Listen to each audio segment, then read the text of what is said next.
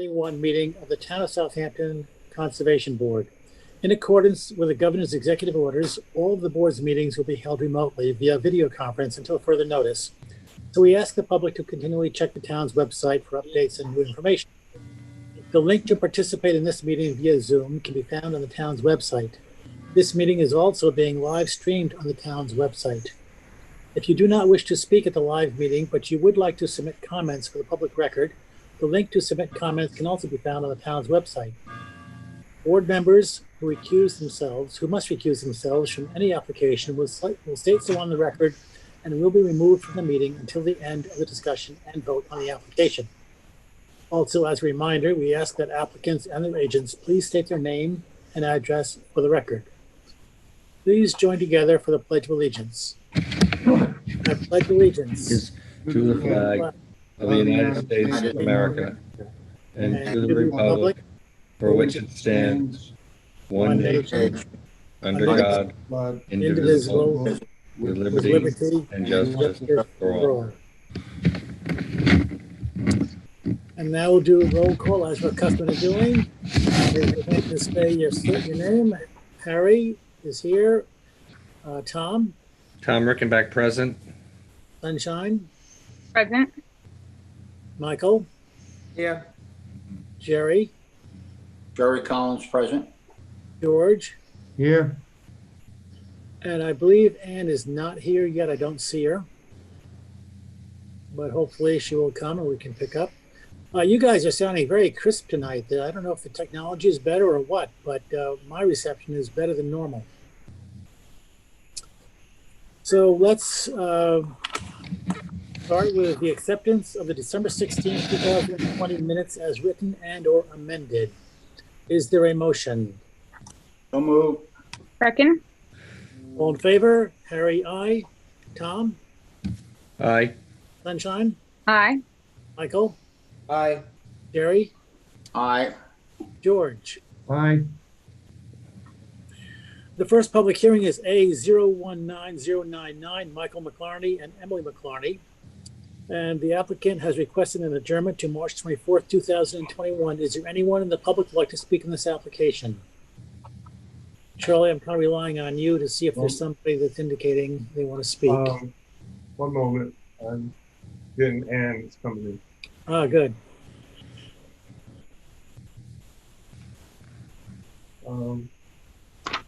If you want to speak on this particular, you have to raise your hand. So raise a hand and I can let you in. I haven't gotten any notices that there are public comment for this. Okay, so I will assume there's no one that wants to speak. That is typically the case when there's an adjournment. So I will entertain a motion to adjourn this public hearing to March 24th, 2021. So moved. Second. All in favor? Harry, aye. Tom? Aye. Sunshine? Aye. Michael? Aye. Jerry? Aye. George? Aye. And Ann is, I believe, still muted. The screen is up. Yeah. And Yes, can she is. you? There we go. And Ann says aye too.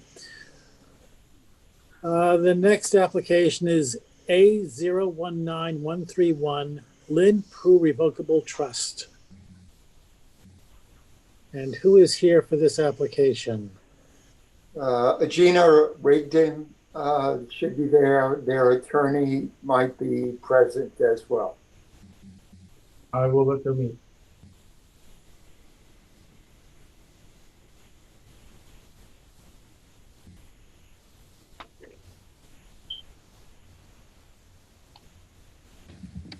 I'm here. Good evening. This is Gina Rigdon, DKR Shores, here to represent Trisha Prue in this application.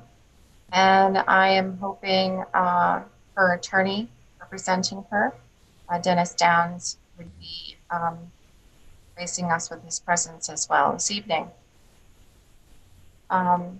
We have, I have looked at Mr. Shea's preliminary report, as well as the environmental assessment form that was prepared from October 14th of 2020. We have a lot. Are you there? Right, thank you. That's the survey. That's not actually the plan. Before I even entertain this project, honestly, I met with Teresa in town hall, and basically I was told to design something similar to what was approved to the property to the west. That is not my client. So basically I was told to entertain a single. Your agent. I am the agent for Pro. Hey, hold on a minute. Right.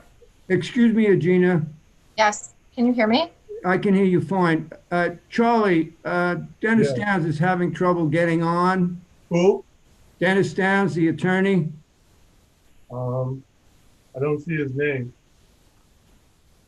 Did you plug in, Under- Dennis? Under a different name? I sent him the link.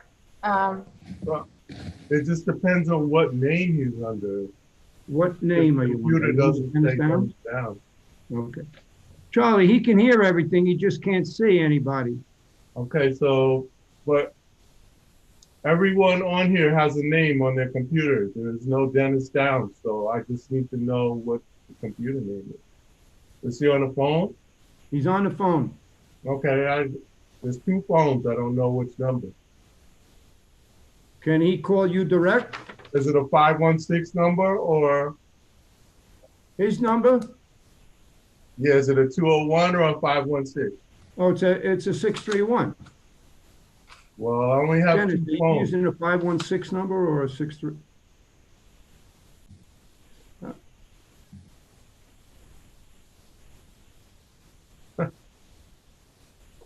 It's not, and it's not up at the top either. I have two phone calls.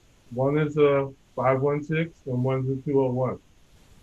He's not on a phone call. He's talking to George on George's phone.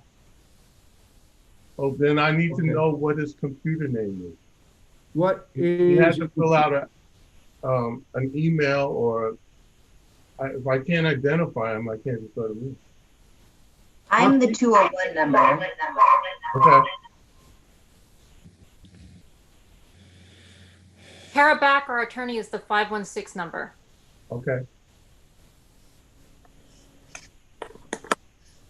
So I need to know what his computer name is. Okay. Everyone has a computer name or their name on the computer.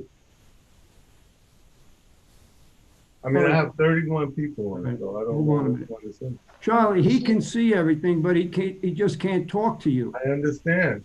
He is an attendee, but to be a panelist and speak, I need to be able to bring him in.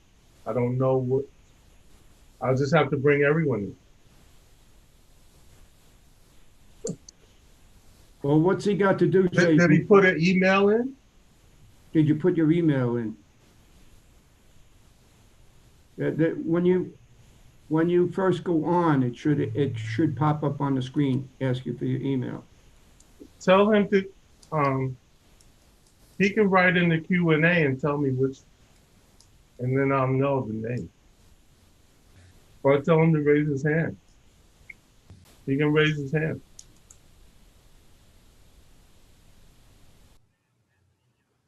Jan?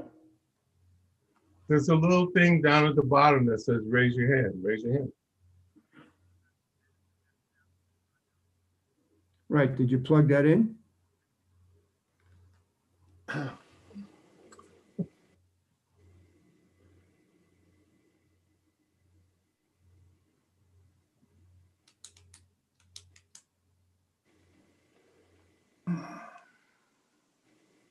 Can you tell, what's his full name? Dennis Downs. Yeah, I have no Dennis Downs. Charlie, if I give you his email address, can you connect him? No, All right, if he can see everyone, that means he's in the waiting room. All he has to do is raise his hand. all right, you're in the waiting room. Is there something there that says raise your hand? Whose computer is he using? Ask him that. Right. Is it Leah Tala? Everyone else has a name except for that one.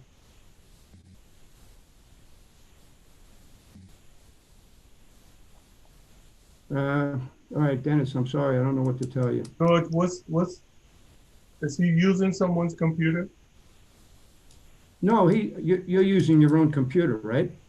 Yeah, he's using his own computer, Charlie. Okay, so if he can see everyone, all he has to do is go to the bottom and raise his hand. Okay. All right, if you can see that you have the screen, can you see everybody on the screen?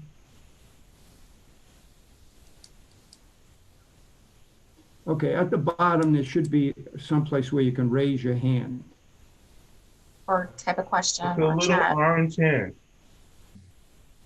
If you're on an iPad, it's at the top and you have to hit the 3 dots that say more.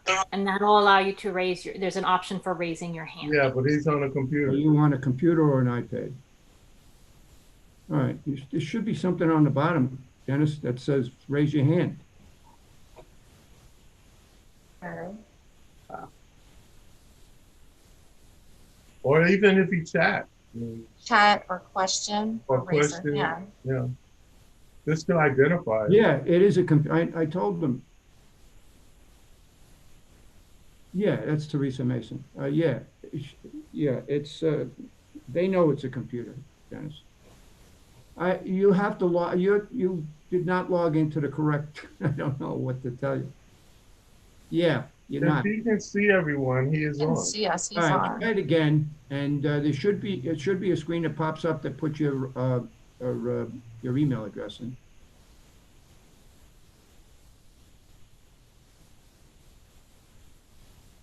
Okay. Can you put him on speaker maybe? I don't know. Hold on a minute. Now, why don't you just put him on Come on speakerphone? speaker. And then Hold he on a can minute. talk to your, he can talk. Kelly, is Kelly not here? Who's the attorney representing us tonight? Kara. Kara Bach. Kara. I don't see Kara on. I don't see Tara on the screen either. Kara doesn't have her video on. She called in. She called in. And she's the 516 number. Okay, I could, yeah, there's two. All right, and then Harry, I'll ask you. Dennis wants to know if I can be a liaison to respond to whatever Agina is saying. Let me see if Kara can say something here. Put him on speaker maybe. Kara.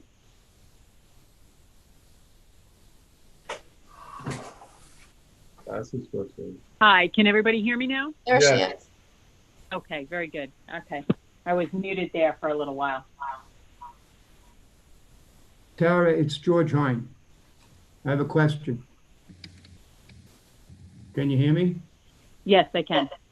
Dennis Down is on the line. He's having a hard time getting onto the screen, communicating verbally at least.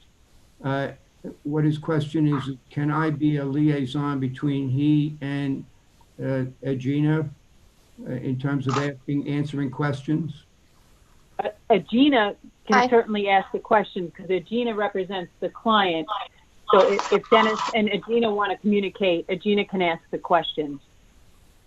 Well, I don't want to ask the question, but in other words, if Agina has something to say and Dennis has something to say, he wants me to communicate that to Agina, I'm just being a tool. I'm not doing, Or can George put his speakerphone on so we can all hear him? all right, or Agina, do you have a phone you can call Dennis directly? I could if he calls me, I can put him on my speaker. Yeah, that would be best because Agina represents the client. That'll You have work. his phone number, That Agina? will work. I don't have his cell phone. No, not his cell phone, his office phone. Um, All right, well, your cell might crap out. hold on. I'll give you his office number, Agina. 725-3630.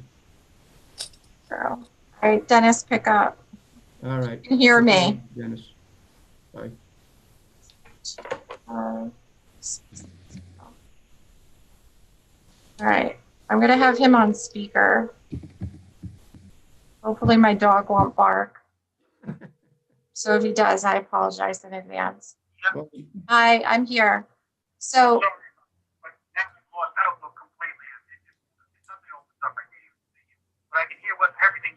so you can hear, can you hear everyone else on the board?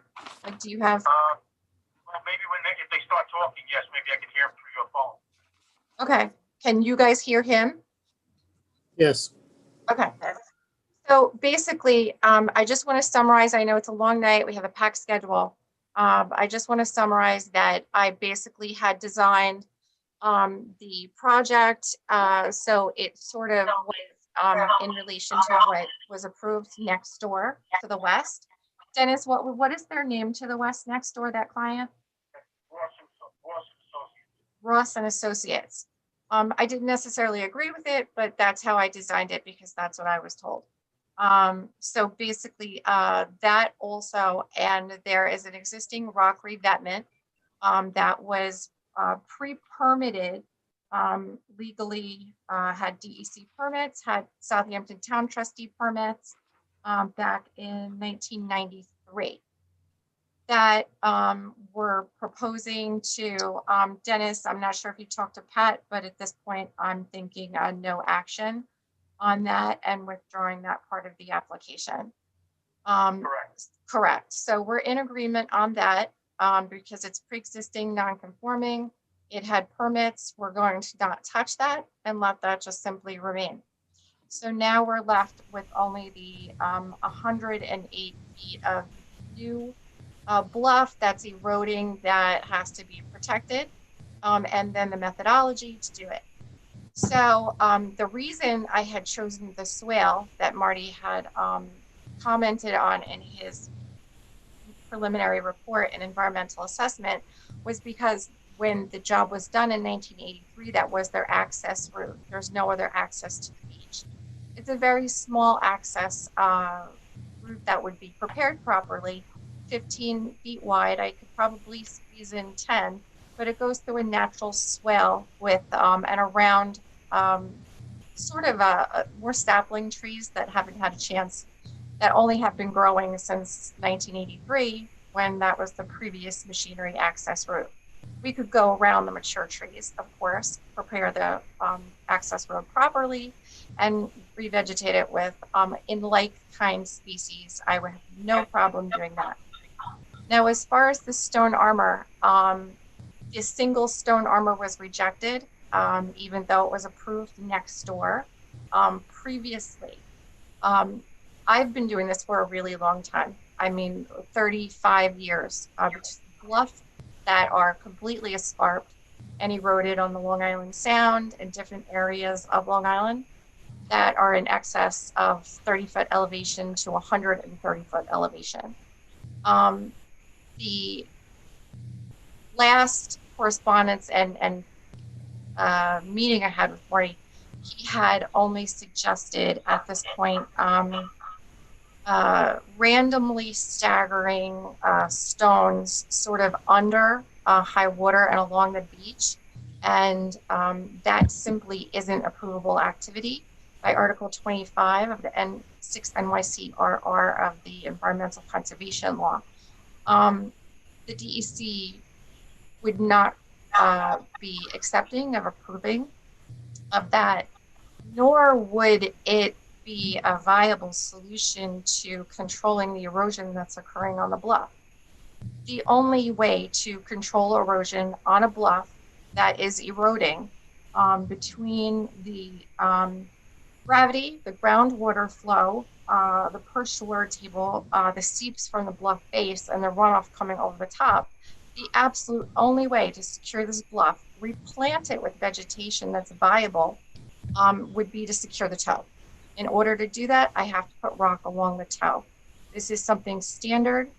I do it every day, all the time. I've been drawing these drawings for 35 years.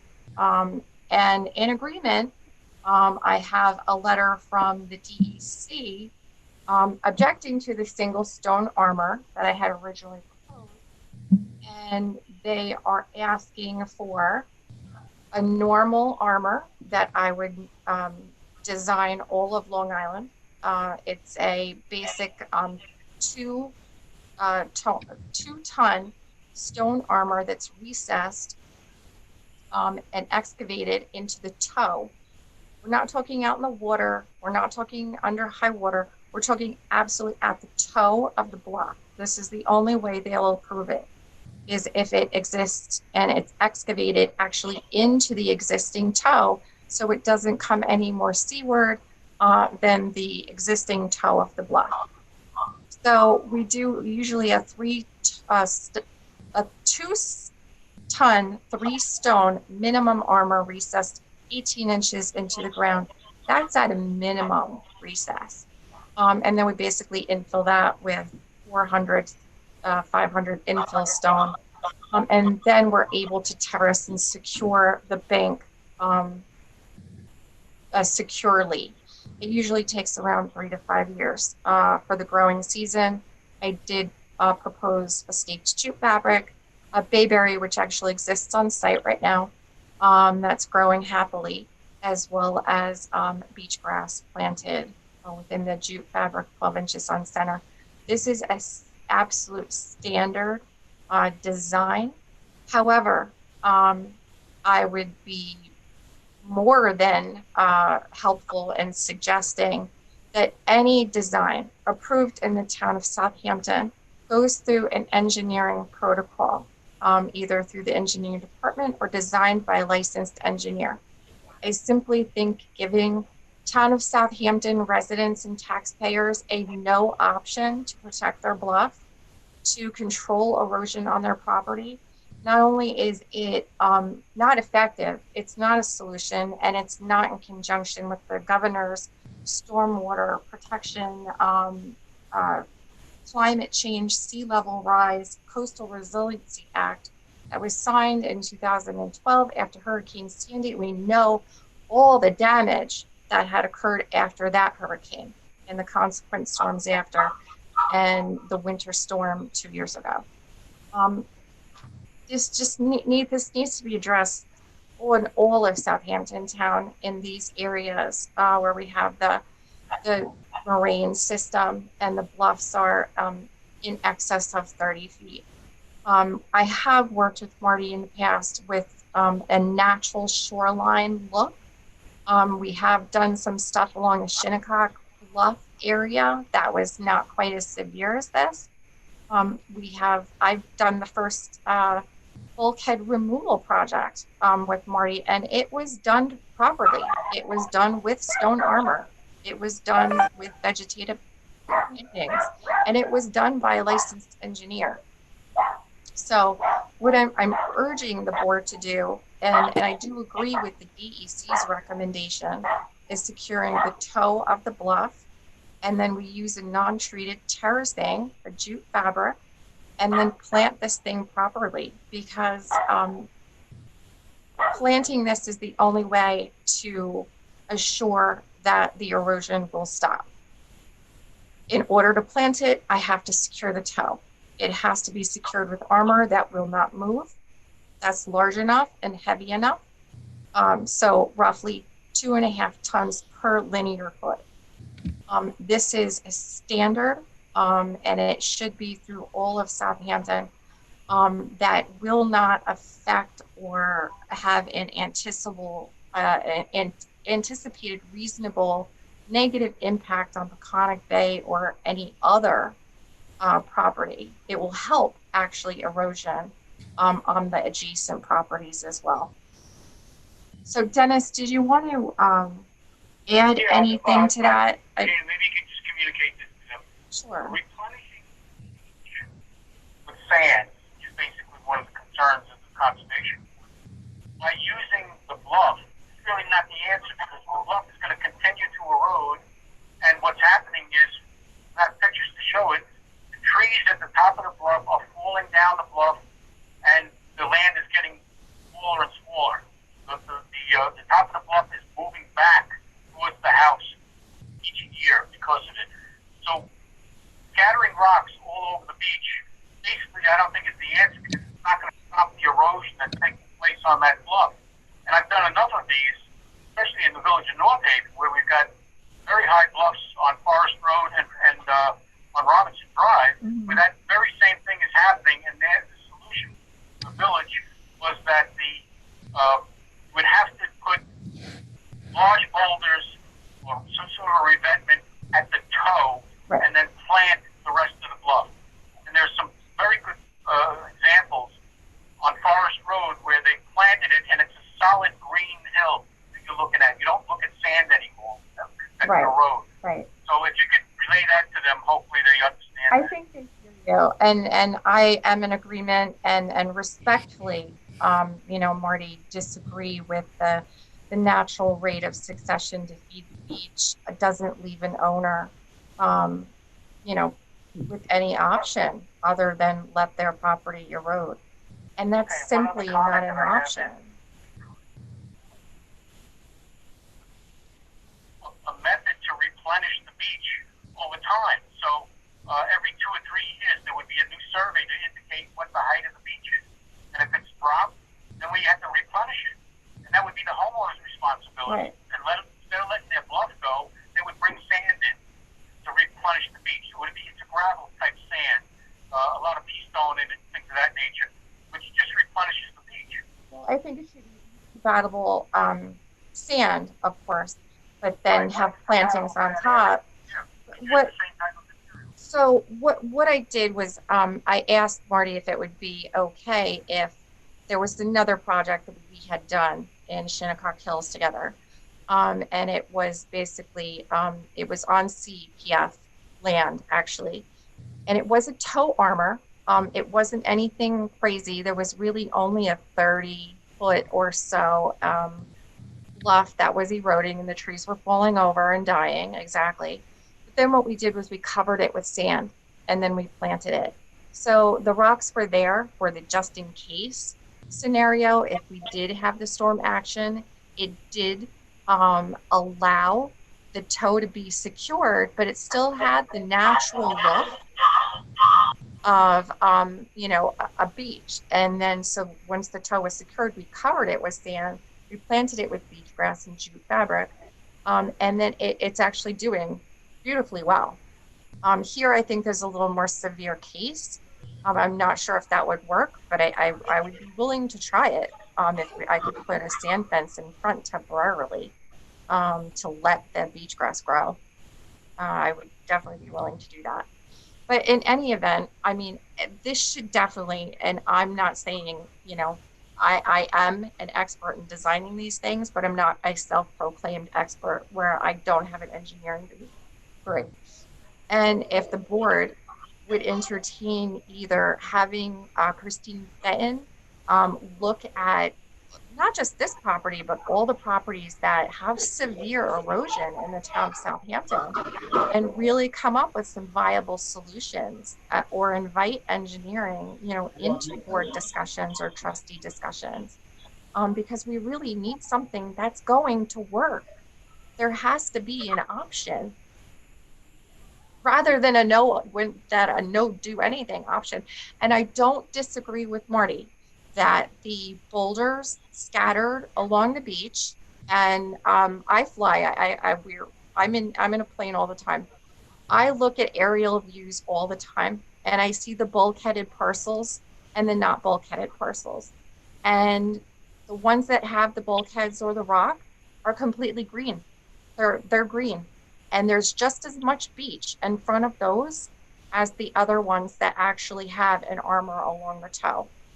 If the bulkhead extends too far out in relation to the beach, then I absolutely do agree that the wave action will actually take that beach off of that. But scattering the rocks will accrete, and that could be an added feature, of course, to this project. I'm not sure if the DEC would go for it, but I would be willing to try to modify the permit to add scattered rocks to the beach that will let the sand accrete, but it certainly will not control erosion on the bluff or any bluff. Thank you, Regina. Anything else? I think that's it right now. I have a pending DEC permit that is going to allow a armor at the toe of the bank of the bluff, recessed, and that armor is to not exceed a height of 4 foot from grade. It's to be terraced and planted with beach grass and bayberry and staked with a jute fabric. And this is what the DEC will approve. And I'm not going to say they're the experts, but they've been doing this since 1976, since the Clean Water Act has been enacted. So I'm going to say that they're kind of the authority on how to protect the bluff. Okay, any board members have any questions? And Marty? Good evening, Marty Shea, Chief Environmental Analyst for the town. There is a preliminary advisory report on file dated August 25, 2020. The property, as indicated, is characterized by a naturally vegetated bluff line with a gabion along a portion of the Little Chronic Bay shoreline. What a gabion is essentially a wire baskets of rock. The applicant was correct in indicating that the trustees had permitted the gabions.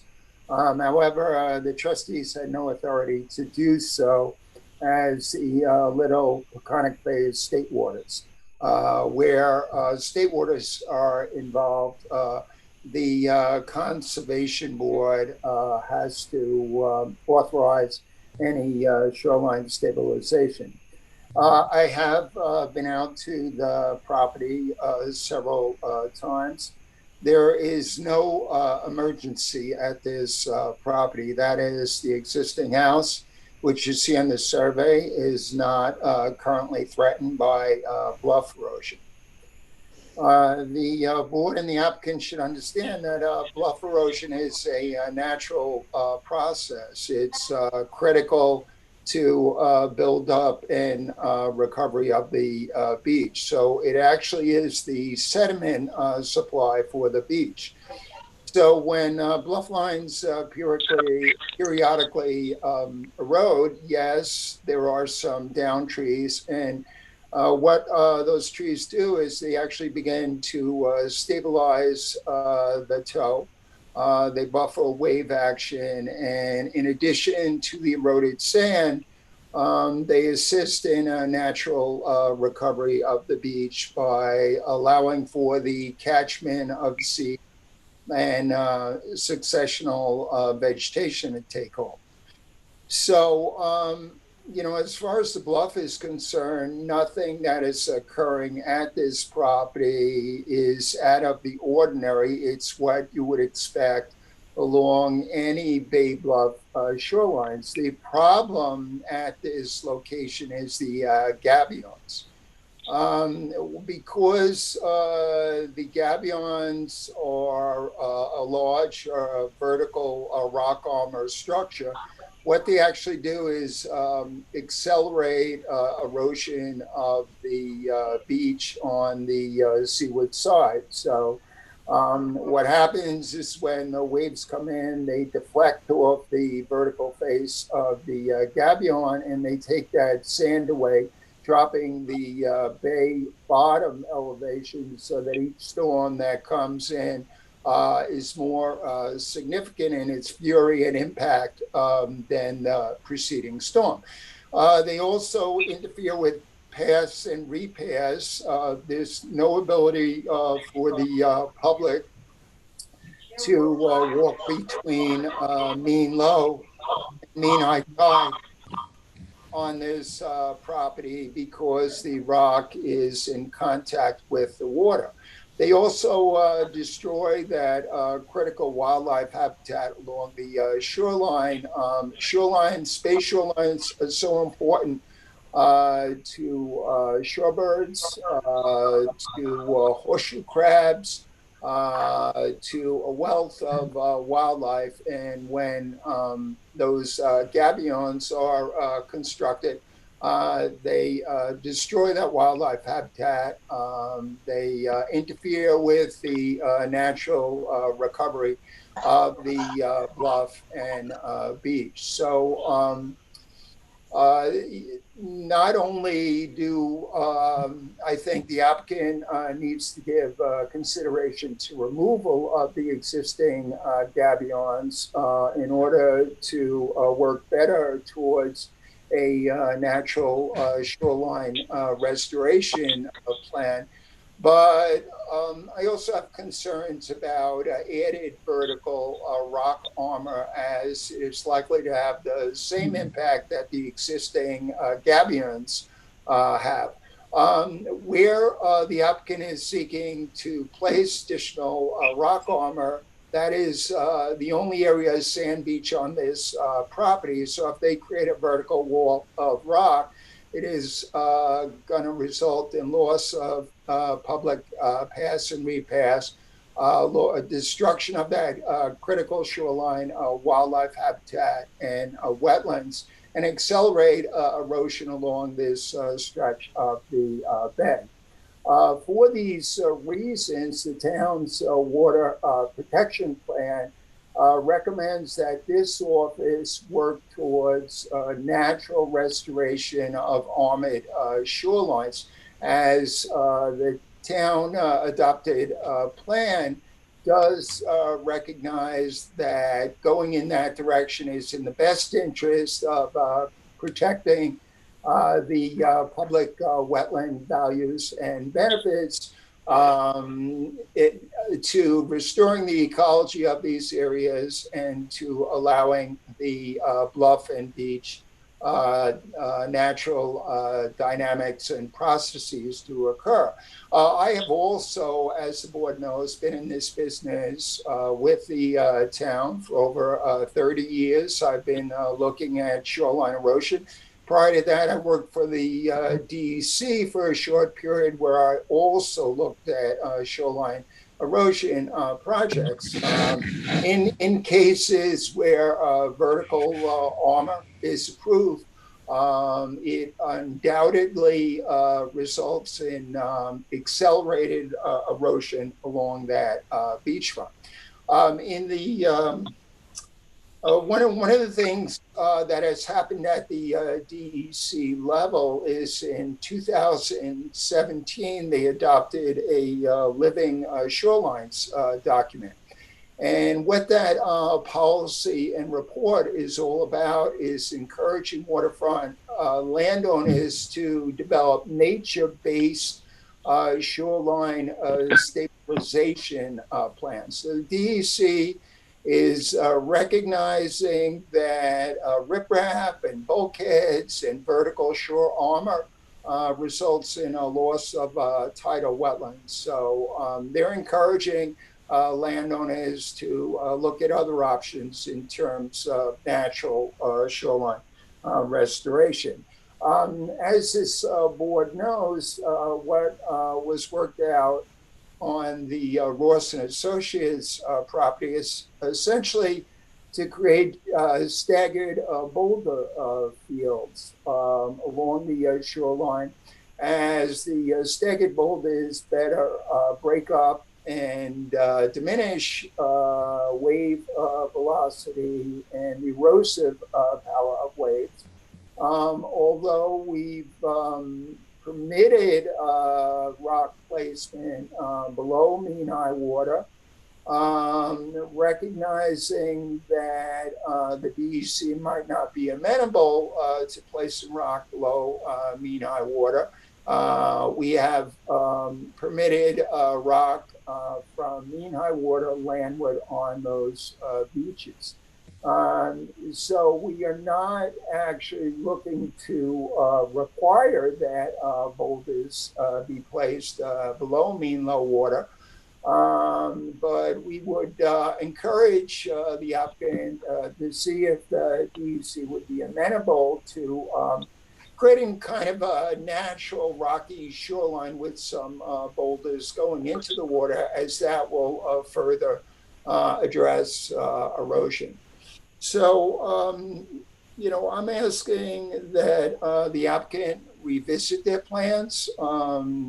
Typically when we have a stretch of a beach where you have erosion, it makes sense to come up with a holistic, comprehensive plan for the entire stretch that is consistent. As that approach is generally a lot more effective than using different approaches on separate properties. So again, I would recommend first that the applicant consider removal of the existing gabions, and then come forward with a plan to create a staggered boulder field on the beach. There will still be some erosion along the bluff line, but that's to be anticipated. That's part of the natural bluff bay beach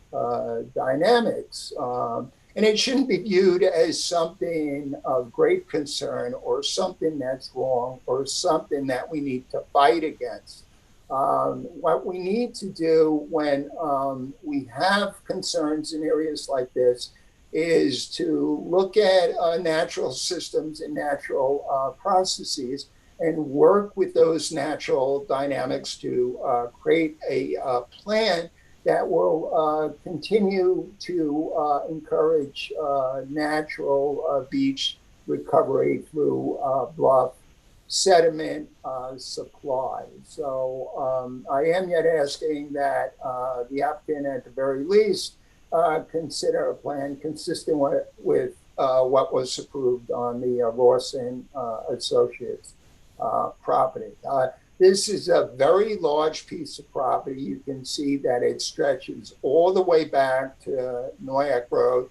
If the landowner is overly concerned about bluff erosion down the road and is concerned that at some point it may threaten the existing ranch on the property, there is certainly sufficient opportunity to relocate that structure land. So I think we need to consider an approach that's consistent with protection of the public wetland values and benefits as mandated by Chapter 325. Thank you. Marty, what about the option of incorporating both plans? Yeah, we had actually recommended, and I think random rocks on the beach were to curb the corrosive erosion of the waves. Possibly it would not even affect an armor along the toe of the bluff. I think what you're saying is what we recommended, that the applicant work with the abutting landowners to develop one consistent plan for the whole area. The plan, I should also mention, would involve bringing additional beach compatible cobble in and sand and plantings as well. So, it's not only, the plan that I'm seeking the applicant to implement is not one that just calls for placement of natural boulders. It also involves renourishment with sand, bay beach cobble, and plantings. How wide is this property?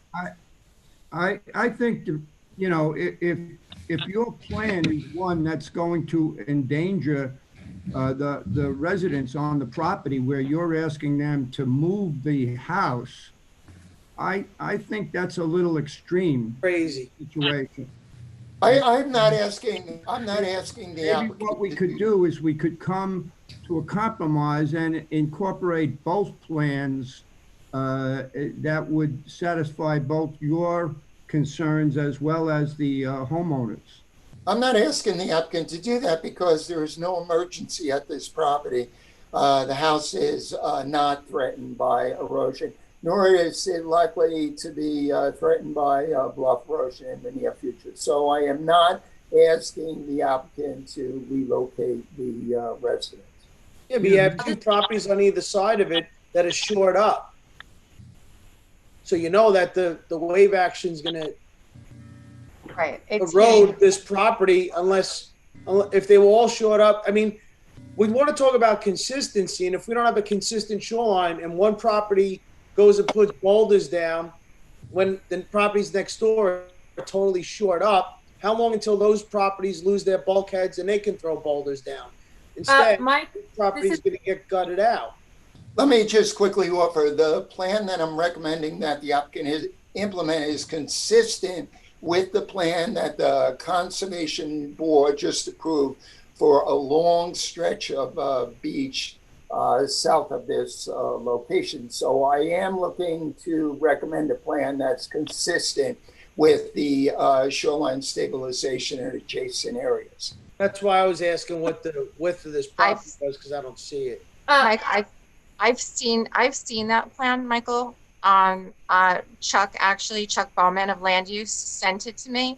He has yet to secure approval from the DEC for this plan because, once again, they object to any placement of any fill in navigable waters, technically, under the mean high water mark. And if you'll just bear with me, dated letter November 30th directly from the DEC.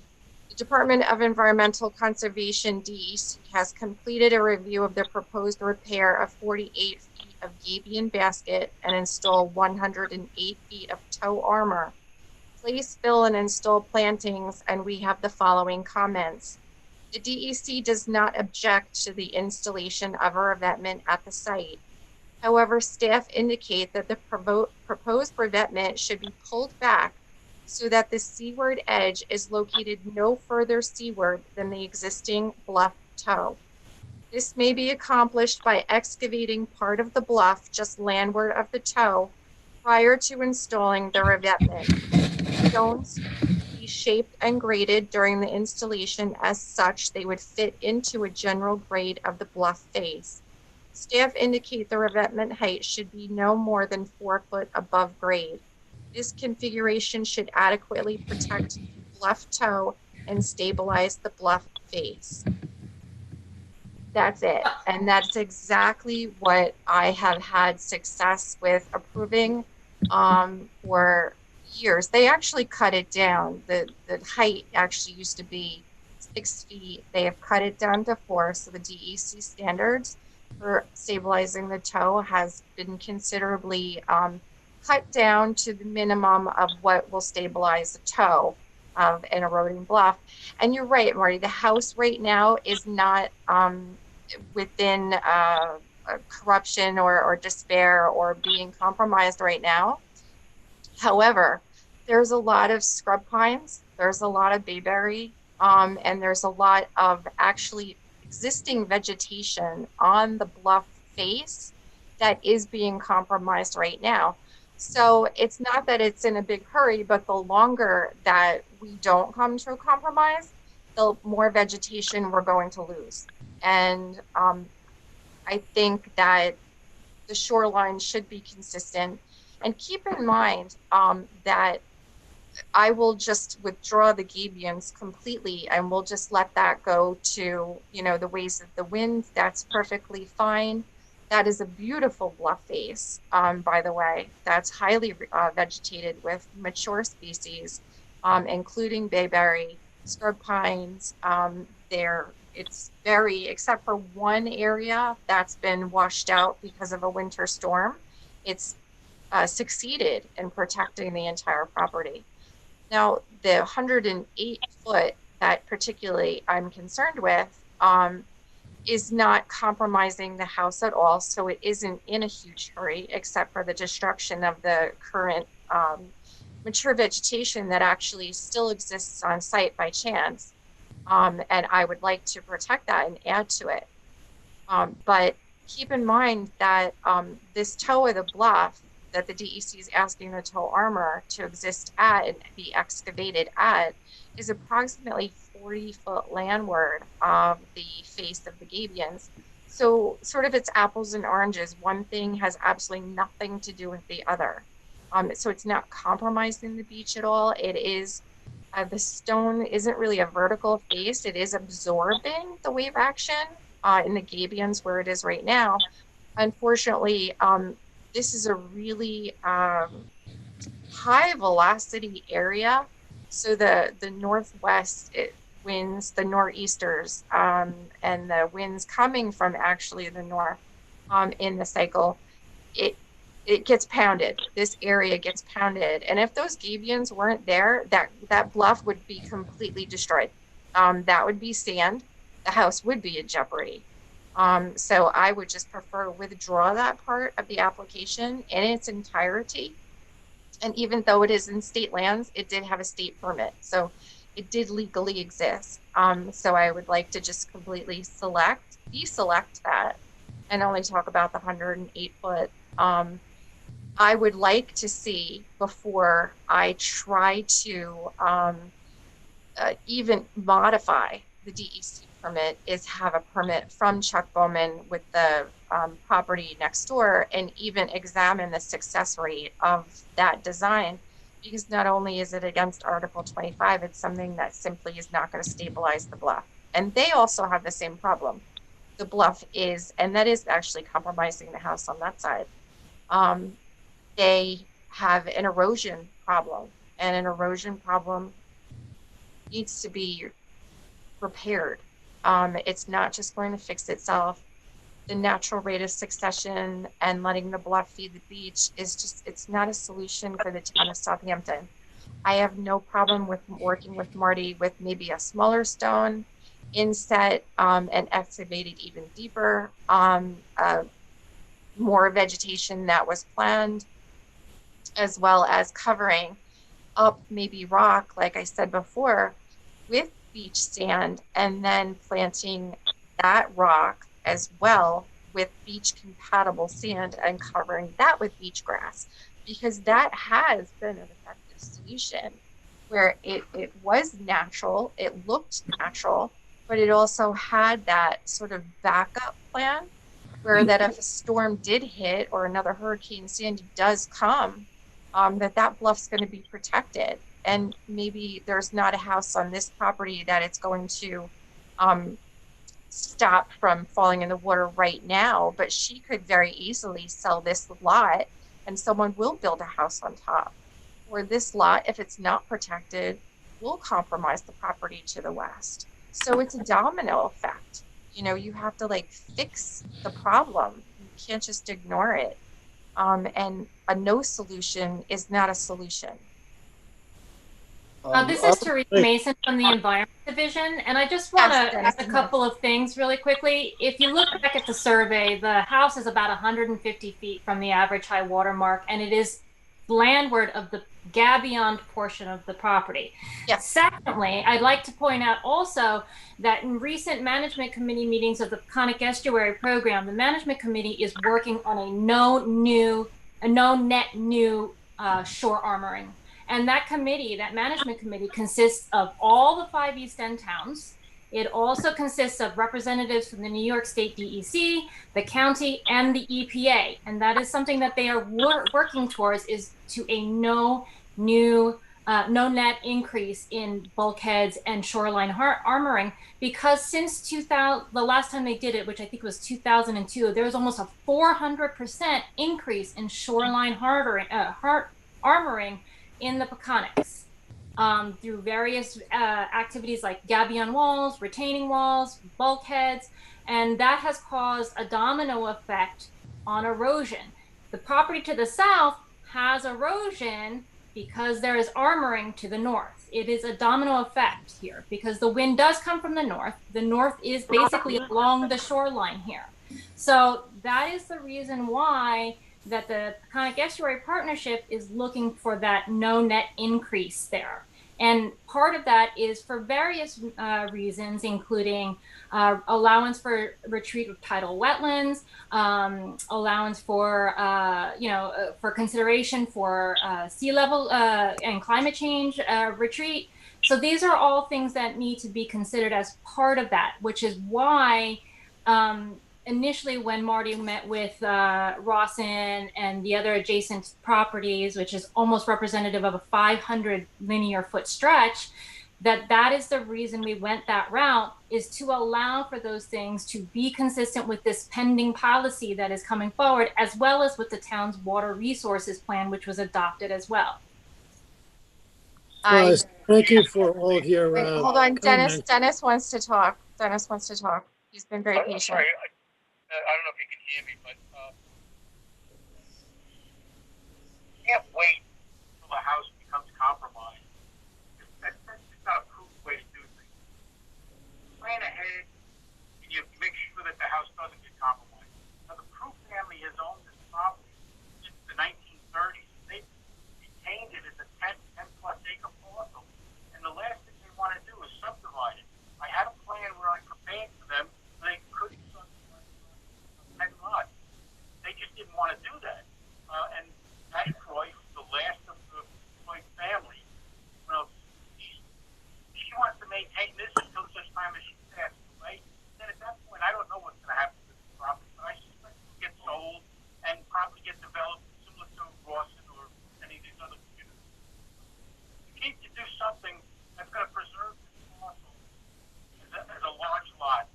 And I can draft something, send you, where we would put the rocks in, put sand over top of it, and when a certain percentage of that sand is washed away because of the storms and lands on the beach, and we would have to replenish all that sand, and we would replenish the beach as well. I've done it in North Haven a number of times. And all those, they use race engineering and they've used Woods Hole, and all of those engineers have accepted, these replenishment plans. So there is a way to resolve the problem and not have this beach erode completely. Right. And I know what you mean. Yeah, I did. Sand leaves and it becomes very hard. It's like walking on concrete. Right. And but we can replenish that beach, and it's at the owner's responsibility to do it. And I think what will happen is then Rawson will start doing the same thing. You probably gave them the permit now. Maybe they don't have a replenishment clause, but the next time they come to you, you can put a replenishment clause in their permits. I'd like to send you a draft. I do think that that's a good idea. Like I said, I think securing the tow, planting vegetation, that's good for the birds. It's good for the wildlife. It's good for the bluff. I don't think letting the vegetation be destroyed is a good option. You're right. I don't think that's prudent. But I think that doing a replenishment plan for putting sand on top of the rock and an agreement and a maintenance agreement, like a 30-year maintenance agreement, is something commonly we do in the town of Southold all the time. That's adopted in LWRP. And they most certainly still allow rock if needed. It depends on a case-by-case circumstance. Town of Riverhead, Southampton, I do stuff in Nassau County. It's all based on a case-by-case circumstance. And I understand a shoreline softening if it's allowable, absolutely. But when we have a bluff collapsing, I completely don't agree with the no action plan at all. It doesn't protect the owner. It doesn't protect the property. I think protecting the bluff, protecting the vegetation, protecting the beach, and adding sand on top of rock is the better way to go. I mean, I would think Patricia would be fine with a 30-year maintenance plan in a replenishment, as long as we can secure the tow. Yeah, Gina, I'd like to speak for a couple of minutes now. Sure. I would like to wrap this up because we have a long agenda ahead of us. Yeah, we have a long agenda. We're not Great. going to solve this tonight. I just want to summarize and get to the next step. Okay. Okay, as I summarize and look at what's going on here and I hear the testimony, the tension that I see is that on the one hand, the testimony has shown that the nourishment of the beach, the natural nourishment of the beach is dependent upon erosion of the bluff. And the way that happens is that the toe of the bluff is eroded, and it's eroded a little bit more, and it gets very steep, and then it topples. So then that's why the bluff sometimes looks like it erodes very fast. It really doesn't. It erodes with nor'easters, and then it topples and makes it look to go fast, but then it starts to erode again. And in the meantime, it starts to stabilize, and then it gets less stable as it gets more steep. So the natural solution for many homeowners is that they propose to put a shore hardening device on there so that structures so that it stabilizes the toe, as the testimony has shown, and that prevents the toe from eroding, except for major storms. And then it allows the rest of the bluff to stabilize and grow lush at the expense of eventually it does that at the expense of the navigable or the pass and repass area and the beach. It becomes shorter and shorter. So there's the tension that we have to deal with, and we don't have agreement here between staff and between the applicant. So what I do see is I see a window of opportunity here, and that window is that we do have other applications that we're aware of right near here, next door and farther down. There is no crisis. There's no immediate issue. There's nothing to be frantic about. We should do this one step at a time and not make a mistake. And it's always good to see what happens. So I would suggest that you adjourn this, Gina, for a period of time, perhaps a significant period of time, enough period of time so that you can have a comfortable notion of what the DEC is going to do on their approvals of the property next door. That's going to give all of us a great education as to what the possibilities are. And then also watch this property, and then you can either keep going the way you're going or reformulate and come up with something that seems reasonable based on that new information. I don't know how long it's going to take the DEC to evaluate and render a decision on those properties. You're up to date on that probably more than I am. So I rely on you to suggest a date in which you might want to adjourn this to. Dennis, probably at least 3 months for me to get I it. would say 2 to 3 months. Yeah, 2 And to in the 3 meantime, months. I'll send them a draft of a replenishment plan that they can look at and ponder and determine whether they want it. So hopefully I can begin. I can take pictures of some of the operations we've done over in North Haven. They're very nice. We introduced race engineering to the village of North Haven on 3 projects, 3 in a row, 3 homes in a row. And Race is now doing studies for North Haven. They hired them as their bluff restoration management team. You know, I think that They were so impressed with the board, definitely, as I suggested at the very beginning, any one of these projects should definitely have engineering designs, without a doubt, because there's so many different types of runoff from the surface, from the top, through the seeping, and from the bottom, from the waves, that it does need to be designed, and each one is designed case by case. Every single property is different. Okay. So We'll Harry, get I into would that. 3 months would be Yeah, fine. letting you know, in North Haven, we were originally doing 10-year performance maintenance bonds. They put up to guarantee, that the work would be done to the applicant. Now Okay. it's now just been extended to 15 years, and they upped the money a little bit more. So North Haven is sitting on a lot of passbooks right now with maintenance bonds that I've prepared that have been approved by the village attorney, and they're just locked in the safe. And the people don't do the replenishing on the beach like they promised they would do. So the village is coming in and doing it. Fortunately, they've never had to do it yet. Every 4 or 5 years they do the replenishing, whatever they have to and whatever they're told to do it. Right. And you have to provide a survey showing what the elevation of your beach is based on the prior elevation Right. to make sure that the replenishment is taking place. So let's see in the next. Dennis, at this point, let's Let's postpone see in it. the next 3 months and see what happens. You know Yeah. what the testimony is, you know what the history is, and you can formulate the details of this application as you I'll get more. touch base with Chuck, and I'll see what the DEC is saying about the new plan that's before them for the Okay. neighborhood property. Before we adjourn, I'd like I just wanted to offer a final comment. Sure. Your greatest defense against erosion is to have a wide inclined beach.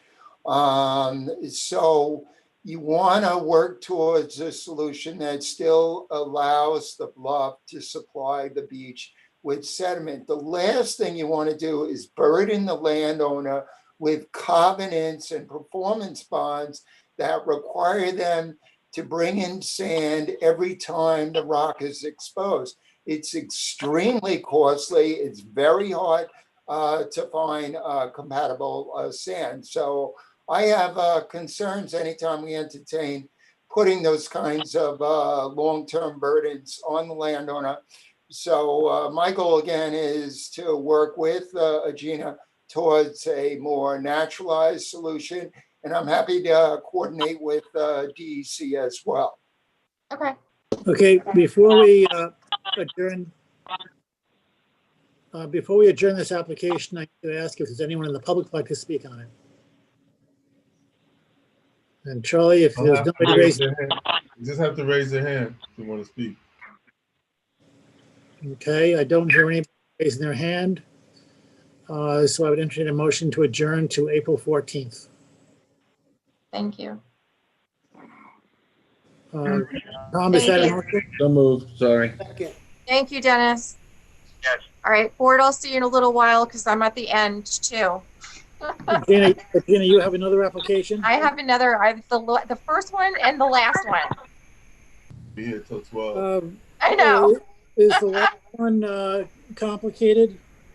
I don't know, Marty. I don't think it's that complicated. It's Shembri, 63 Romana. Just before we go there, let's finish up this one and then don't leave, Gina. I just want to speak to you about that last. Okay. Tom, you have made a motion. Is there a second? Yes. Second. All in favor, say aye. Harry, aye. Tom? Aye. Sunshine? Aye. Michael? Aye. Jerry? Aye. George? Aye. Ann? Aye. We stand adjourned. I just am thinking it makes sense to take this out of order and get that one done on the end one there, since Gina, you're already here. Are there affidavits in order for this one? Yeah, so I've reviewed. And everybody's here, so I'll introduce this last application. CB 17018, Anthony Shembri. Peter Rigdon, DKR Shores, here to represent Anthony Shembri, 63 Vermont Drive. Just for clarity, Kara, we have affidavits in order, so we have authority. Yeah, I've reviewed the affidavits of posting and mailings and find them sufficient and in compliance with the town code. The board has jurisdiction. Okay. Thank you, Kara. In a preliminary report with Marty, and this was all substantiated and based on me filing a CWC for the property from the project before he was ever a client. Marty at last had suggested to expand the existing buffer area as the mitigation for the hot tub that was installed. And then there's a boardwalk that was permitted by the Southampton Town Trustees. But Marty didn't ask how much further the buffer he would like. There's not much property left. There's only 8 feet of walkway. So most of the backyard's buffer.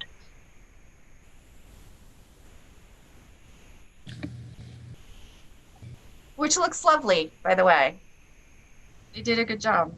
So, Gina, I see some hatched lines here. What are you adding a wood deck? Is that the program? There was a small part of a wood deck that was installed as part of a bulkhead reconstruction project on site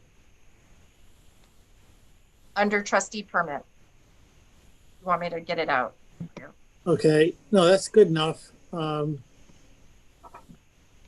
It was the minimum boardwalk, sort of just to be safe to access a boat. Only So you're in not front doing- of the house. You're not doing anything with the house? No, there's a hot tub that's pre-existing that I didn't realize was there. Most of this work was done by a prior owner, by the way. So it's sort of a continuing saga that we just want to close and put it to bed. Has to be legalized, is what he's saying. Right. We have to legalize everything on site. Okay, will you just list the things that need to be legalized? There's a hot tub. You could see to the south of the wood deck that's existing. There is a small portion of boardwalk just adjacent to where the dock is, if you see the hatching. And then there's some lighting. There's lights on almost like posts, decorative posts. There's lights along the bulkhead that I'll have to get an electrical permit from building department. That's it. There's a gravel walkway that goes through the buffer just to access the dock, the wood walkway. And there's a railroad tie that separates the gravel. And there's beach grass and vegetation inset in the gravel. You could barely even see the gravel. Actually, the beach grass is doing rather well. But that's just separating that 10-foot non-turf trustee buffer as a demarcation, really. So the whole thing actually grew in beautifully, and it looks lovely. So it's just legalizing what's there. I'm trying to read this very tiny print, these very small fonts. It looks like I see something that says edge of lawn, where all the dots are close to the water. Yes, there's that's the section of lawn that's left, and there's one little 8-foot section where you can, get between the deck and the grass, which is, seaside goldenrod, this mature grass. So that's, you have like a little 8-foot path. That's it. So are those that great area, is that the proposed buffer? That is the existing buffer that's already been covenanted. I'm assuming to the deed, it was done by a prior owner. It was not within the scope of my work for the client. And is it being maintained now? Yes, it's beautiful. It's grown in. It's gorgeous. Okay, so is there any more buffer proposed? That would be up to Marty. He asked for an additional buffer as a mitigation to legalize the project, but I don't know. Okay. So the only area outside of that buffer that is needing to be legalized is the hot tub. Is that correct? The other parts have trustee permit, yes. So that's technically legal. So it's the hot tub, really. It's technically the hot tub. Okay, so a buffer would reflect the impact of the hot tub. All right, thank you. Marty? Yeah, Marty Shea, Chief Environmental Analyst for the town. In 2017, the prior landowner had demolished and reconstructed considerable residential accessory improvements at this property without the requisite wetland permit. As such, they had to make application to this board.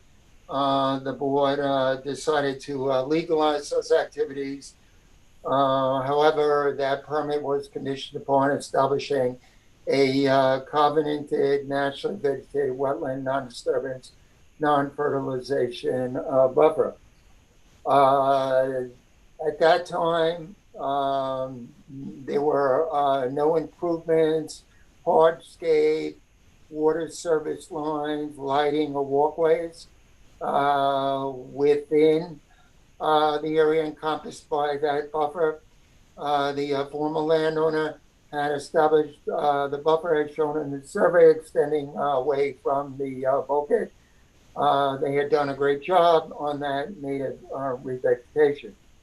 What has subsequently occurred is that the trustees have authorized improvements within that covenanted buffer that are in conflict with the conditions of that covenant. And so the applicant at this point in time is not only seeking to legalize the installation of the hot tub, but to legalize the unauthorized stone pathway, the wood ties, the light pole, the water service connection, and walkway within the covenanted buffer. So I had recommended that the majority of those improvements be taken out, consistent with the parameters of the Conservation Board permit and filed covenant. I did not recommend that the buffer be expanded. I only said that that option might have to be looked at if the applicant was unwilling to remove any of the unauthorized improvements within the covenant of buffer. So my recommendation is that the various hardscape, some of which is clearly significantly landward of mean high water and thus outside of the trustees' jurisdiction. I'm recommending that those improvements be removed, that the disturbed portions of the buffer be reclaimed to natural vegetation consistent with the Conservation Board decision. In the event that the board entertains allowing for some of those unauthorized improvements in the buffer to remain, the landowner would need to file an amended covenant that allows for retention of those improvements. So based upon my assessment of the property, the majority of hardscape that has been installed within that covenant buffer can be removed without placing undue burdens on the landowner. As far as the hot tub, I'm looking to legalize that hot tub without an expansion to the buffer. Thank you. Marty, just for some clarification, because I am having trouble seeing the really tiny fonts here. Would you list those various items that you're recommending be removed? I'm recommending that the wood ties be removed. You see those straight lines landward of the wood walk. I'm asking that they be removed. I'm asking that the gravel that was placed between the wood ties and the bulkhead be removed. I'm asking that the lighting be removed. I have offered that the water service connection for the dock can be legalized. So, you know, I'd like to see the majority of that buffer naturally vegetated, consistent with the filed covenant, consistent with the prior Conservation Board decision. Even if the trustees have the authority to allow for that wood walk in conflict with that covenant, the other improvements landward of that wood walk are excessive and should be removed. Adina, are you agreeable to that? The client is not agreeable to removing a wood walk that has a trustee certificate of compliance that was suggested by the trustees for safety reasons. The lighting, also safety. I don't think that's a environmental issue at all. The beach grass and the gravel, he might be okay with it, but the trustees specifically wanted rock in that area because there's a major topography difference that runs up towards Romana. And during the minutes of the hearing, they actually specifically wanted rock because the property to the south, the O'Connell property, I did that bulkhead as well. And that has a stone buffer, totally 10-foot stone buffer. For exactly the same reason. It sort of percolates and basically if the tide overtops the bulkhead, it is less likely to take vegetation out if there's stone there. Yeah, but that's usually because the trustees don't like topsoil going right. Right, we don't like topsoil. If you let it go back naturally and put in beach grass, it would be fine. And there is beach grass there, which is very happy right now. Right. So the beach grass is actually growing up through these little tiny pea stones. You can't even see them. And it's very happy. So I think taking out the gravel would be more damage actually than just leaving it. I think What about the wood ties? the wood ties, I think he would be okay with taking those out, but it's just one 4x4, I'm sorry, 6x6 wood tie. It's just laying there. It's landscaping, really. It's not a permanent fixture. It's Okay, so let's take those out. Tell me where the lights are. I can't see on the survey. they're on the posts. So each bulkhead, Navy style, has piles on the outside on the seaward side. So the lights are actually on the posts, and sort of a nautical feel. It doesn't, interfere with environment at all. That's an electrical permit issue. The wood tie, I think he'd be okay with taking out. The gravel, taking it, it's pea rock, it's not gravel. And they would cause more disturbance to the beach grass. It's very happy right there. But I think the wood ties, that could probably come out with the least amount of disturbance, and he'd be okay with that.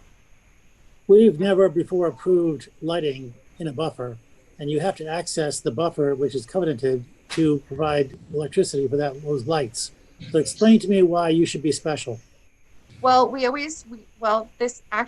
this all the time. We have electric and we have plumbing lines, and it actually runs down. You don't do it on our applications all the time. I've never seen this before. I don't know why it's specified in this application. So explain to me why it's special.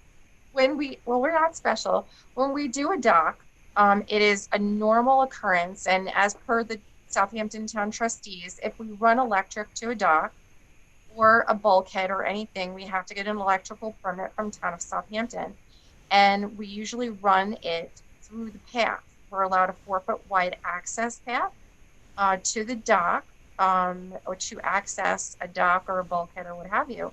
And the electric lines are actually set within this permitted 4-foot wide path. This is Teresa Mason from the Environment Division. I would contend that lights in the buffer adjacent to water will cause environmental impacts, specifically to the wildlife in the area, including the aquatic wildlife, because it messes with the circadian rhythms,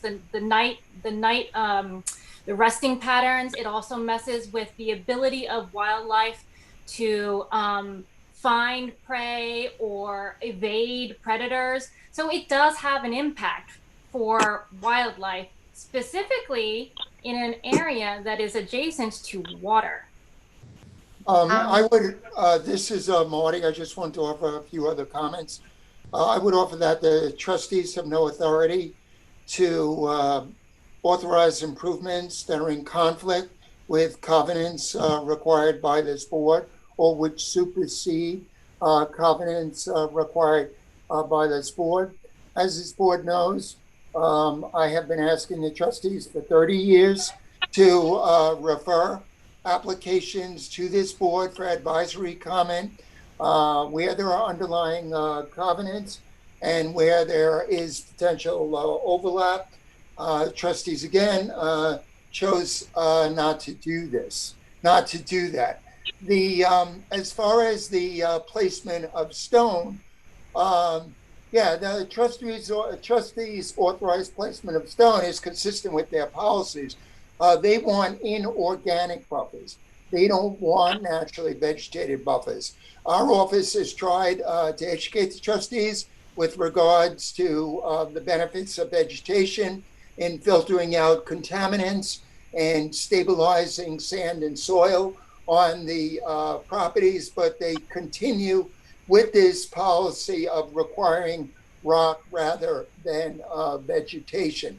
This is in a protected cove.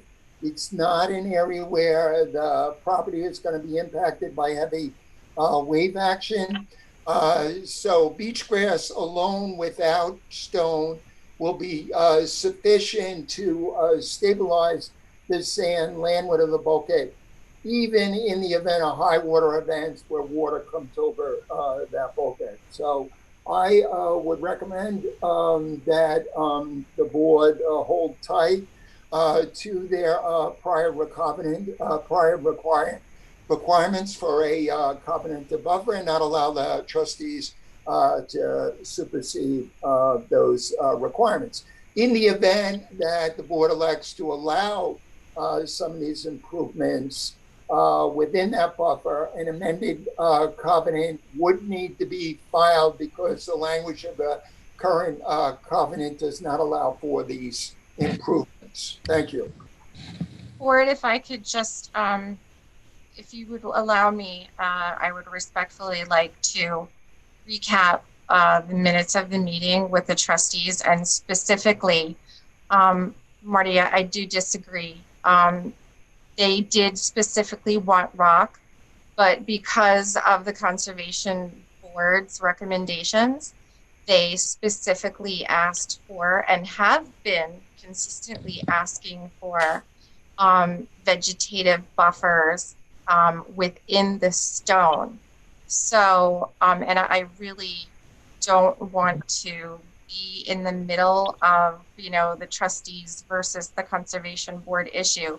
But if you'll just allow me 2 more seconds, the certificate of wetlands compliance and the approved plans from the trustees were actually 2, and I'll just read the last of it. Boardwalk landward of the bulkhead, comma, to provide a natural stone intermixed with Cape American beach grass 12-foot on center landward of the new bulkhead within 10 foot of the required non-turf buffer area as per Southampton Town Blue Book regulations.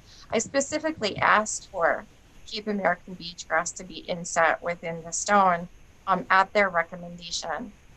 And it does have a certificate of wetlands compliance. It was within Blue Book regulations. We actually even cut back the wood walkway at their suggestion to be compliant with Conservation Board. And I think this is a really good framework for the 2 agencies trying to work together. I think this is a perfect example of the 2 agencies trying to work together. Even though, you know, under Chapter 325, it's an unregulated activity, anything requiring trustee permit. However, this is a perfect example of the trustees trying to work together with the Conservation Board to come to a common denominator when it comes to a project. So Jim, thank you for your testimony. I want to talk to the board and wind this up because I think we've heard enough testimony for us to make a decision. Yeah. Thank you. And that is, I just want to tell you where I'm coming from, talking mostly to the board now. I don't like the gravel. I like a good topsoil buffer up to the bulkhead and growing it, but I don't have a problem with the gravel if there's beach grass growing in there, and that's what it sounds like it is here. So to me, that's not a hill worth dying over, and I know there's tension with the trustees and our board over that 10-foot area that they historically like to keep just with stones, naked stones, bare stones with nothing growing there, but this is not that, I guess. They also like to see that boardwalk there, which I don't like to see, but they do talk about a safety thing, and this is I would say this is a tugboat turning the ship around very slowly, and it's not all turned around yet. I do not see any purpose at all for that which is called the wood tie. And I don't see any benefit at all. I see detriment to the lighting. I think that's completely outside of what the trustees do. I don't think they really have any need to regulate lighting. We do. Teresa gave some testimony. She's right. Lighting does change things. I think that is a nice, luxurious, suburban kind of a setting, but it's not appropriate in this situation. I say take it out, and I say don't give an option of adding more buffer and leave it in. I think it's detrimental. I think we're wrong to leave it in. I would recommend that we decide to require the landowner to remove it. And as far as the hot tub, I don't see that as a hill worth dying over either, and I don't mind leaving the buffer just the way it is. I've said my piece, that's what I think, but I want to get responses from the board members to see where you're standing. I don't see anybody else. I see a survey here, but we can get to where the board view is. Okay, I'm unmuted now. I agree with Harry. What I don't like is that we have a covenant. And it's like,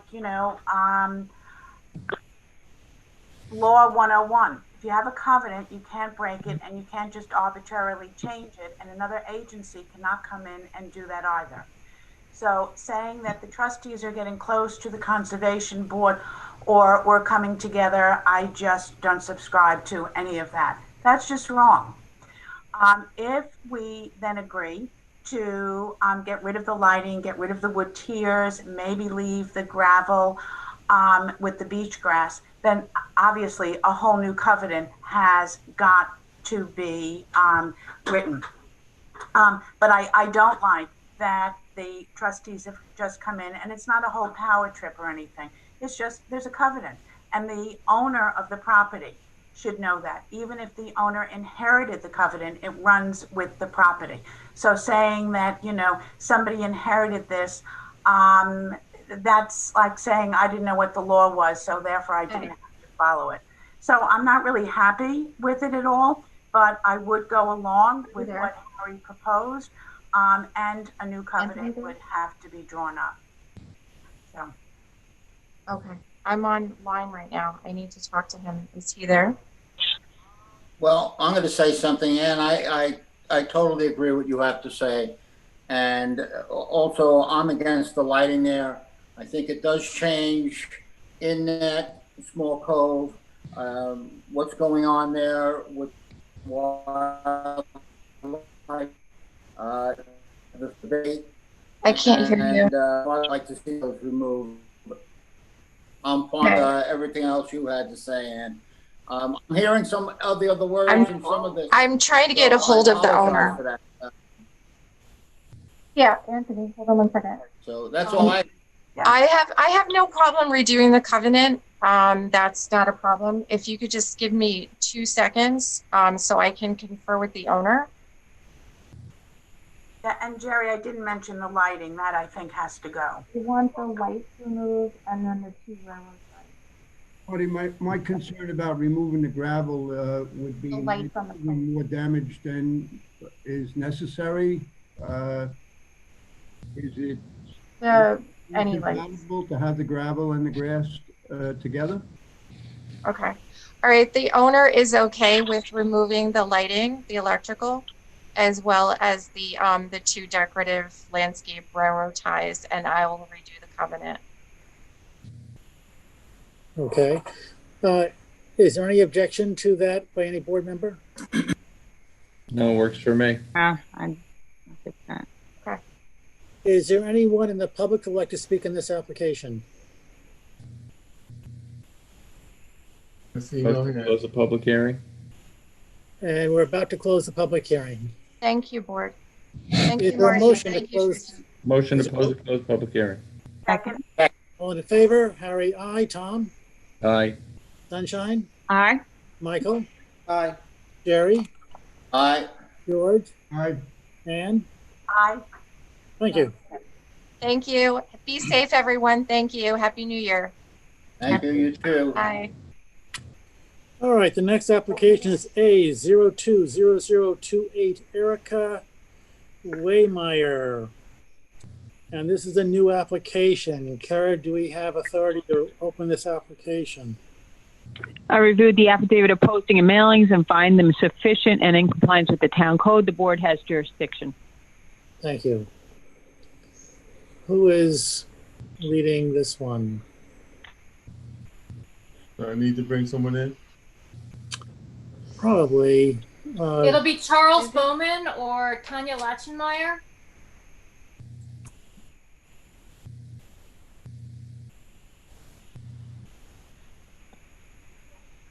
Okay, Charles Bowman is here.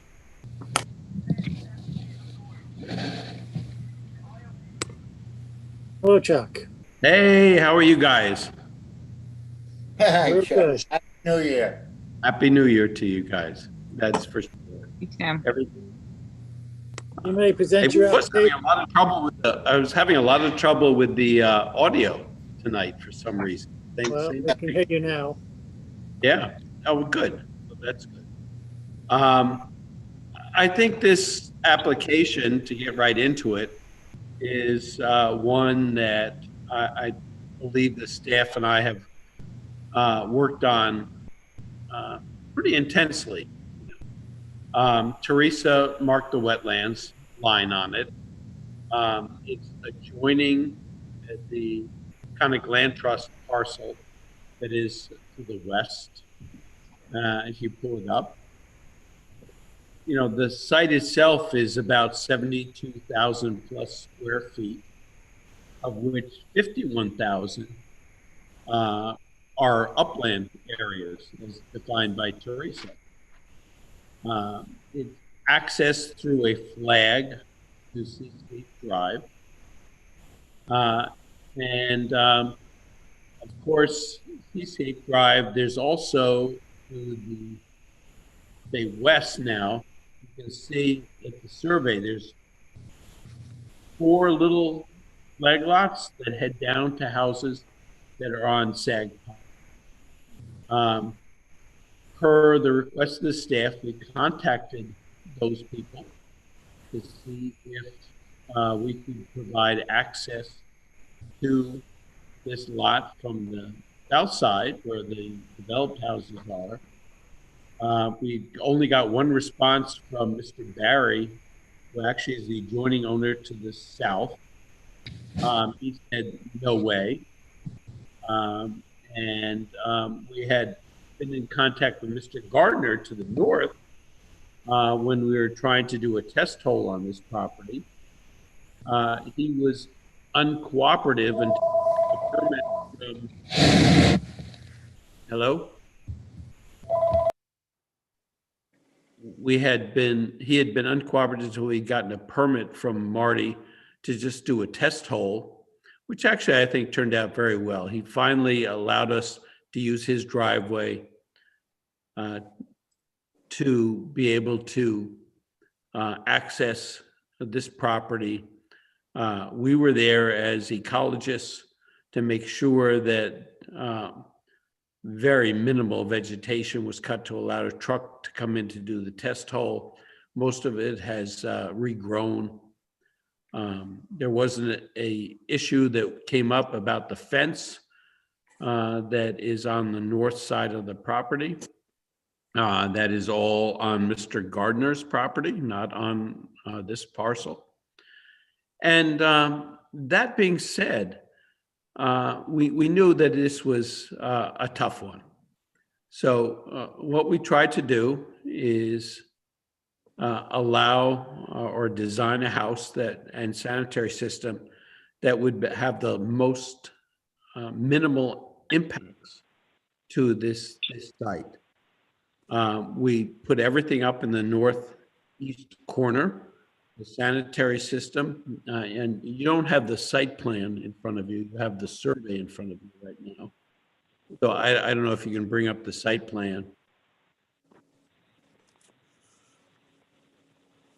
Can you guys still hear me? Yes. Okay. But if you could bring up the site plan, I think that'd be very helpful to you all.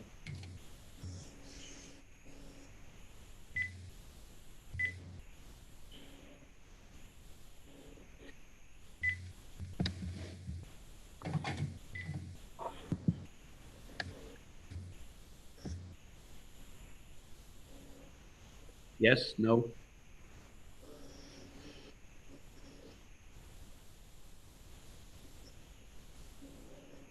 Hold on, I'm working on it. Thank you. Hold on.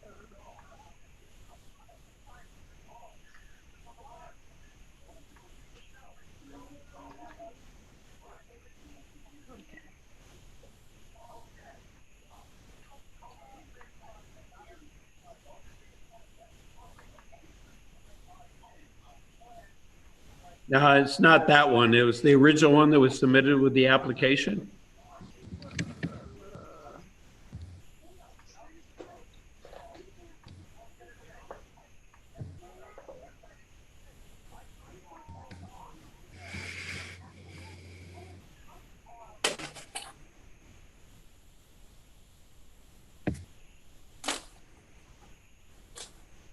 Do you have an email of it that you can send me that I can Oh, put up? I can't right now, no.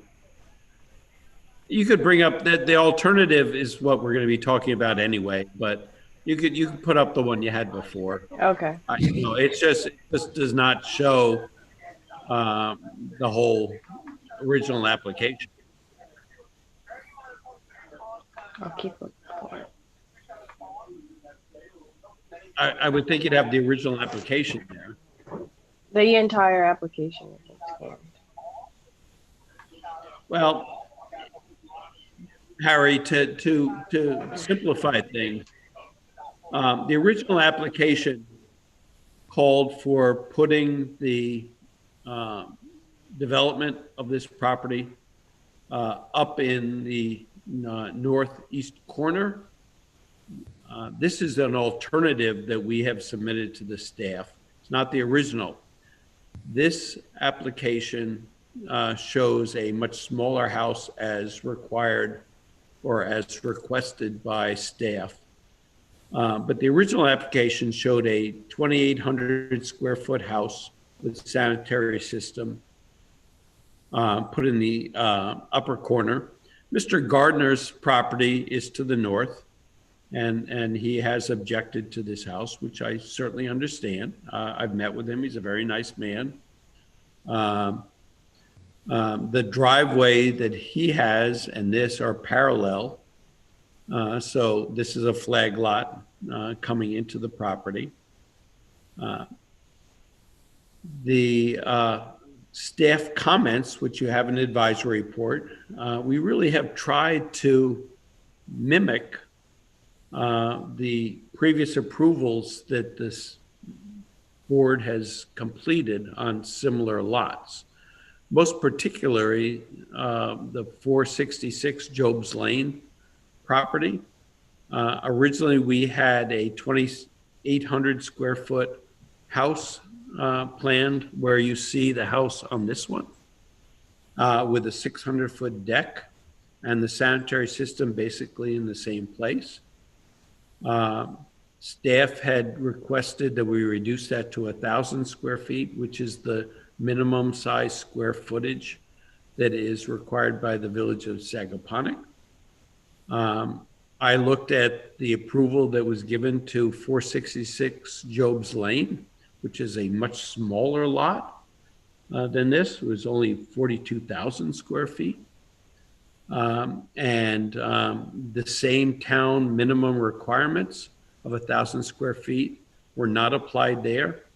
Their footprint was 1,300 and change.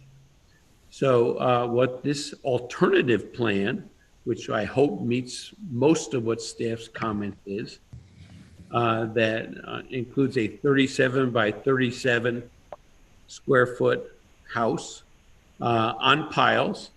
There'll be parking underneath. Teresa asked that we could reduce the amount of parking. You can see that it encroaches on the wetlands, and we can do that, I believe. She also asked that we can revisit the sanitary system to make it, tighten it up a little bit, which we certainly can do. I talked to Rhodey at the Village of Sagaponack, and the driveway, unfortunately, per state requirements, you have to have 14 feet of usable area for fire trucks. So, I mean, we can tighten that up as much as we possibly can to get to it. Staff had asked us to explore whether or not we could have access from the south or whether they could move the house to the south. But in my estimation, first of all, we are not allowed to. We can't get access to there. We've already gotten a letter which we submitted that says no. But moving it to the south is going to really create a lot more impact to the wetlands. Right now, we are actually preserving, right now, the amount of upland on the area is 51,000 square feet. The amount of wetlands is 20,000 square feet. If we go with our design, we are preserving including the driveway, almost 75% of the property. And certainly maximizing the setbacks to the wetlands as much as possible. So I think we've been very active in working with staff and their recommendations, and they've been very cooperative in trying to get us to this point. And we've been helping to do that as well. We have, because this joins the Peconic Land Trust piece, we wanted to keep the largest part of the property adjoined to the Peconic Land Trust piece, which makes sense to us. So we've concentrated any of the development up in this corner, right next to the existing house that's there, that's owned by Mr. Gardner. I think that's the best way to go about it. We basically mimicked the approval that the board made on 466 Job's Lane, which eliminated a deck, put the deck on top of the roof. That was 1,300 square feet. Again, the minimum area in Sagaponack is 1,000. The minimum area in Southampton when 466 was approved was 1,000. But you all approved, 1,300 plus square feet, which I thought was very reasonable. It was a good plan. I've talked to the owner. They're willing to go ahead with that, with the 1,300 and 1,377 square feet. And I think it's a very reasonable proposal. As far as Teresa's comments, we can shorten the parking area. There will be parking available, under the house. That's the original plan that was submitted, which was 2,800 square feet. And working with staff, we were able to convince the owner to reduce it, to increase the setbacks. The setbacks actually exceed those given to 466 Job's Lane in many areas. And again, we're creating an area with Peconic Land Trust that is going to be preserved without any further impacts, and we're creating more open space. So the only question I believe we have with staff is 1,000 square feet versus 13 versus the square footage we're asking for, which is basically 1,300 square feet and change. So, again, it's a good plan, and I hope the board would consider that. If it looks like we can go ahead, we just didn't want to have it engineered until we got some feedback from the board. And once I know which direction to go, I will certainly contact PW Grosser. The sanitary system can be tweaked, driveway can be tweaked and given more details. We can work with Teresa and Marty to finalize the plan. Thank you, Chuck. Marty? Teresa's going to. Teresa? Okay. Yeah. Teresa Mason from the Environment Division. There's a preliminary advisory report on the file dated November 30th, 2020. And as described in the report, the wetlands on the parcel lay within a hollow. In fact, most of the property is within a hollow. There's a bit of a steep grade differential right near the entrance of Seascape Lane. The wetlands here are very unique and diverse. They have a mixture of groundsel, hibiscus, winterberry, Joe Pye weed, so a mix of both freshwater and tidal wetlands plants. And as one of the, as being adjacent to the Peconic Land Trust parcel, it is one of the few remaining areas of natural vegetation that's not been developed either with farmland or residences. We did request that they scale back the dwelling, which they have done some, and then some minor tweaks after we got the revised plan. We had sent some comments to them last week regarding the revised plan. our initial plan, our initial recommendation to take access off the south was and move the house to the southerly portion of the parcel was based solely on the fact that, you know, if they could get access from the south. If they couldn't get access from the south, we clearly don't want them to put in a driveway around 3/4 of the property and 3/4 of the wetlands. So again, just to clarify, we only had recommended that the house be shifted to the south if they could get access, which maybe perhaps was not so clear in the preliminary advisory report. I do still think that the dwelling's footprint needs to be reduced some to reduce the impervious surfaces and to increase the wetland setbacks. Again, this is a unique circumstance in that it's an oasis for wildlife. That's one of the last areas of large natural vegetation in the area. And again, reducing the footprint of the home and then shifting it slightly to the north by tweaking the septic system should increase the setbacks a good deal. Obviously, it's just no conforming location on the parcel, but those recommendations that I had and between the recommendations that I emailed them last week and the further reduction of the footprint, I think we could get a good Yeah, if I can respond, Harry. I think we've worked very well with staff and tried to do the best we can here. The difference between a 1,000 square foot house and a 1,300 square foot footprint are extremely minimal, you know, and we've agreed to everything that staff has recommended. We will tweak the sanitary system. We will provide the minimal driveway that is necessary to get into it. We are leaving 75% of the upland area of this property as open space, 75%. And that includes the driveway area as open space. And a 1,300 square foot footprint with a rooftop deck with parking underneath is something that the board has approved previously. And I want to make that very clear. You know, the board on a smaller piece, closer wetland setbacks, closer sanitary setbacks, was what the board finally approved. So I think we're being very reasonable here. And I would hope that the board would consider those past approvals and look favorably upon them, on this.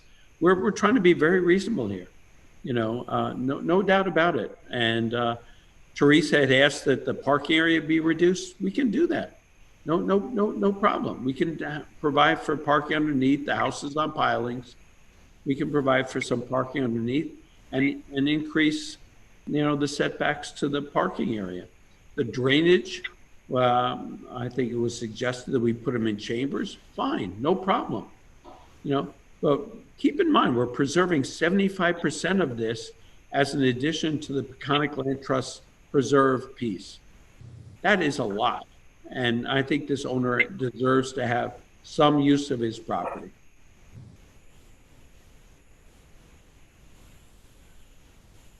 Thank you, Jack. So what we're looking at right now is not your proposed house. Is that correct?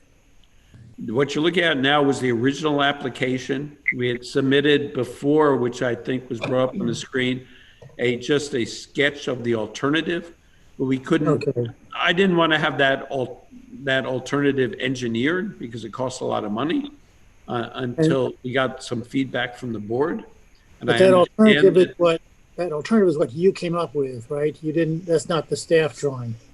That's correct. The alternative we came up with was based upon 466 Jobs Lane, that square footage that was approved, which was about 1,300 and plus square foot footprint. And, you know, this one is 37, it's a 37 by 37 foot house. It's a And very small- you're required to put that on pilings, aren't you? correct. Okay. One of the reasons why we approved that larger house on Job's Lane is because they were not able to maintain a basement. So the mechanicals took up essentially a good sized room. And that was partly the justification. Well, Harry, I know that property so well and the adjoining properties, and they could have put the house on piles and not have a basement. So I don't think that is a reasonable, answer to that. Yeah, it was great. The house turned out great. It's beautiful.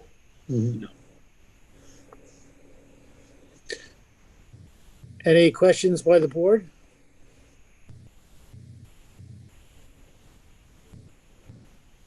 I think the difference between 1,000 square feet and 1,300 trying to think, 1,370 or 50 square feet is very minimal. And I've already gotten the owner to agree to it, so it's fine. So, I think we can tweak this. I can work with staff who's been very helpful, and we can just get this done. But I think it's a very reasonable proposal. This is Marty. I just wanted to offer a quick comment. The reason we seek to reduce the footprint as much as possible is to maximize the buffers and preserve as much habitat as we can for native flora and fauna. If you were to visit this property, you would be very impressed by the extraordinary biodiversity that you see out there. So this is a very sensitive piece. As indicated, it's tied ecologically with the Peconic Land Trust property. It's so critical in terms of not only protection of plant and animal habitat, but in terms of the scenic character, the water quality as well. There are a lot of difficulties in getting the driveway in because, as indicated, the property drops right off. This is a special piece of property. We recognize the property is residentially zoned and the landowner has the right to build. But we're looking to keep that footprint to the maximum, the minimum permitted by the village of Sagaponack. Those minimum footprints are typically set by a municipality because they recognize that in some cases such as this, you're going to be building in very sensitive environments. So there's a need to reduce the footprint. I also wanted to mention that I think that there may be members of the public that are waiting to speak on this application as well. So you may want to open it up to the public. Well, I'd like to make a comment to that, Harry, if you don't mind. I understand how sensitive this site is. I understand the neighbors' concerns. I also am intimately familiar with what the board has done over on Job's Lane. And I heard the same comments from Marty, who he knows I respect tremendously. And I can only follow, so I follow and if you follow, it'll bring. Okay, I don't know who that is, but she sounds very cute, But I don't think it was. But what I was going to say is, I said, yes, those wetlands are important. Yes, they are. I get that. But what we're discussing here is a difference of 300 square feet on the footprint and doing everything else that staff has wanted to do. 300 square feet that the owner has already agreed to, So you know, I think we're doing the best we can. Staff is doing the best they can. We're doing the best we can. And I think it's very reasonable. And there's precedent with the board for doing this kind of thing. And, you know, the wetlands that were on Job's Lane were also ecologically important. And I remember the testimony because we went through the piece next door and I heard the same things, and I'm not disagreeing, but I think this is a very reasonable solution to a very difficult situation.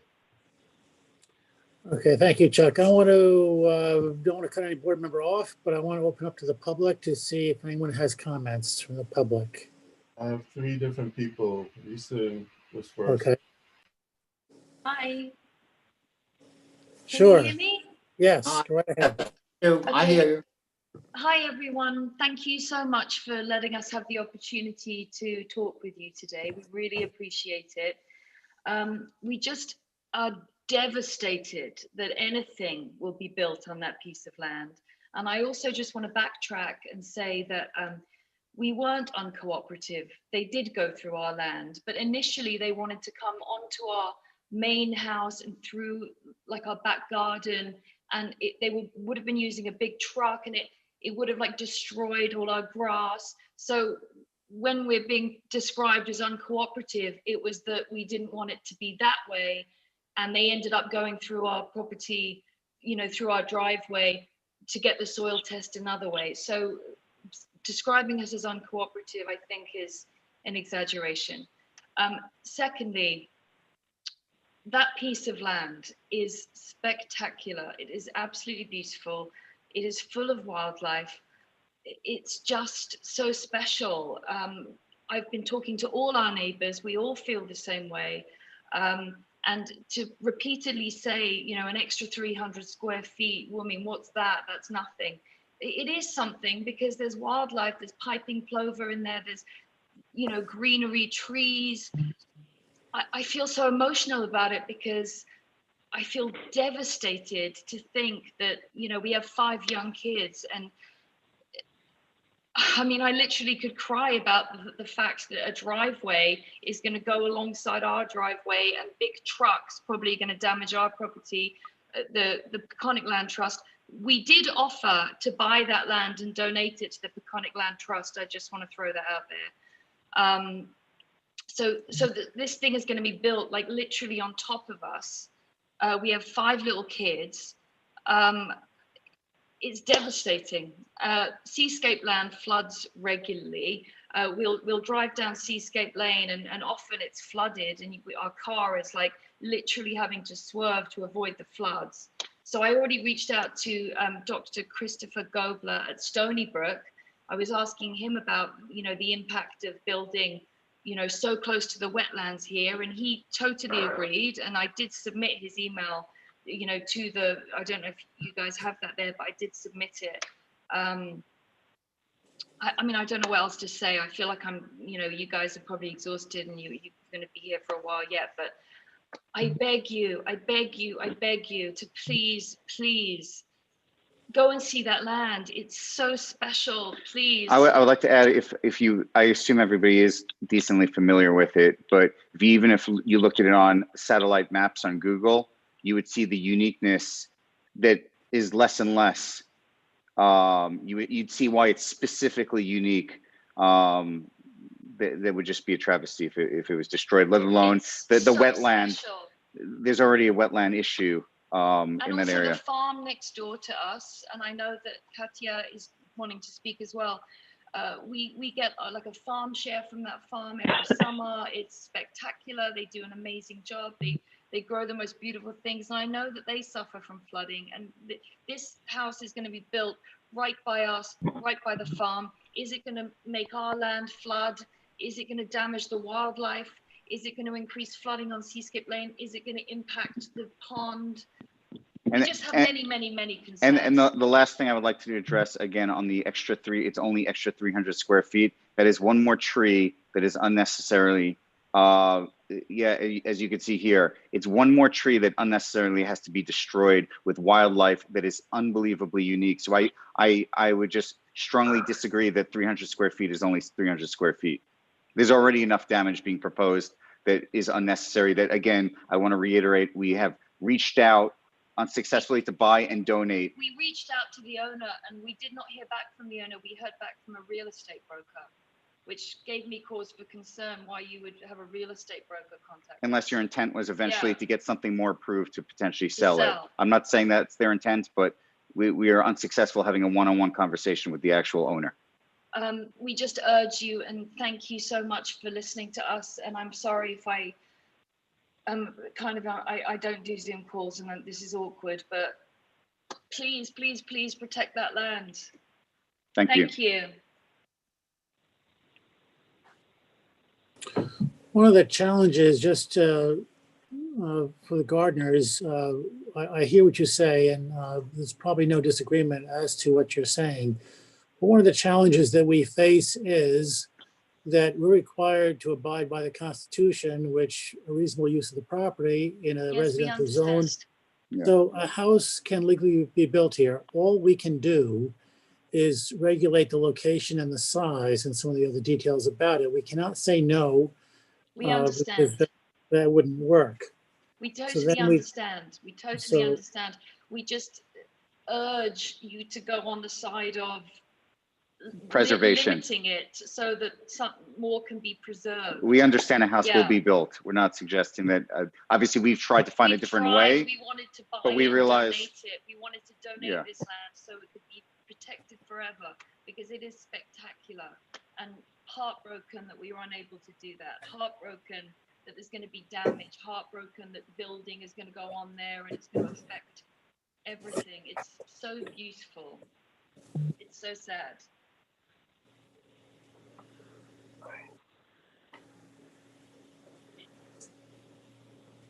Okay, Thank a few you. more. Is there anyone else who would like to speak on this application? Harry, I have a few more comments. Okay. Well, can we find out if somebody else has to speak, and then maybe you could comment to all of them, Chuck? Oh, sure, that's fine, George. Thank you. It's going to be a long night for us, Chuck. I know, I'm trying to keep it short, George. Leah, Thomas Muse here. I don't know if you can hear me. I can hear you, Thomas. Okay, thank you. I've been asked to speak on behalf of Daniel Barry. He's the adjoining landowner to the south.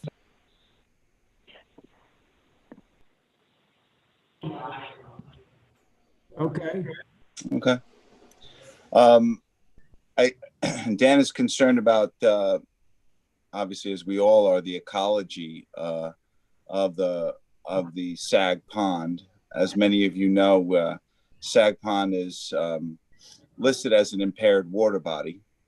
The current site is undeveloped, and it's in a critical watershed of Sag Pond. I know the goal of Southampton Town, a longstanding goal, has been to improve water quality in the coastal ponds that have been greatly impacted by hazardous algal blooms and cyanobacteria and just general decline in water quality. And that is mostly attributed to the decline in the water quality has mostly been attributed to the upland use and watershed areas of these wetlands and ponds, like Sag Pond. So development of a large area, a large area in the watershed that hasn't been developed before. It's critical wetland habitat and the critical watershed. This development is counter to the express goals and commitment, financial commitment that the town of Southampton has made to the ecological resource of Sag Pond. There's been recently, in the last couple of years, large financial investment and talent has been made to preserve and improve water quality in Sag Pond. So the application goes counter to that. And I think the board should seriously consider, I knew you are, the health of the pond, which is an impaired water body. The pond has been closed for many years to shellfish. The fishery is dead there. I know the goal of the town is to improve. So the board should consider those overarching goals that are larger than one application, especially along the within the watershed of Sag Pond, undeveloped natural buffer areas, which this essentially is, should be prioritized for development or seriously restricted development. As I'm sure your goals are to try to balance human needs and natural needs. So I appreciate the challenges there. So I'm just speaking on behalf of Daniel Barry, who does a lot of, he has the property to the south. He has a house there. He loves the area. Obviously the safe use of the surface waters of Sag Pond have been declining over the years. And that's a concern for everybody in the area. So we appreciate the board's very, very detailed look at this application, see how they can maximize the mitigation of impacts to Sag Pond, how important a resource it is there, and how much the town has focused on Sag Pond and trying to restore the natural resource and habitat of that area. Okay. Lee signed up to speak. Leah? Yes, good evening. My name is Leah and I'm from 139. And I'm listening to all the comments this evening, and I do agree with the concerns for the environment and how precious it is, and the current runoff that I have on my property and all of the restrictions that I had to abide by with my landscaping to maintain the integrity of the wetlands. I'm very concerned moving forward with this structure, and I'm leading as well to keep this area underdeveloped and maintain its natural beauty. Thank you, Leah. Is there anyone else who would like to speak? Ms. Goldman? Yes, a couple of comments. Well, there's another gentleman. Just a second. Hello? Hi. Can you hear me? Yes. Sir, Hi. you have to unmute your mic. There you go. Ms. Goldman is speaking. Can you hear me? Yes. Yes. Okay, good. Hi. My family is the owners of the farm that is just east on the survey. We're an organic farm, and we're very concerned about the building and the additional impact that it will have on the ecology of the pond, on the wildlife, and also we have a major problem with flooding, and specifically in that part bordering the property, and that is a concern. By having variances and making a larger structure and a bigger tax on the property is a major concern. And so I just wanted to put our voice in there, where we've been very active in working closely with Chris Gobler as well, and the Peconic Land Trust to improve the health of the pond. And we also have a large area of our property is wetlands that we don't touch. We, leave wild, and for the health of the land. So I just, that was why we stepped forward to say something on behalf of going for variances, increasing the load onto the land there. Thank you. for the opportunity to speak. Mr. 839.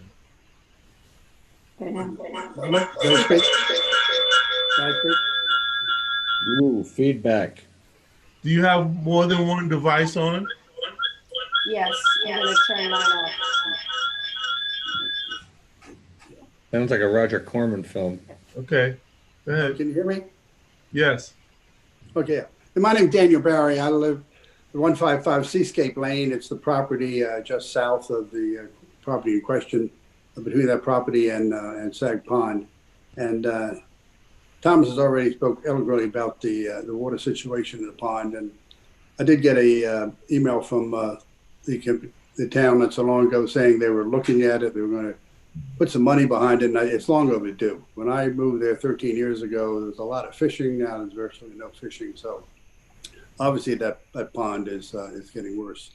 And also, as far as flooding, whenever it rains, the Seascape Road floods. You just all the time. You constantly have to drive slowly through that road. But I have another issue that has bothered me. I own another house at 85 Old Farm Road, which is also on a pond. It's on Poxabog Pond. And I applied for a pool. We make a pool there, and I had to put the pool 100 yards from the pond. And so as a result, the pool is 14 by 26. It's very small. So small I couldn't even put a spa in it, or even outside of it, in order to maintain that 100-yard setback. Also in the north of my house, which is a lot of woods, there's a little area, it's about 6 feet by 3 feet, that gets wet twice a year, and it's considered wetlands. And so I can't put any grass with 100 yards of that little pool of water. So, I mean, I understand that's the rules, and I'm abiding by them.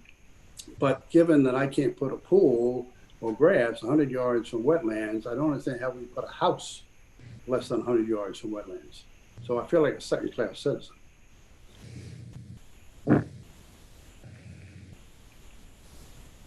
Thank you. Just for clarification, the Chapter 225 recommends that the setback for a house, for a structure on unapproved parcels, such as the one that is being applied for now, is 125 feet.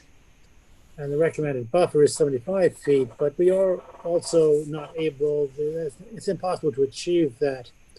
And that's when we go to 325-9D, and there's a series of tests that need to be gone through to check to see if those tests can be met. If they can be met, then the project meets the conditions for issuance of a permit. So it would be wise, Chuck, if you could go through those criteria. You do have a very significant buffer. That's to your benefit. If you do find that you have an average buffer sufficient to reduce the setback or increase the size of the house, those are mitigations.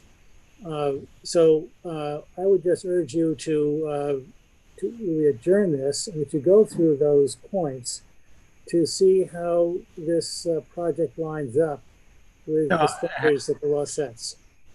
Harry, I believe me, I anticipated that we would adjourn this. I have no problem providing that information. I do want to respond, though, to the Gardners, who actually, Mr. Gardner was cooperative. If I gave the impression that they weren't, they allowed us to use their driveway for the soil test. That was after we got a permit from Marty to be able to clear land, to be able to get a truck in on the lag lot. And as far as Mr. Muse and Mr. Barry are concerned, Mr. Barry has an immense house, lawn, landscaping. And I always find it very interesting that people who are so concerned with the pond, now that there are grants available to upgrade to an IA system, don't do so. And, this is not a low-income area. Certainly, if they were that concerned, they could certainly redevelop their sanitary system so it would have a great impact on it. And as you know, I mean, we work with the Peconic Estuary Program, we work with Georgia Pond Association, we work with Chris Gobler, and I'm always encouraging people to upgrade their systems, especially those who can afford it, to a IA system. And there's no reason why they couldn't right now, right this moment, and reduce the lawn areas. But that does not alleviate people who have a vacant piece of property for having to deal with the new regulations that are in place, and do we do the best that we can? You know, and I think in this case we are doing the best that we can, and I will certainly provide the amount of buffer area that is provided, no doubt about it. I think staff has been very reasonable here. We have tried to have access from different areas. I understand Mr. Barry does not want someone coming in from there, and I don't think that's a good idea. In that area on the south, I think we should keep the entire, as much associated with the Peconic Land Trust piece as a whole piece together with a covenant, and the owner is willing to do that. But you still have to allow some reasonable use, and I think we're at that point. So all we're talking about is 300 square foot footprint. That's the only disagreement that we're having at the moment, and I think that's something that I will provide the square footage, and hopefully the board will consider all that we are giving up and accommodating with staff recommendations, which are proper. You know, I'm not arguing with anybody. You know, it is an important piece. When we have an IA system, you know, the house to the north doesn't have an IA system. The house to the south, Mr. Barry's doesn't have an IA system. You know, we don't have lawns. The house to the north has lawns. House to the south have lawns. And all along Seacade, they have lawns. So, I mean, we're doing the right thing.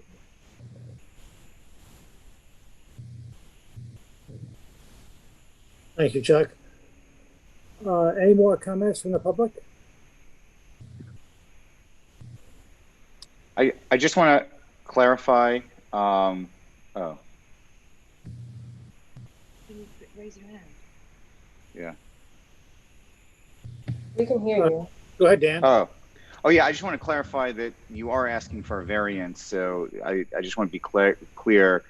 Everybody understands that a house needs to be built, but we are in disagreement with any variance or any extra clearing of any vegetation that is we would think would be unnecessary and detrimental to the environment. So I just want to clarify there is a request for variance, and we there is not a request for a variance. We do not issue variances. That's okay.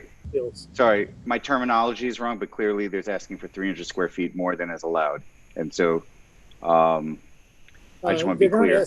No, that's not the way the law is written. The law, you should read 325 to familiar yourself with it. There's a lot of give and take. The word that is used over and over again in the law is mitigation. Mm-hmm. We can approve many things. There's recommended setbacks, and there are other recommended things, but there are impacts, and those impacts need to be mitigated. If we cannot mitigate them with various opportunities that are presented there, then we're not able to issue a permit. But so we strive to understand what the application is, and we seek to modify it where we think it's appropriate to modify it to bring it more in compliance with the recommended setbacks. And for those areas that are appropriate, we look for mitigation, and we look for mitigation sufficient to mitigate the impacts of a particular application. Every site is different. So that's why I refer to Chapter 325 9D. That gives us, it spells out the process that we use to assess this application to see if it meets the conditions for issuance of a permit. I understand. Thank you for the clarification. Is there anything else? Just one quick note. In the village, the village code, it's chapter 225. So if you want to read through that section and understand the provisions better, you can go onto the village's website and it's chapter 225. Thank you. I appreciate that. Thank you for that correction, Teresa. I look at 325 for Southampton Town. The two codes are very, very similar. But thank you for that correction. So you'll be able to find that in the village code.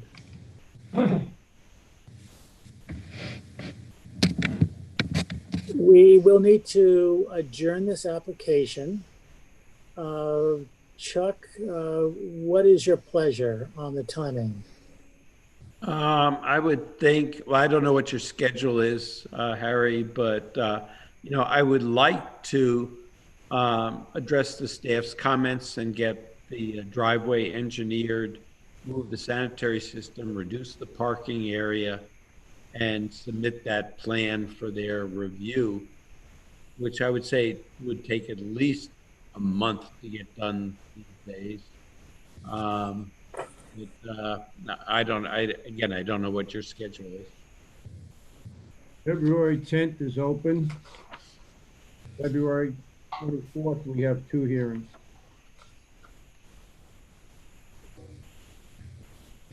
I agree with you. A month. What my experience on this board is that we generally do not adjourn long enough because it takes so much time to get these other people, these third parties, to put things Correct. on their agenda and get it done. Right. So often, if we extend it longer on this first adjournment, we actually get the project done sooner. No, I agree 100%. How about a March? March 10th. The first week in March. First meeting in March. March 10th. March. I think That sounds very reasonable. Okay, so I look forward to looking at the setbacks that you arrive at when you do tighten up the septic system. It's been recommended by the staff that you reduce the size of the house. I know you don't want to do that. There may be ways that you could do something to, sometimes it doesn't even require reducing the size of the house to increase the setback. But if you tighten up the septic system, that could allow you to reduce the setback, and you might be able to tweak the configuration of the house even. I think Teresa already asked us to tighten up the parking area, which we can do, and provide even more buffer and limit the clearing areas. So I think we're so very close here. Okay. Yeah. All right. So the job is opinion. for you. Look forward to seeing you the next time with some better numbers, and then we can see what it looks like. Motion to adjourn to March 10th. Second. All in favor, say aye. Harry, aye. Tom? Aye. Sunshine? Aye. Jerry? Aye. George? Aye. Michael? Aye. Ann? Thank you all. Okay, thank you, Harry. Thank you, guys. Have a good one. Take care, Chuck.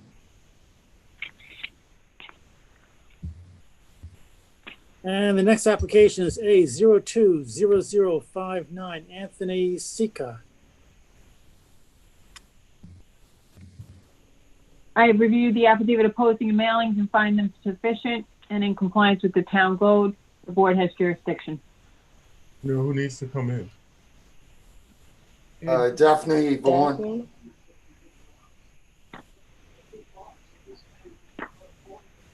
She's in.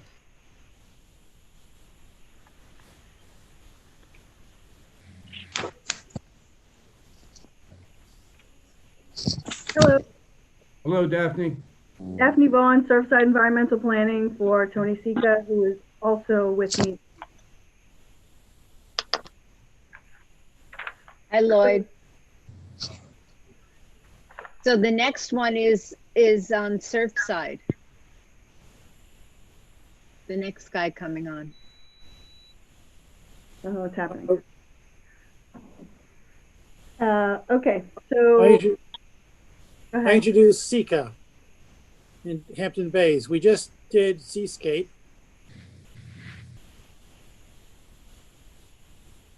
Is there a question as to what we're doing? No. You ready? No. Okay, yeah, go ahead. Okay. Okay, so this property is located at 26 East Hyanna Road in Hampton Bays. My client, Tony Sika, took ownership of the property on June 9th of this year. The project that is before the board is to legalize some work that was completed by the prior owner of the property for the sale of the property to Mr. Sika. Most of it was cosmetic in that it was replacement of windows, changing the roof to a metal roof, some partial cedar siding with the painting of the rest of the exterior of the house. There's an existing swimming pool with an elevated patio that was replaced in place in kind. It went from brick to basically bluestone. New stairs were constructed to replace the previously existing stairs on the west side of the existing elevated patio. There's an existing hot tub that's been there for about 20 years that needs to also be legalized. There's no permit for it. The wood deck on the back of the house was altered in that there were steps going down at the eastern side of the spa that have been expanded to deck that's flush with the spa, and the stairs were reduced in between two new planters. All this work is between the residence and the existing swimming pool. The second story deck on the southern side of the house was also redecked, essentially. The only new proposals at this time are a proposed outdoor shower on the southern southwest corner of the house, as well as there's an existing dock where it's way into the wetlands. So access to the dock is extremely difficult at high tide as the property floods. Basically, you can see the mean high water line is pretty much adjacent to the flagged wetland boundary on the property.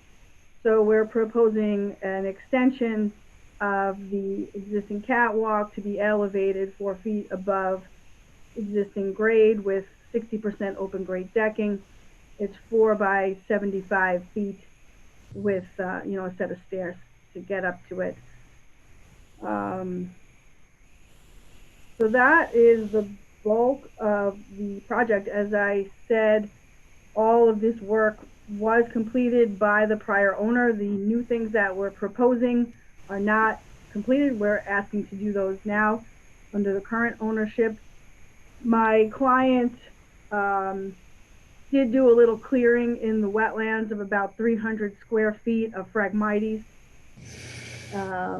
which we have provided a restoration plan for that portion of the wetlands to be completed with native materials to hopefully outcompete the Phragmites from returning to the area. So we'll be groundsel bush, about 8 of them, with some Joe Pye weed, some rose mallow, hibiscus, and understory portion would be supplemented with Spartina patent. Marty, in his report, requested a 45-foot naturally vegetated wetlands non-disturbance non-fertilization buffer, which this sketch that's before you I did. The black line is showing Marty's recommended buffer, and the red line is a reduced buffer that we would like to present to the board as an alternative to Marty's sketch. My client purchased the property to basically live here full-time with his family. He is here, he can tell you his story himself, but No new encroachments have been conducted. Nothing new is proposed that would have any detriment to the wetlands. Basically, these things that were completed by the prior owner were all cosmetic. To mitigate the lesser buffer, my client is willing to install an IA sanitary system on the property in the northeast corner. We would need to have engineered plans drawn for that if the board is amenable to that.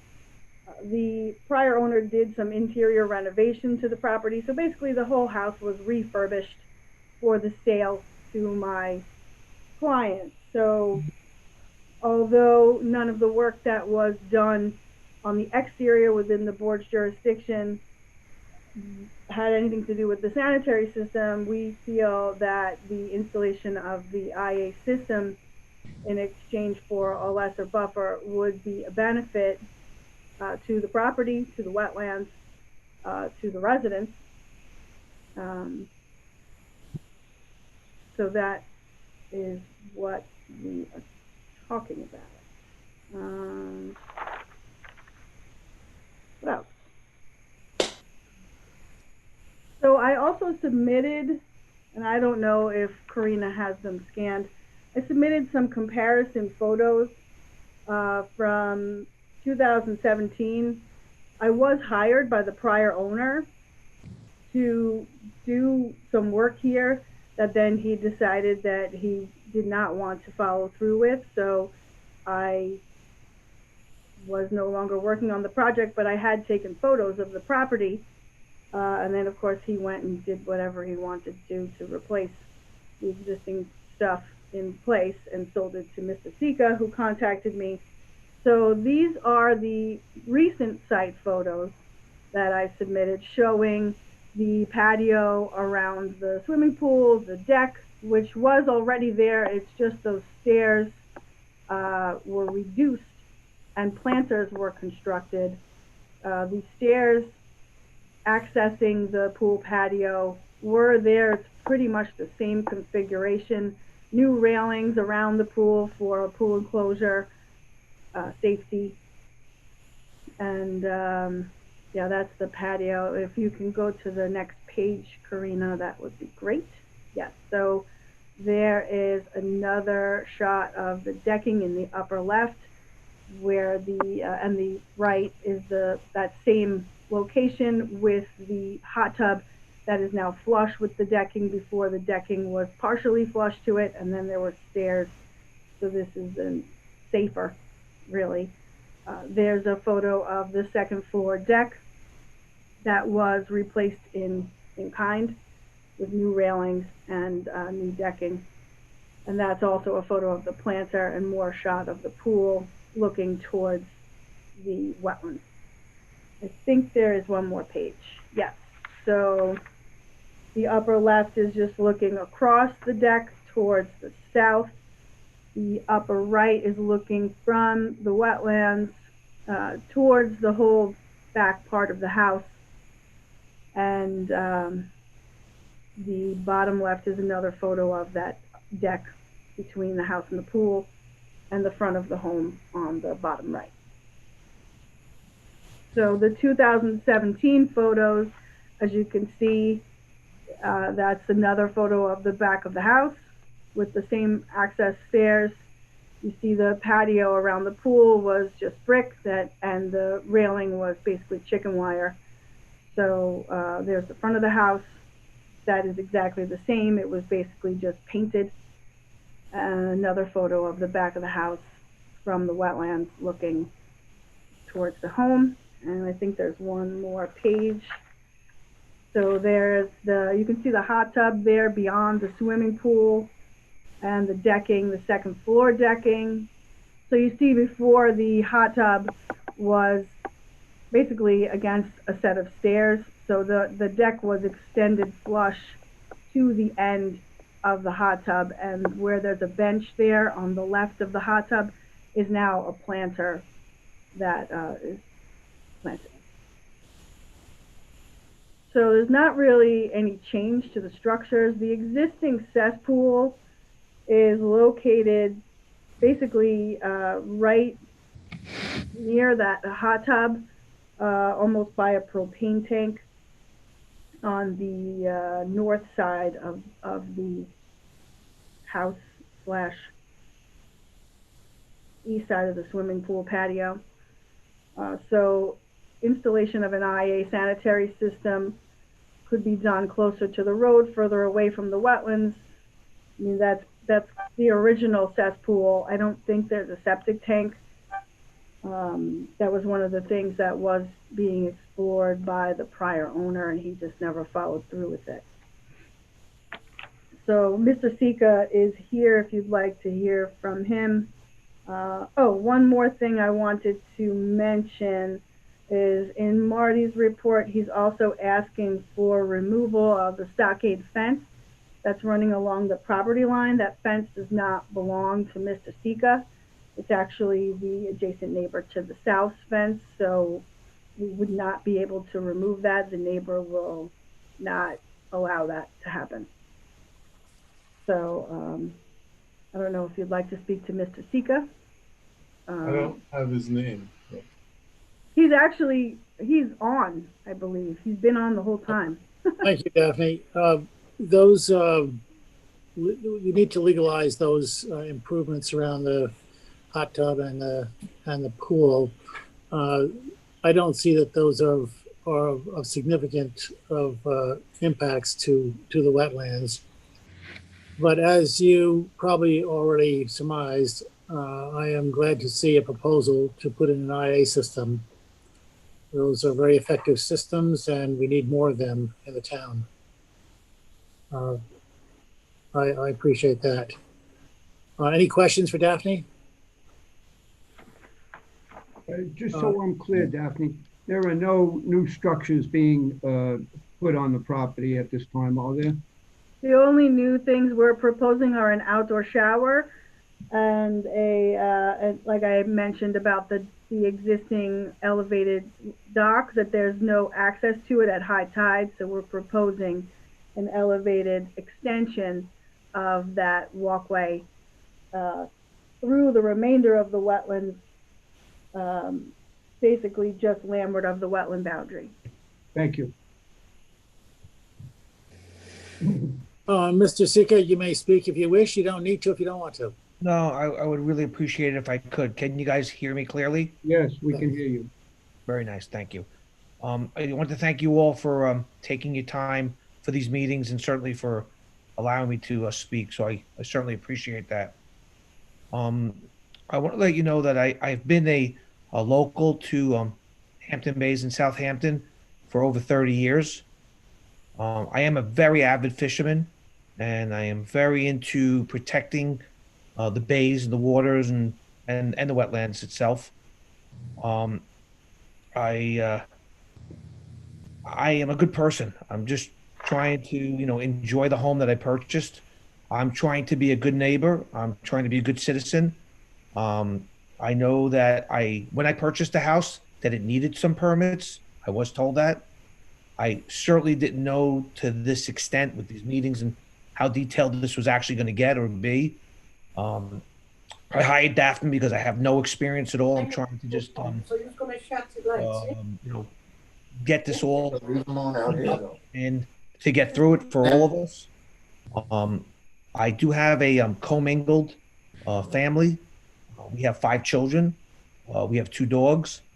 Half my backyard is wetlands, which is unusable, and the other half, which is being asked to be planted, would basically eliminate almost all of the backyard. I'm willing to certainly go along with the plans. I'm just asking for a little bit of a leniency, so to speak. I'm willing to plant about half of what they're suggesting, which still gives me some backyard for my dogs and my family and myself, and I'm willing to put the new tank septic system in. I know that the town does have certain grants available. I am currently employed with an income which would cut into those grants. So most of it would come out of pocket. I'm guessing that this whole project between planting and the septic tanks will be quite a bit of money, but I'm willing to do what I can to rectify it. All I'm asking is to just give me a little leeway. Let me have a little bit of my backyard. I'm certainly willing to plant a buffer that I think is comfortable for everybody. Thank you. Thank you. Any questions by the board? Has there ever been a buffer on this property in the past? I do not believe so, no. So this would be a new buffer that never existed. Yeah. That's correct. And you're putting in an IA system. And you have 2 dogs. Yes, Marty sir. likes dogs. Did you tell Marty that?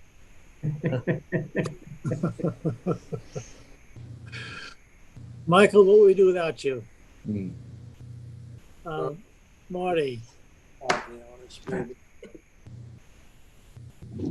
is this yours, Marty, or Teresa? I'm sorry, I got unmuted somehow. I got muted. Good evening, Marty Shea, Chief Environmental Analyst for the town. There is an advisory report on file dated November 2nd, 2020. I did have an opportunity to visit the property last fall. I also stopped at the property in the early afternoon of today. The application has been filed because there is considerable reconstruction that was done without requisite permits under the former landowner that needs to be legalized or rectified. That construction has been completed at non-conforming setbacks. In fact, the pool patio is located 49.5 feet from wetlands. The wood deck is about 73.5 feet. You know, we are looking at a situation where there are structures that are at considerably less wetland building setbacks than are required by code in order to protect the public wetland values and benefits. This is a property that has considerable history with regards to ongoing damage to the tidal wetlands. Property has frontage on Tiana Bay. It's got high marsh and estuarine into tidal marsh. If you were to look at the aerial photographs for the last couple decades, you would see that the former landowner had been mowing the high marsh for many years. If you were to visit the property today, what would especially catch your eye, which was mentioned by the applicant, is an area of tidal wetlands where the tidal wetland vegetation has been completely removed, leaving flooded muck. It does look like someone had attempted to install some plantings in a small portion of the area, but there is still a considerable area of vegetated mucks at the property. If you look at the aerial photograph, you can see that historically the tidal wetlands were likely considerably more extensive than delineated today.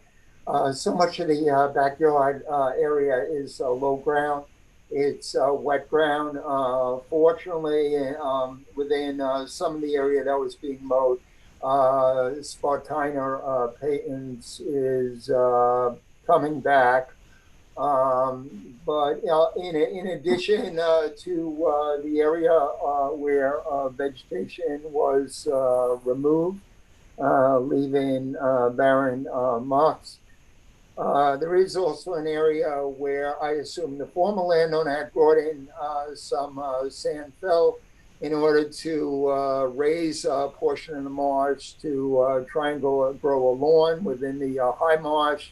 was only partially successful. So I mentioned that any restoration that is required as part of the Conservation Board permit needs to call for removal of that sandfill and lawn within that portion of the former tidal marsh. When you go to the property, it's visually evident because you're looking at an area of sand on top of muck. So that can easily be scraped out and removed. So I asked that that be done as part of the restoration. The required minimum naturally vegetated buffer for a property like this is 75 feet. The buffer that the applicant is proposing at its minimum is only 10 to 20 feet. So it's considerably less than what is required by code. Yes, I did ask that the applicant look at the fence line, and the reason for that is the section of the stockade fence crosses into the applicant's property as shown on the survey. So that's the reason why I raised questions about the fence. The applicant has indicated is now offering to upgrade the sanitary system to put in an innovative alternative on-site wastewater treatment system. While some benefits could potentially be accrued by upgrading that system, there is no nexus between the impacts of the septic system and the impacts of the construction activities that need to be legalized. So I would offer that it would be inappropriate to accept that mitigation offer in order to lessen the required buffer on this property. So as indicated, I had provided the applicant with a sketch of a buffer that is about 45 feet in width that I think is needed in order to soften the impacts of the construction on this property. The large majority of that buffer could be established by discontinuance of mowing and allowance for natural vegetative succession, thereby lessening any cost to the applicant. This is a property that is very vulnerable to flooding. So the area of buffer that I'm recommending is an area where that flooding occurs and where you generally have much wetter soils. It's not a very suitable area for a formal lawn. The applicant does have a fenced-in area for the dogs on the south side of the house right now. So they do have an appropriate area for the dogs. If the dogs were run in their larger backyard area, they'd be running across other properties. So they already have a useful area for the dogs. They do appropriately post the fenced-in area to alert any visitors that there are dogs on the property. So I would recommend against the board accepting a septic upgrade as mitigation for the wetland impacts associated with the reconstruction activities that need to be legalized. The buffer is needed to better wildlife habitat in the area. You know, when you have very extensive areas of deck and pool, there's human activity associated with those areas. And human activity can disturb wildlife use of adjacent wetlands. Vegetative buffers act to soften those impacts, to lessen the sound impacts, to lessen the visual impacts of human activity. in that area. I think the buffer is also essential in order to protect this property from storm events and flooding.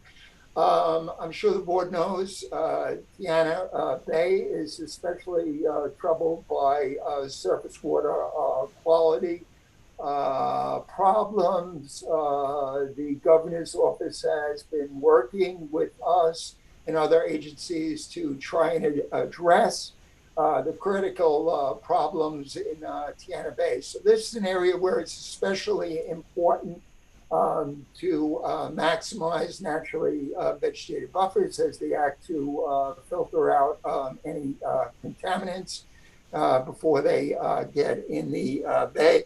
Town has pretty active land acquisition program in Tiana Bay since this area is designated significant fish and wildlife habitat. So in sum, I would recommend that the applicant revisit establishing the buffer that I'm recommending or something very similar to that. I'm always willing to work with applicants in terms of reconfiguring those buffer lines, but the buffer is absolutely essential on this property. Thank you. So as far as the regrading of the cleared portions of the wetlands, there's no issue with those restorations. We have no problem removing any soil or sand that was deposited that can be added to our restoration plan very easily, that those grades will be restored. As for the buffer that we're proposing, it's a minimum of 10 feet on the side of the neighbor's Phragmites.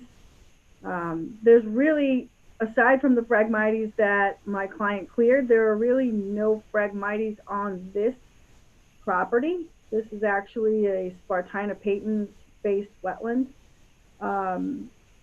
The buffer we're proposing would extend irregularly the minimum of the 10 feet from the Phragmites side where the fence is to about 25 feet on the northern side of the property.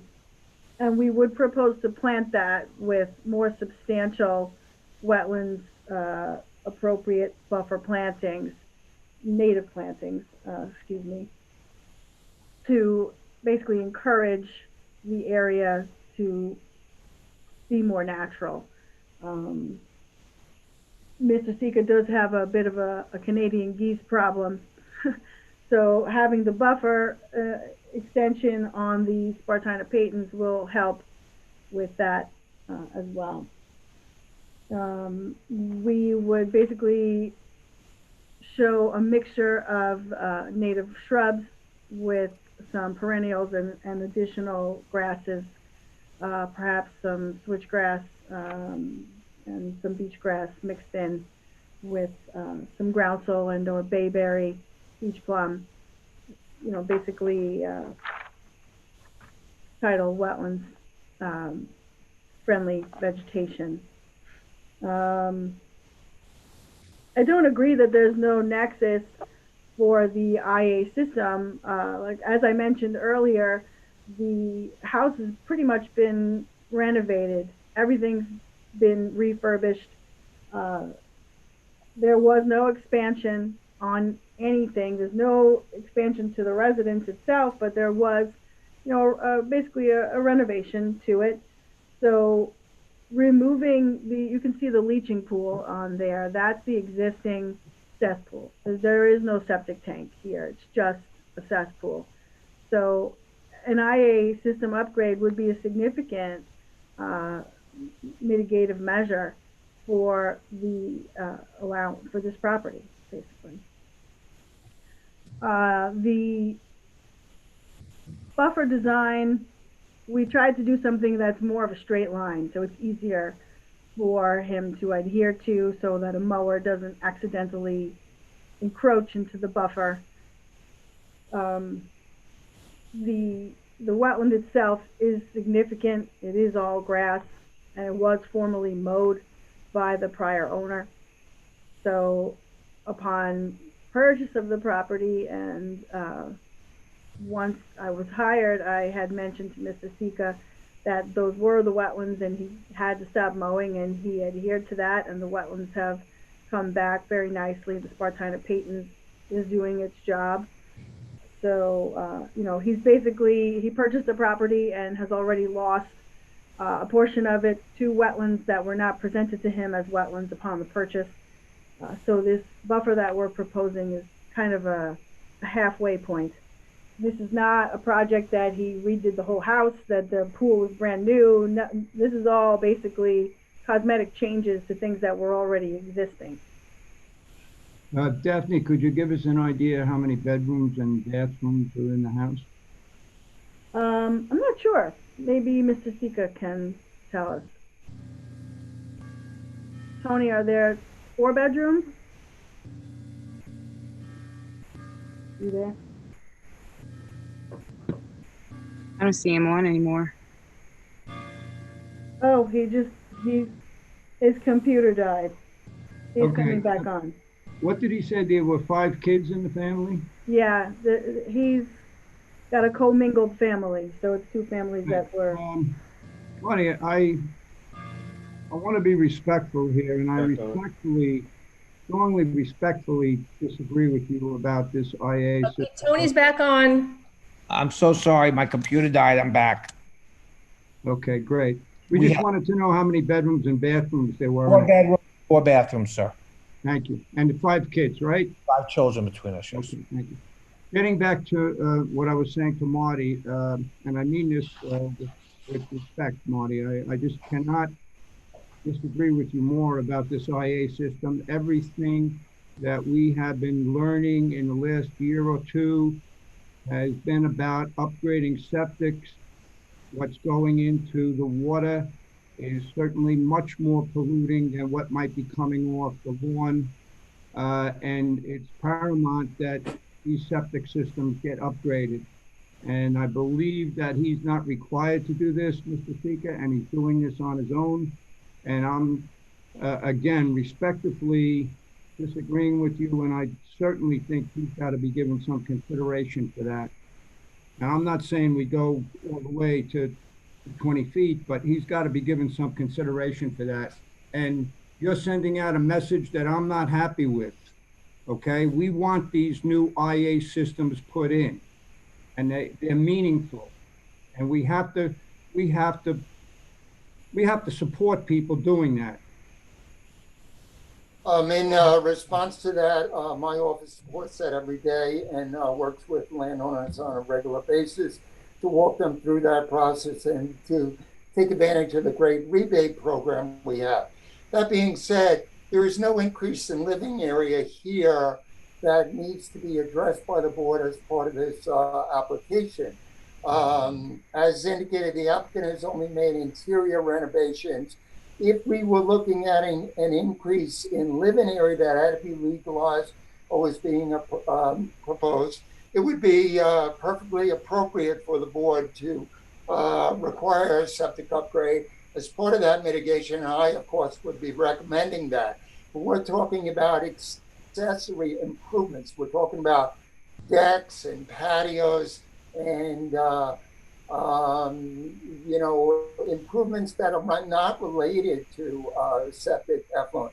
You know, you might want to ask the town attorney's office to weigh in to see whether or not you need to establish a nexus between the mitigation that you're requiring and that the potential activities of the construction that needs to be legalized. The two things are not related here. Mr. Sika is, of course, welcome to work with my office and the Community Preservation Fund to undertake a septic upgrade. But I just, you know, if you read the law, I don't see any provision in the law that would make it appropriate for you to lessen the required naturally vegetated buffer because he's willing to upgrade the septic system. Are there any buffers on the property to the south and north, number 30, let's say? No. Is there a buffer there? No. There's wetlands over there, right? Yes. They put a pool in and a deck in 2017, correct? And the pool looks like it's 108 feet. The property to the north? I think the south, I'm not sure about that pool. That's an older house, the house to the south. That's also been for sale for quite some time. The house to the north, that pool. Above ground permit for June 2nd of 2017. Oh, I don't know. Yeah, I don't know. You know, we'd be happy to check the history on that. Because I don't see wetlands on any of these properties next to the applicant's property. I see an opportunity to get a buffer and an opportunity to put in a D-night system. And I'd rather have 25 feet of buffer and a D-night system, and as a practicable alternative for the mitigation, like you said, of not extending the footprint of the house. They could have gotten an admin permit for this. I know that the landowner to the south has offered to sell his property to the town for preservation purposes. We're working on those negotiations right now. No buffer. What? You got a permit. I can check on that right now for you. I don't have that information right in front of me. I will check that number right now. P075453. First of all, that's a building permit number that you're citing. That's not a wetland permit number. No, I know there is no wetland. Well, then maybe we're happy to look at that and see whether or not the work that he's done is legal or illegal. And of course, there's no wetland buffer anywhere on any of the connecting properties or this one. The applicant's offering a buffer. I think that's good. I think that's a good thing. And I'd love to take the opportunity to take an IA system. I don't think I need to speak to the attorney to think that an IA system is beneficial for this area. With 5 people living in a house, I think that's great. But that's not if you look at an aerial view of this property and of the surrounding area, there are literally hundreds of homes in a very narrow radius of this property. And they are dumping sewage effluent through the natural systems that were approved by the health department, inefficient as they are in removing nitrogen, into this area of western Shinnecock Bay, which is historically a problem area. There's pollution problems in the water for a very long time there. It's very dead. Problematic in a lot of regards. Chris Gober has actually done a lot of studies in Shinnecock Bay. So my point is that our Chapter 325 is designed to enhance the wetlands and their benefits and the surface waters. We need to help the surface waters, and an IA system is one of the most effective ways that we can reduce the nitrogen to increase the health of the surface waters. I don't think we need more nexus than that to show that we can accept a buffer and an IA system. I did do a permit for number 20, East Hyanna, which is 2 doors to the north of this. You see that circular driveway? That's actually a circular paved driveway. That project for that was for redoing that deck, putting a new hot tub, doing some dormer second floor additions, and to put a swimming pool on the south side of that house that's kind of at the same setback as the pool that's in between these 2 properties. Basically, all 3 pools would be in line with each other. The buffer that was required for that project, which is much more extensive than this project, basically covered that portion of the U of that driveway. All of that asphalt was going to be removed, and the buffer was going to go basically right to the landward edge of that U bottom portion of that driveway for a larger project. So if you were to draw that line across, it would meet up with my line and not be out of place.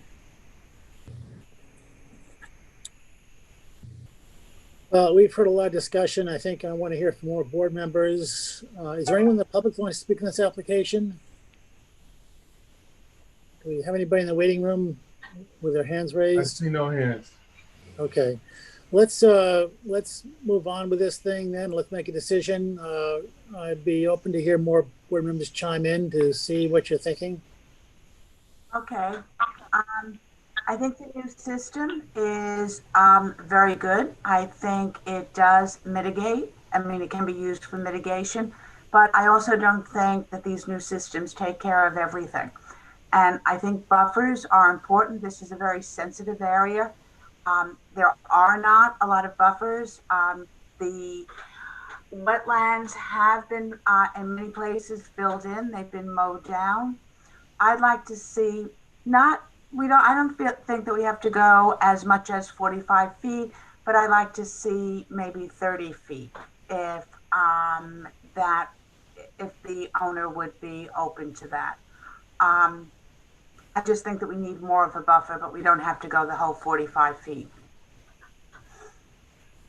Well, that's funny, Ann, because that was in my mind as well, the exact same thing that you just said. I think that the IA is really important, that we really need to take that if we can get it in any property. And beside that, maybe we can come to a compromise between the 25 and the 45 feet, being somewhere in that 30-foot area for a buffer. I'd be happy with that. Do we have a consensus here? Daphne? Yes. Who's that, Tony? Yeah. Great. We got 30 feet. We good? Well, 30 feet how? 30 feet in the non-linear configuration. If you bring up my sketch again, I think we're trying to make something a little flatter as a line. You were straight across. Out. So the reasoning behind the irregular shape is to just try and make it a linear configuration that would afford him some space just beyond the swimming pool. So when you say 30 feet, I have 25 feet on the north end. I have 20 feet at that 45-foot arrow, and then it's 10 feet off of the Phragmites. Well, I was thinking more about following the contour of the flagged wetlands. That was in my mind. What's the, Daphne, I see the buffer is 25 feet on the top of the survey. What's it on the bottom of the survey? It's only 10.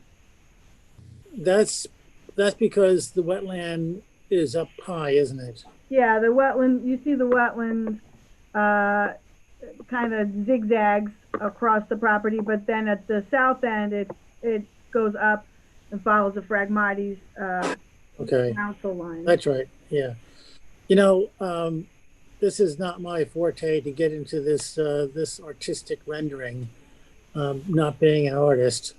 I'm just going to throw out something that you can wrestle with. Suppose you move that 25 feet to 30 feet, move everything else up 5 feet, and draw a straight line across.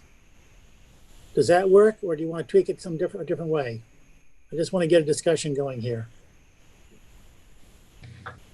I would be open to that, but that would really be, a maximum that I would really agree to. I'm doing what I can. I'll take away the sand that was there. And, and it is true. I'm going to have the only buffer. There's 5 houses in a row. I'm the only one with a buffer. I didn't do any additions. I am full-time here now, so I'm just trying to be compliant. I'm trying to do everything right. But, the home 2 up for me, which I hear is going to go for sale, possibly, and I'm actually looking at it for a relative. They wanted to plant the entire backyard, and they're adding a tremendous amount of work to the house, substantially more than what I've done. So I don't see why it's fair that I would have to do the same plantings. We're not adding the second level and adding a pool and putting in a dock. The previous owner just redid pretty much what was there. So I'm trying to be compliant, but if you're okay with that, I would go 5 more feet across. I want to see if we can get consensus here. Ann, I'd like to see your input on that. I could live with that. I understand the owner's feelings about nobody else around having a buffer. But, you know, as each person comes before us and they have to request a permit, that is our opportunity to try to bring them up to code. So I don't know if that makes you feel any better, that eventually, hopefully, we will get everybody here with new systems and with buffers and bringing back the wetlands so that the water can get healthy enough that when you go out fishing, there will be fish there for you to catch. I understand. Thank you. Well, I think that Rome was not built in a day. I understand that. And I think this is a great start for this neighborhood. And if another improvement comes in this property, then more buffer would be appropriate. I think the buffer needs to be higher up on the south side to match up with what's over there. I mean, and then dip down to the north. Can you be more specific with a proposal? Yeah, I could send Karina an email right now, which I just did. She can post up what I just sent her. Well, you're such a techie. That's what I do. Come teach the rest of us? Yeah, no problems. I get to go fishing, right? Absolutely. I don't know if she got it. But anyway, if you look at like the aerial, if we could, she's there, she is.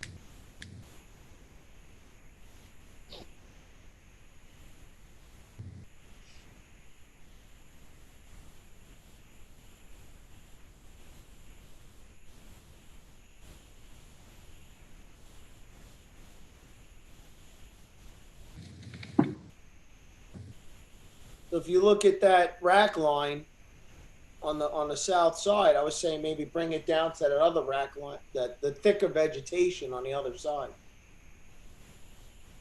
That's all Phragmites.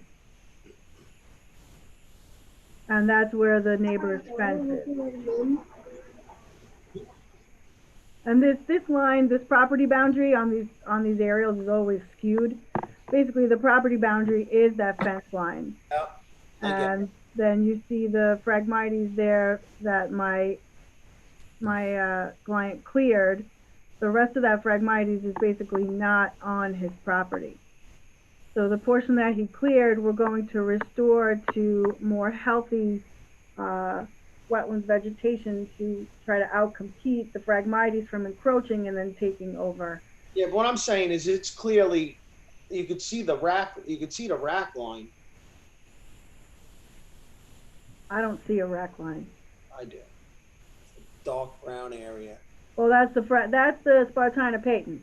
That's the wetland boundary, essentially. Michael, you talking about right at the foot of that dock or the ramp? No, I'm talking about up kind of where the fence is. Right there. Okay. That's the Phragmites. Bringing it down.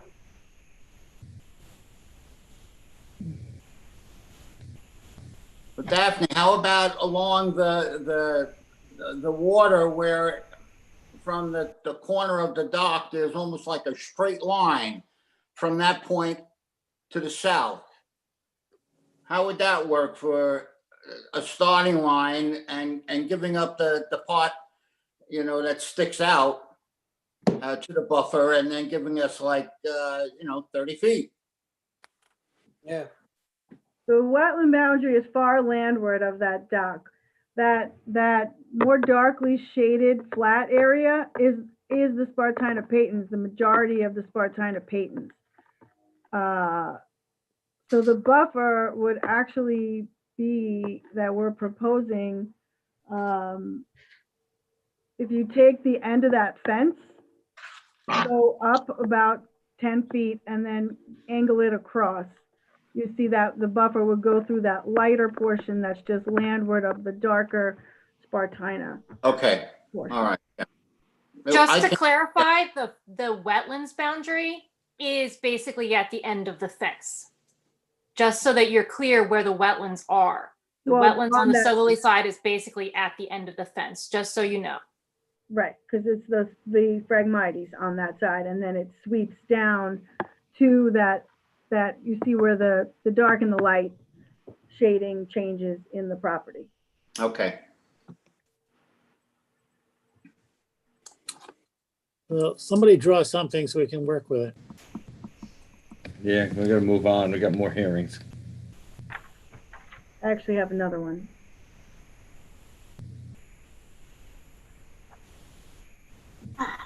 I just wanted to quickly offer in response to a board member's comments about the abutting property to the south. The existing swimming pool and deck, according to our records, predated the effective date of Chapter 325. So the building permit that was issued in 2017, perhaps it was issued to legalize that pre-existing pool and deck. But that's the reason why you didn't see that property come before you.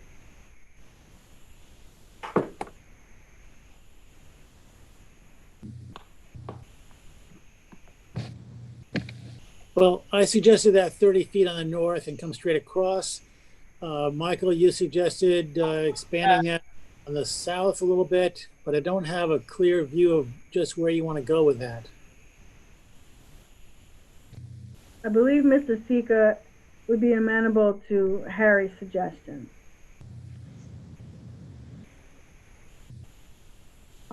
And why don't we make a motion to accept that? Second. It's moved in a second. And Karina, if you can put our faces back up there, and I can see who's lined up there to vote. All in favor, say aye. Harry, aye. Tom? Aye. Sunshine? Aye. George? Aye. Michael?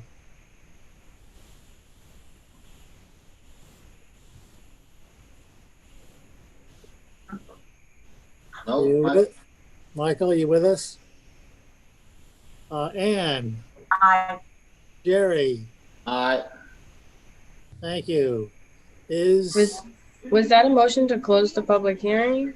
That was a motion to agree to where the buffer will be on this property. The next step is a motion to close the hearing.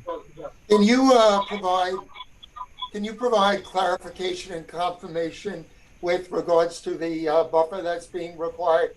Because different members were proposing different things, and it's somewhat difficult for me to understand what you're asking for. Yes, we're going to take Daphne's line, and we're going to move it 5 feet landward in a straight line directly across the property.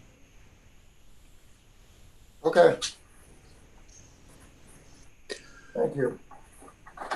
Is there a motion to close this hearing? So moved. Second. All in favor? Harry, aye. Tom? Aye. Sunshine? Aye. George? Michael? Aye. Anne? Aye. Jerry? Aye. Thank you all. Next hearing. Now you're still here. Thank you very much. Daphne, you said you had another one. Do you have another one? Which is yours? Oh, no. Migliori. Wait, I'm 7 months pregnant and I have a toddler. Okay, somebody's got something going on. Who's pregnant for 7 months? I'm Allison LaBarbera and we're next. And I have a toddler that keeps waking up and I keep running upstairs and I'm 7 months pregnant. So I didn't want to have us get cut again for the second time. But if you have to, I guess you have to. I haven't seen my children all day. I know. I know we're all in the same boat. We will try to be quick. 0A020064 Ciro Migliori and Mary Lou Migliori. And do we Okay, have, Daphne Vaughn, Surfside wait a Environmental. minute, do we have affidavits? Oh, sorry. Yeah, I reviewed the affidavit of posting and mailings and find them sufficient and in compliance with the town code. The board has jurisdiction. Okay, go ahead, Daphne. Okay, Daphne Vaughn, Surfside Environmental Planning for the Miglioris, who I believe are also here. They probably should be let in. This is a property located at 31 Barracuda Road in Shinnecock Shores in East Quogue. The property consists of an existing one-story single-family dwelling with an existing deck. The project that we're proposing is a 12 by 25 foot swimming pool that will be basically within the confines of the existing deck, with an expansion to the deck across the entire back of the residence, with a 36-foot setback to the swimming pool and a 33-foot setback to the deck. The deck has I believe it's a 3-foot area on the south and east side to allow for maintenance of the pool and adequate access. The deck is elevated above grade, so the deck itself would serve as a pool enclosure for the swimming pool. The staff report is recommending a buffer 22 feet landward of the existing wood decking along the bulkhead. It's a fully bulkheaded property, 75 feet wide, with bulkheads extending beyond to the north and the south. So the limited jurisdiction of the board is 50 feet landward of the bulkhead. There is a deck along the bulkhead for boat access that has been there in perpetuity. It's about 6 feet wide with the existing, it's called a wood wall on the survey. It's really not really a wall. So the buffer that's being asked for is landward of the wall and not landward of the bulkhead itself, as is typical. The buffer that's being requested is only 4 feet off of the eastern side of the proposed decking. Basically, we're here because 4 feet is not adequate space for the homeowners to utilize the property. They would like to request to have 11 feet of lawn seaward of the deck, which would be an overall buffer of, I believe it's 22 feet landward of the bulkhead. Yes. So we would propose to plant 15 feet landward of the wall, which would overall be 22 feet from the bulkhead, just so that there's some adequate separation between the buffer and the structures. There is a silver maple tree on the property on the northern side that we were originally proposing to remove. My clients have decided to keep the tree. Marty's requesting to keep the tree in his report. We would like to have some ability to trim that a little bit so it doesn't impede upon the deck, but it would be minimal.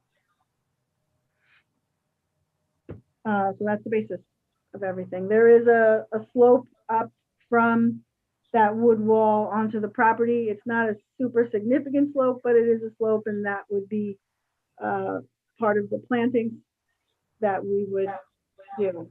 They don't necessarily want to do just a beach grass buffer. They would like to do something a little more substantial with some interest of native shrubs, grasses, wildflowers.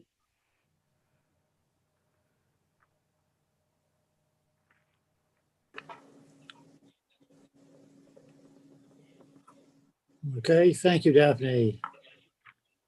Thank you. Marty? Marty Shea, Chief Environmental Analyst for the town. There is a preliminary advisory report on file dated November 2nd, 2020. I did have an opportunity to go to the property last fall. I also returned to the property today. I returned there today because I was concerned about the initial plans to cut and remove a large mature silver maple. I did have an opportunity to talk with the landowner while I was at the property, at which time he agreed to prune some branches on the tree rather than cut and remove the tree. Typically what I do with an application like this is I look to see if I can recommend for approval the exact project plans that are proposed, which is exactly what I'm seeking to do. At the same time, recommending that the buffer be consistent with the standard policies and buffer requirements that the board has set for Shinnecock Shores for bulkheaded lots on interior canals. As this board knows, on interior canals, the board seeks to establish a minimum construction setback of 40 feet to be mitigated by a minimum buffer of 15 feet in cases where there are existing decks or walks that the applicant is looking to retain along the bulkhead. The board asks that 15-foot buffer be established landward of that walk. Where the applicant is seeking a lesser construction setback than 40 feet, which in this case, the applicant is seeking a 33-foot setback rather than 40 feet. The board asks, as a matter of policy, that the buffer be increased at a 1-to-1 ratio.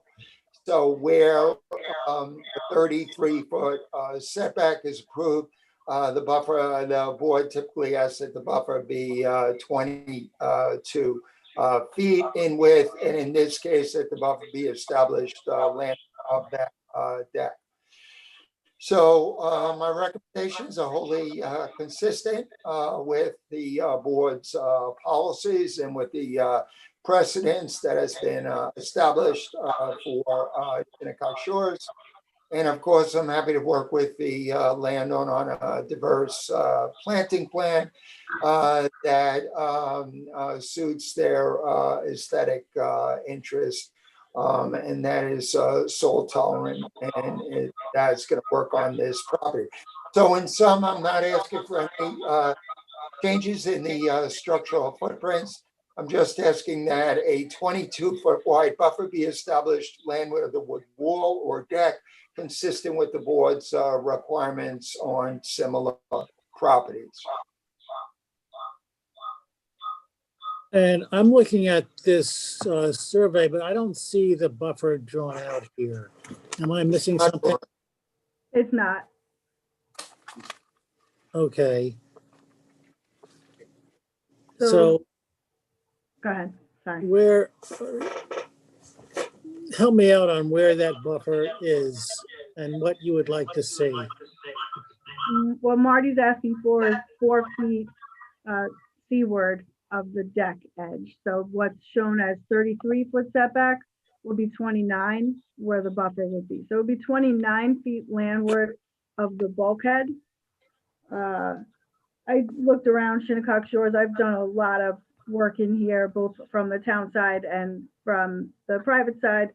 And a lot of the buffers range between 15 and 25 feet landward of the bulkhead, usually with allowance for existing wood walkways along the bulkhead, because this is a canal community where pretty much everyone has a boat that they're utilizing on their bulkhead.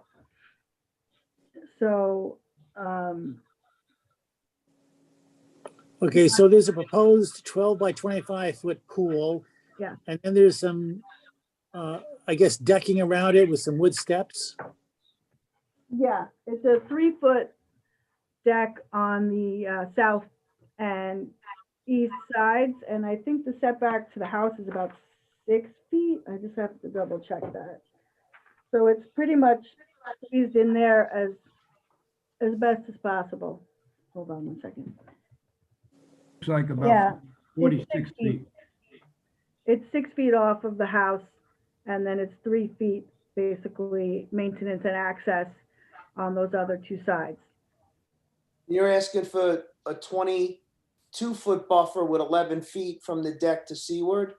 Yes, 22 feet landward of the bulkhead itself, not the wood wall. So Right. 15 feet of solid planting. Oh, 15 feet.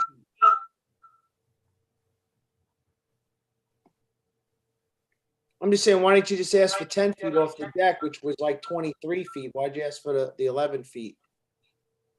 I don't know, because it's 15 feet's an average and a round number for the planting. I think 10 feet is probably reasonable. I mean, I've seen 10 feet on a lot of our projects, so it's as a walkway, you know. Yeah, We typically do 10 feet off a structure for maintenance. I think that if the board is amenable to that, that's not an issue. So then it'll be 16 feet of plantings. So typically where the board wants a greater maintenance access, they ask the applicant to consider reducing the size of the footprint. As this board knows, I work on many applications at Shinnecock Shores, and the board is requiring that the buffers be established landward of any walkways along the bulkhead. I need to mention that for some reason losing power at Town Hall, and I may not be able to connect, trying to see what's going on with the power. If so, Therese is going to have to handle the rest of the meeting. Otherwise, I'll have to try and drive home and get back on the meeting at home. Trying to see what I can do with the power here. Okay. So I think, Michael, you proposed that 10-foot setback. I need to hear from other board members what you're thinking.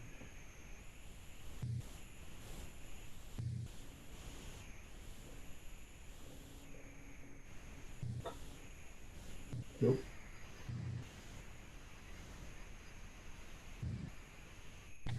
How much buffer is that giving us?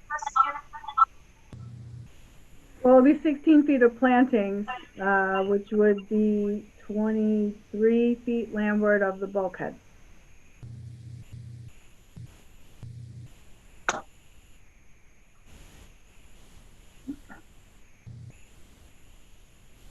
You're good? Yeah, You good with that, Ann? I'm good with that. Okay. Jerry? Yeah, I'm okay with that. But I want to point out that they're putting an application for a pool. And, you know, they're taking away space they have. So, you know, I'll go with it, but I would like to see as much buffer as we can get. Because, like I said, the application is for a pool, which they don't have. So, yeah. Whatever we can get in the buffer, I'd be happy with.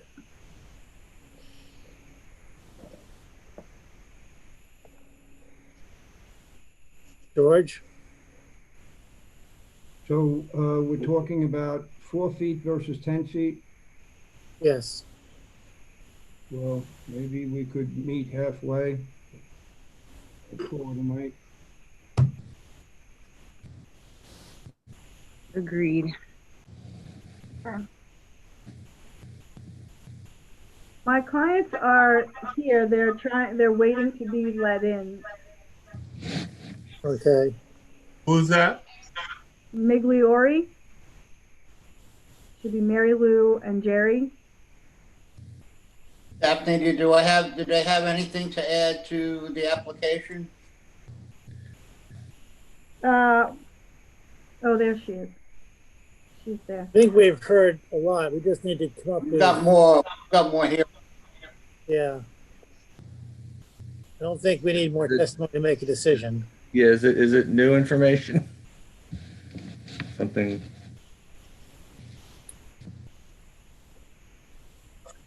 You have to They're unmute. muted. You have to unmute yourself. Okay. Good evening, everyone. Mary Lou and Jerry Migliori. Hello. Hello. How are you? So we're A little stiff here. Go ahead. we're at the place of trying to resolve this request of expanding the available space outside of the deck by the pool.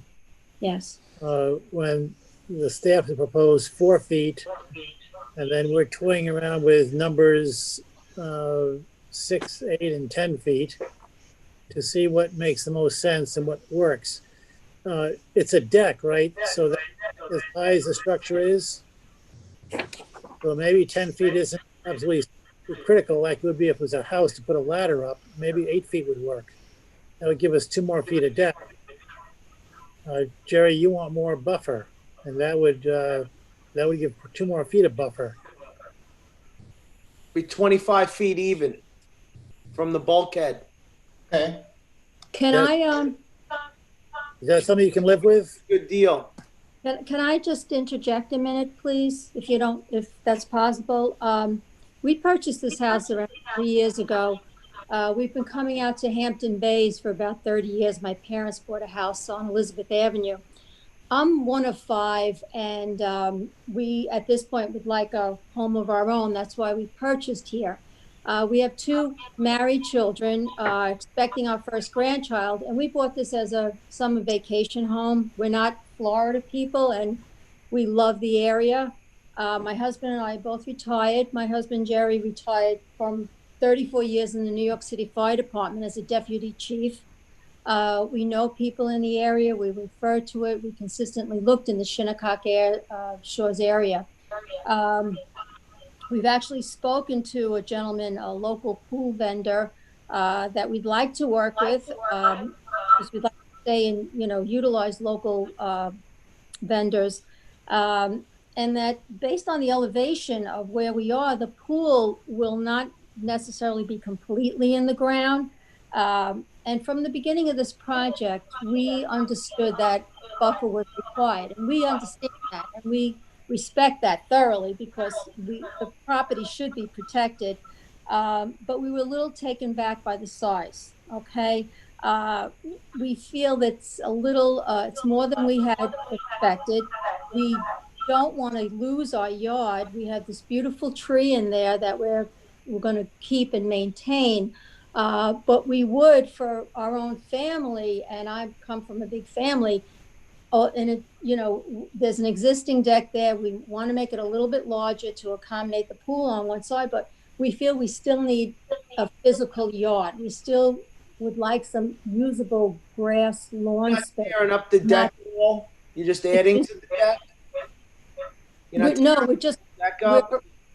The deck's going to be redone, totally redone. So it's getting torn up. It was a summer home, and now it's going to support a big family. Is there a D-night on? No. It's just. No, it's just a lot of visitors side. there with the pool. They're going to want to jump in the pool, and they're going to want to go swimming. And we offered you a pretty decent buffer. Is there a D-night system on this property? Excuse me?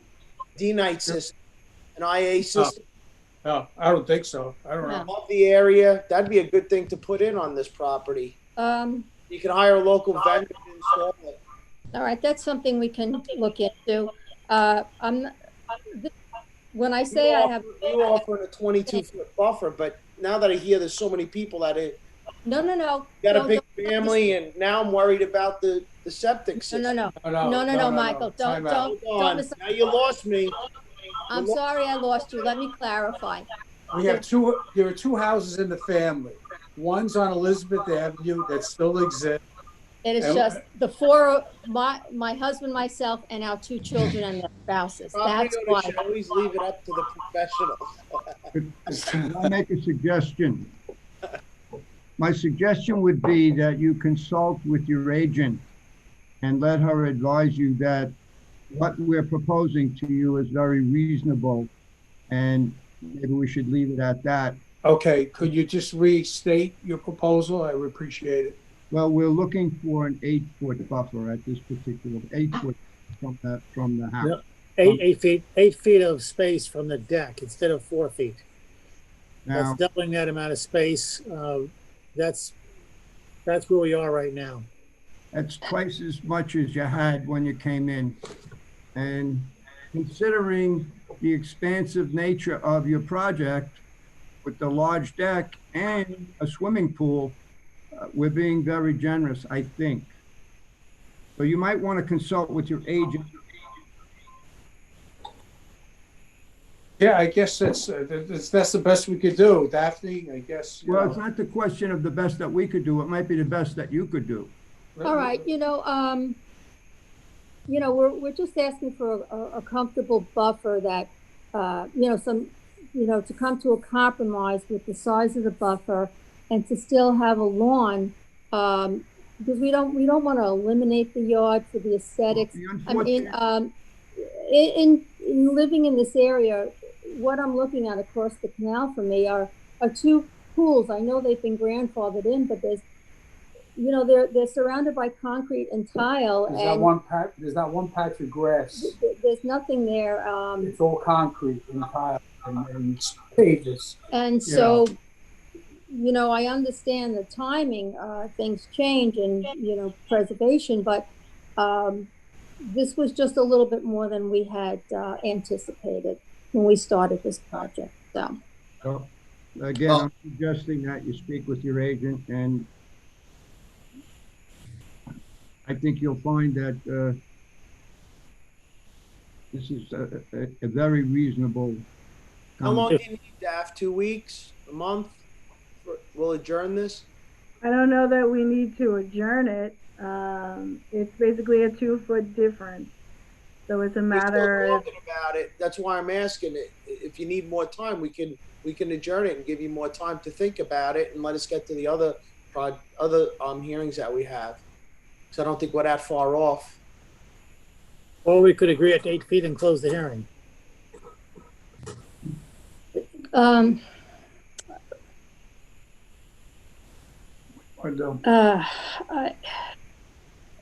don't want to. We want to get this project started. We want to get this project started. We have a grandchild coming by the summer. We don't want to ruffle feathers. We want to preserve, we want to preserve everything. This is becoming a little bit, not what we thought. But if we were hoping for just a 15-foot buffer, but now we're looking at a 17-foot buffer, if my math is correct. It may not be at this hour. May I say something? You're getting a pool. Okay? Correct. You are getting a pool. I don't know if I can say that any clearer. All right. You know what? That's fine. 8 foot would be lovely. Thank you. Motion to close the public hearing. Did I ask you, is there anybody in the public wants to speak in this application? Charlie, is there anybody with their hands up? I did? Okay. I see none. Is No there hands. somebody? There's no hands. No hands. Okay. Go ahead, George. Motion to close the public hearing. Second. All in favor? Harry, aye. Tom? Aye. Sunshine? Aye. George? Aye. Ann? Jerry? Aye. Michael? Aye. Thank you all. thank you. Thank you. You're muted, by the way. Property. Enjoy it. Thank you. Thank you. Okay, the next one is A020062, Casper and Allison Labarbera. Barbera. Thank you for your patience. Thank you. I have Who reviewed is, the affidavit of postings and mailings. I find this to be sufficient and in compliance with the town code. The board has jurisdiction. thank you. Who's here to present this application? My Should we, expediter is here, Kevin. for you. All right. Okay, Kevin Springer for the applicant. I know it's been a long night and I've got two in front of you, so I'm going to try and make this as quick and easy as possible. Okay. We have new owners at this house, have only been there about less than a year. They are parents with one small child and a baby on the way, as we was mentioned before. So what we're trying to accomplish, the house was bought with a deck that was obviously built without a permit, and we are trying to demolish that deck, build a new one, which would be only a few feet more in depth, bigger than what was there. And we are taking the stairs out of the rear yard and putting them to the side a little bit. The couple of things that Marty brought up were, he would like us to take the deck to smaller, which at 15 feet in depth, I consider, if you go through that neighborhood, which I've done a million times, is very small. I mean, even the last applicant with their pool and deck was considerably larger than that. The other thing, the main thing is the buffer. So he is looking for, which is beyond my wildest dreams, but almost a 26, what do you say, leaving us 3 feet, a buffer of 26 feet, leaving us only 3 feet of lawn space. Now, all I have to do is look across the canal to 16 Shinnecock and 18 Shinnecock. They both have pools and decks, and were both granted 10-foot buffers within the last 2 years. You can withdraw your application and you can apply for that. What's that? You're free to apply for that, and you can modify this application if you wanted to get a pool in there. No, we don't. But that's the thing, is we don't even want a pool. We just want this. Your property, not really someone else's. We're talking about this one. Yes, I'm talking about our. But I'm saying in comparison with the large buffer that was being requested by Marty and the staff. If you look through, and I'm saying, I was just pointing out that if you go across this, directly across the canal, is 16 and 18 Shinnecock, which have pools and decks. The last application is what I'm saying. And yes. you can. And I'm half that size. Yeah, no, I'm just saying you can request the pool too. But we don't want a pool, and I don't want to shorten a deck that's only 15 feet in depth. Okay. All right. So let's keep the application to your property, please. Yeah. Yes. So 20 I'm was just comparing. So what I'm asking for is, I would like to keep the deck as is. We took the stairs out, which helps the situation, the existing stairs, and moved them to the side. Even if we do a 10-foot buffer, that's still only going to leave us 13 feet of grass, which I don't consider an extraordinary amount by any stretch of the imagination. I mean, basically, it's for the two children to play. There will be a fence at the beginning of the buffer. The buffer would basically be the American beach grass. Where'd that go? You know, the rest of the decking is second floor decking. Mr. Springer, I'm not familiar with the property. I haven't been there. Is that lagoon, is that a man-made lagoon? They Yes. consider it a Dug Lagoon. Yes, just like the rest of them. It's all Shinnecock Shores. Thank you. No problem.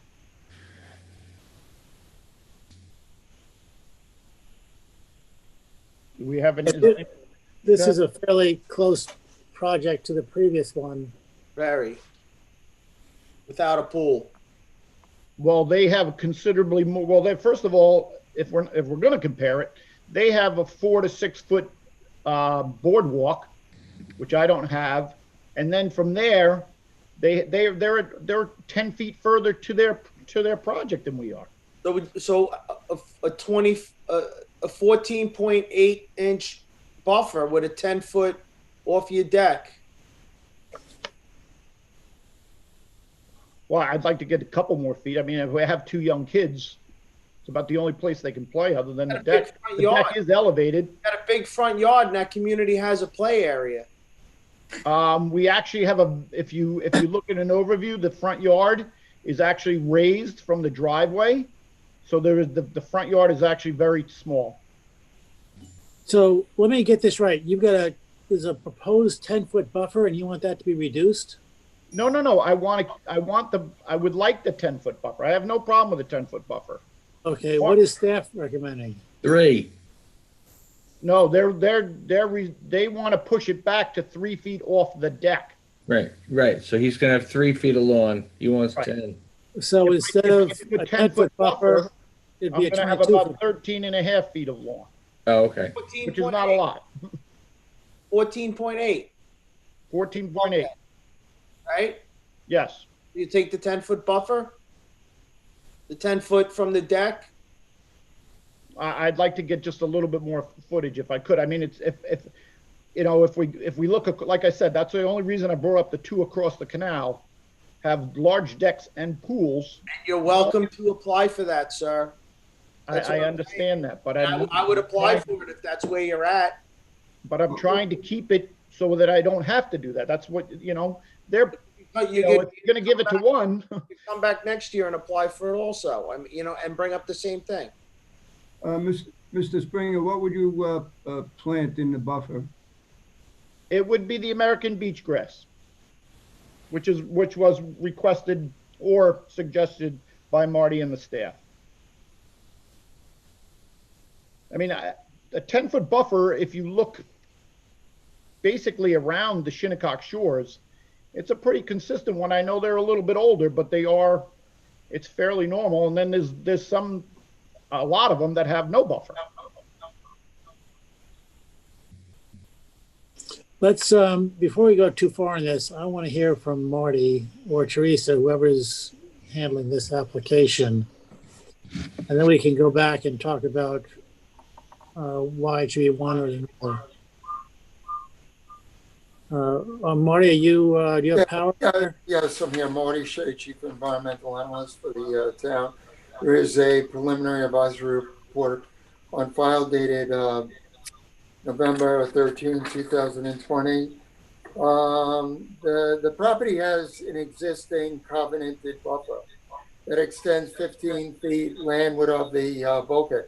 Property is not in compliance with that. They have lawn going down to the bulkhead.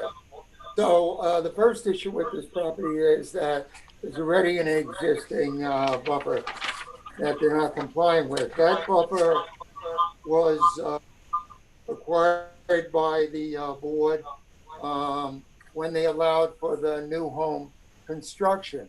The difficulty, of course, with this property is the house is very large for Shinnecock Shores. So the prior authorization of a large house, as desired by a former landowner, has now resulted in constraints in terms of accessory improvements. So I have recommended not only that the existing covenanted buffer be brought into compliance, and you'll notice that there's a fence 10 feet off the bulkhead. My recollection on that was that I got contacted because there was concern about kids falling in the canal. And they said, we need to do something immediately to prevent the kids from falling in the canal. And I said, I'm going to let you put in a temporary fence 10 feet off the bulkhead. And then when, you make future application for something, we'll sort that out. So in order to bring the existing buffer into compliance, of course, that fence would have to be moved to 15 feet landward of the bulkhead. The recommendations that are contained in my report are consistent with the standards that the board has been applying to virtually all the properties in Shinnecock Shores. Again, as mentioned at the prior hearing, the board's policy for many years has been that new construction has to be 40 feet back and it has to be offset by a 15-foot buffer.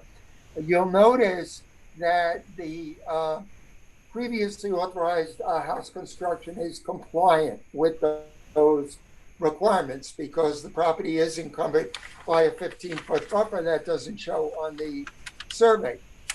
So, in cases such as this, where now the landowner wants to build further improvements further seaward, again, as discussed at the prior hearing, it's the board's policy to require increases in buffer beyond that 15 feet at a 1-to-1 ratio to offset the closest setback of construction.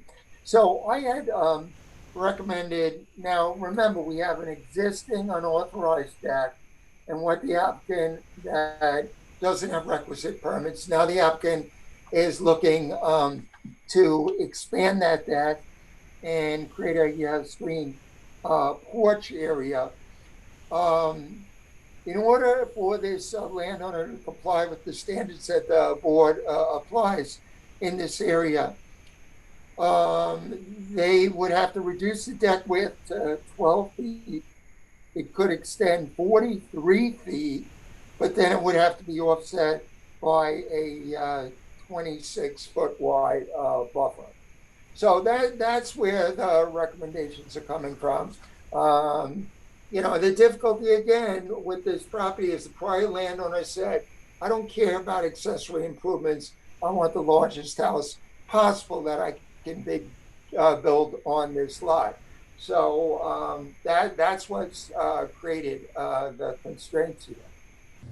So in the event that the deck width was reduced to 12 feet, they could extend it to 43 feet long, and it was coupled with a 26-foot wide buffer, they would be compliant with the policies and standards that the board typically applies in Shinnecock Shores. Lastly, I just want to quickly mention, it should be in your packet. We did receive a letter of concern about this project. Yeah, the letter is not signed, but it raises concerns with regards to the planned increased square footage on this property. Thank you. Marty, what kind of buffer would you like to see here? Well, if you wanted the construction on this property to be consistent with the board's policy for this area, again, the deck would have to be decreased in width. It could be extended for 43 feet, and the buffer would have to be increased, would have to be maximized on this property. Well, so in other words, he's going to have to diminish the deck, and then he would have to have a 26-foot buffer? Is that what you're saying? Yeah, the deck width would have to be reduced to 12 feet as opposed to 16 feet. And then the buffer would have to be increased to 26 feet off the bulkhead. That the buffer would would give you the deck then, right? Yeah, that would give you a narrow separation between the deck and the buffer. Can I speak? Well, just 1 second, sir. Yep, no worries. Marty, if we, let's say for argument's sake that we leave it at 15 right now, and you bring the buffer almost up to the deck. Maybe you give him 4 feet. Would that be unacceptable to you? Well, while it may not be consistent with the standard policies that the board has set for this area, it would probably be somewhat consistent with the decision that you apparently reached on the prior application. Well, I'm not basing it on the prior application, but I'd like to see if we couldn't meet, somewhere in the middle here. If we cannot, then we'll push for the 12-foot deck and a 26-foot buffer. But I thought maybe we could meet somewhere in the middle. Well, because we have many lots in this subdivision, I try and be as fair and consistent as I can, and I work off policies and standards that the board has adopted for the properties. Yeah, there are a few circumstances, there are a few cases where there were unique circumstances and the board may have lessened those requirements. But, at the very least, I would say the buffer, needs to be, if they want to go with this size deck, I would say the buffer needs to be 20 feet. Now, I know the landowner has expressed concern about loss of the lawn area since they have a family, but, you're dealing with a difficult lot here because you've got a very large house. Yes, and he has to make a decision if he wants a large deck or if he wants more lawn. So exactly. I would argue that this board is very consistent, working with not only your office but the property owner, recognizing that there are other practicable alternatives and mitigation measures that come into play. And as you just put forward with this project, this is one of the largest houses on the block, and he wants to have this 15.5-foot deck. I agree that he should have a 20-foot buffer from the bulkhead out. Yeah, well, that's what I'm suggesting. Well, can I speak? Because here's one of the issues. They bought the house. They didn't build this house. They bought it. They attempted to take care of this deck issue. I don't have any problem doing the 15-foot buffer that was obviously the original owner did, and then ditched this whole plan to begin with after he built the illegal deck. A 15-foot buffer is going to give me about 9.5 feet of lawn, which I don't consider a lot for 2 children, and I don't think a 15-foot deck in depth as compared to what goes on in the neighborhood, I think that's kind of actually small. That's my opinion. I see decks that are, if I was to extend it and put a pool in it, what would we do? You couldn't even put a pool in that one. I'm not familiar with your 45 square foot deck. What about the house? What about the house in comparison to homes in the area? Every house on Shinnecock is bigger than this house. Every one of them. All right. And those are all new. They're all new buildings within the last few years. They redid that whole road.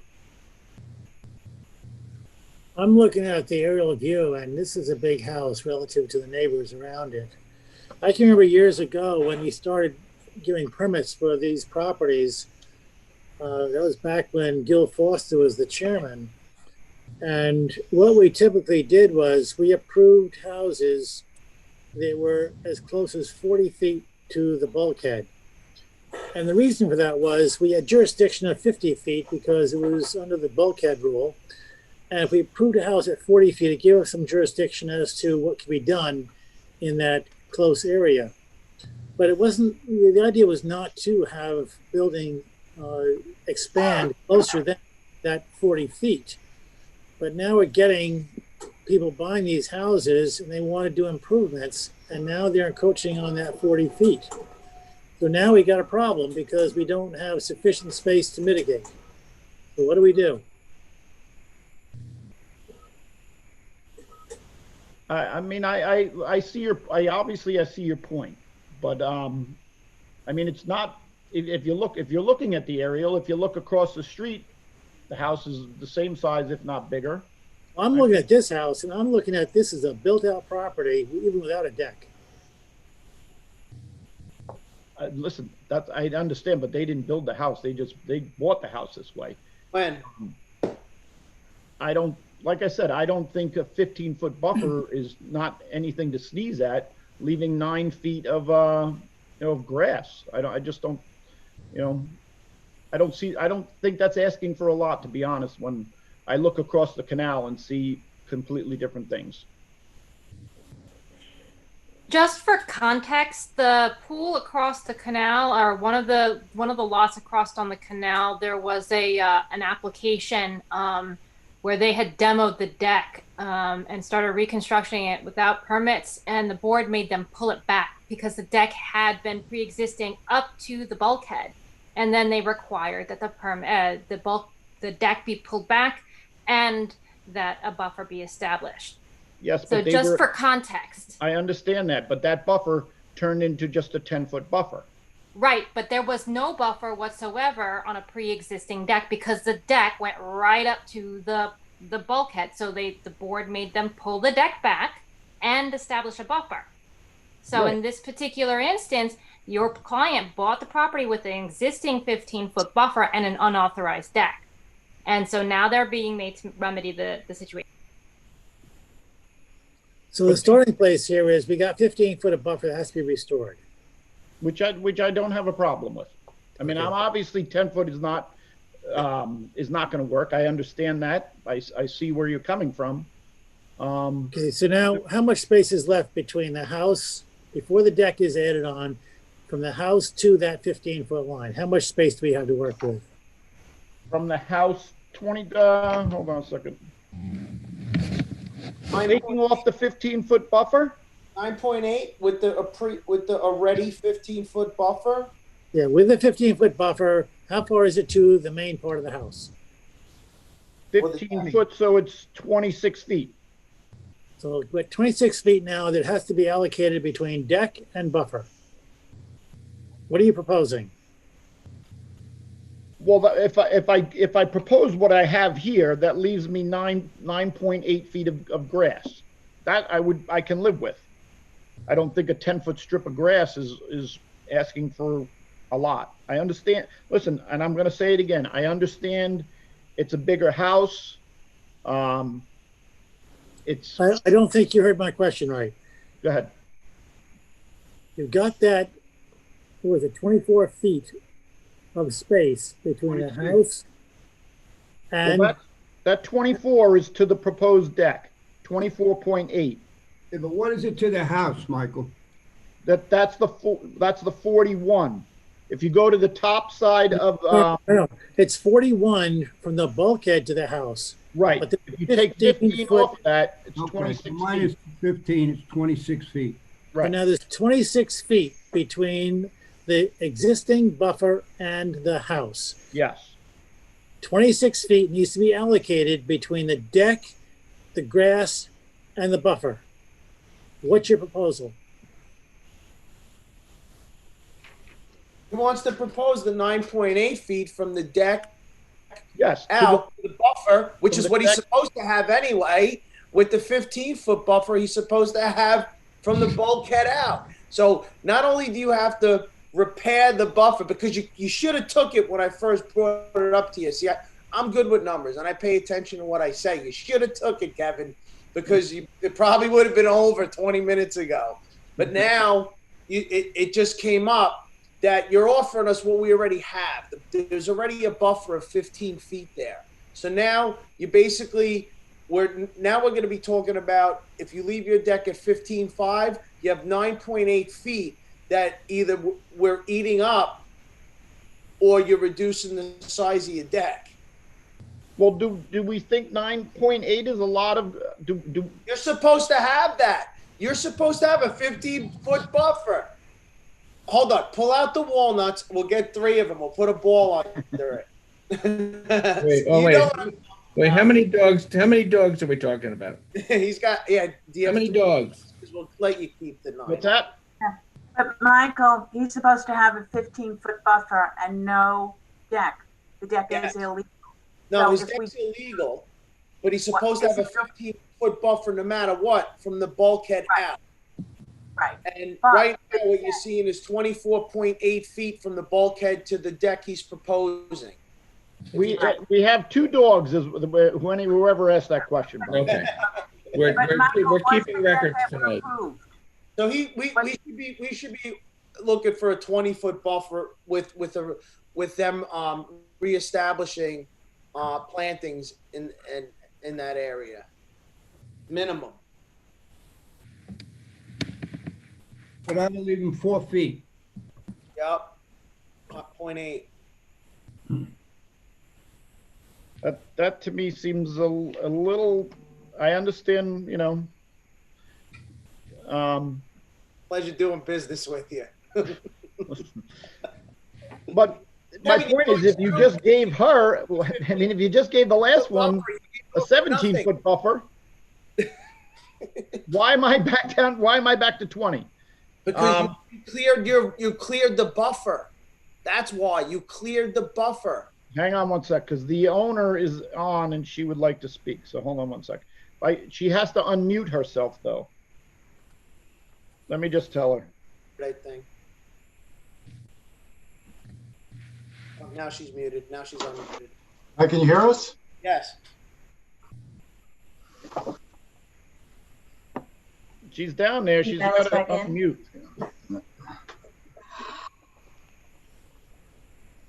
Oh, wait. Now she says she has to dial back in.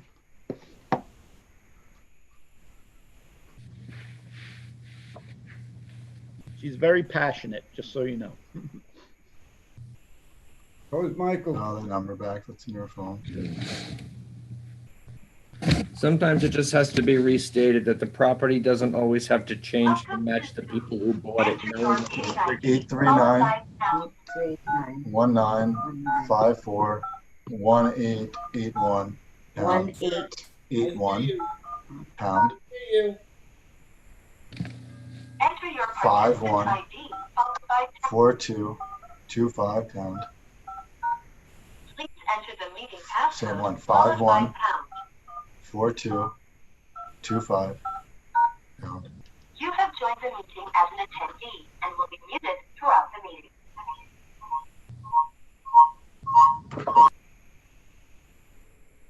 If you're calling in and you also have it on Zoom, we can hear you. And by calling in, you're making an echoing sound. So we could still hear you if you want to speak via what other mechanism you're in. But having the dual phone and the other mechanism, it's causing the reverberation.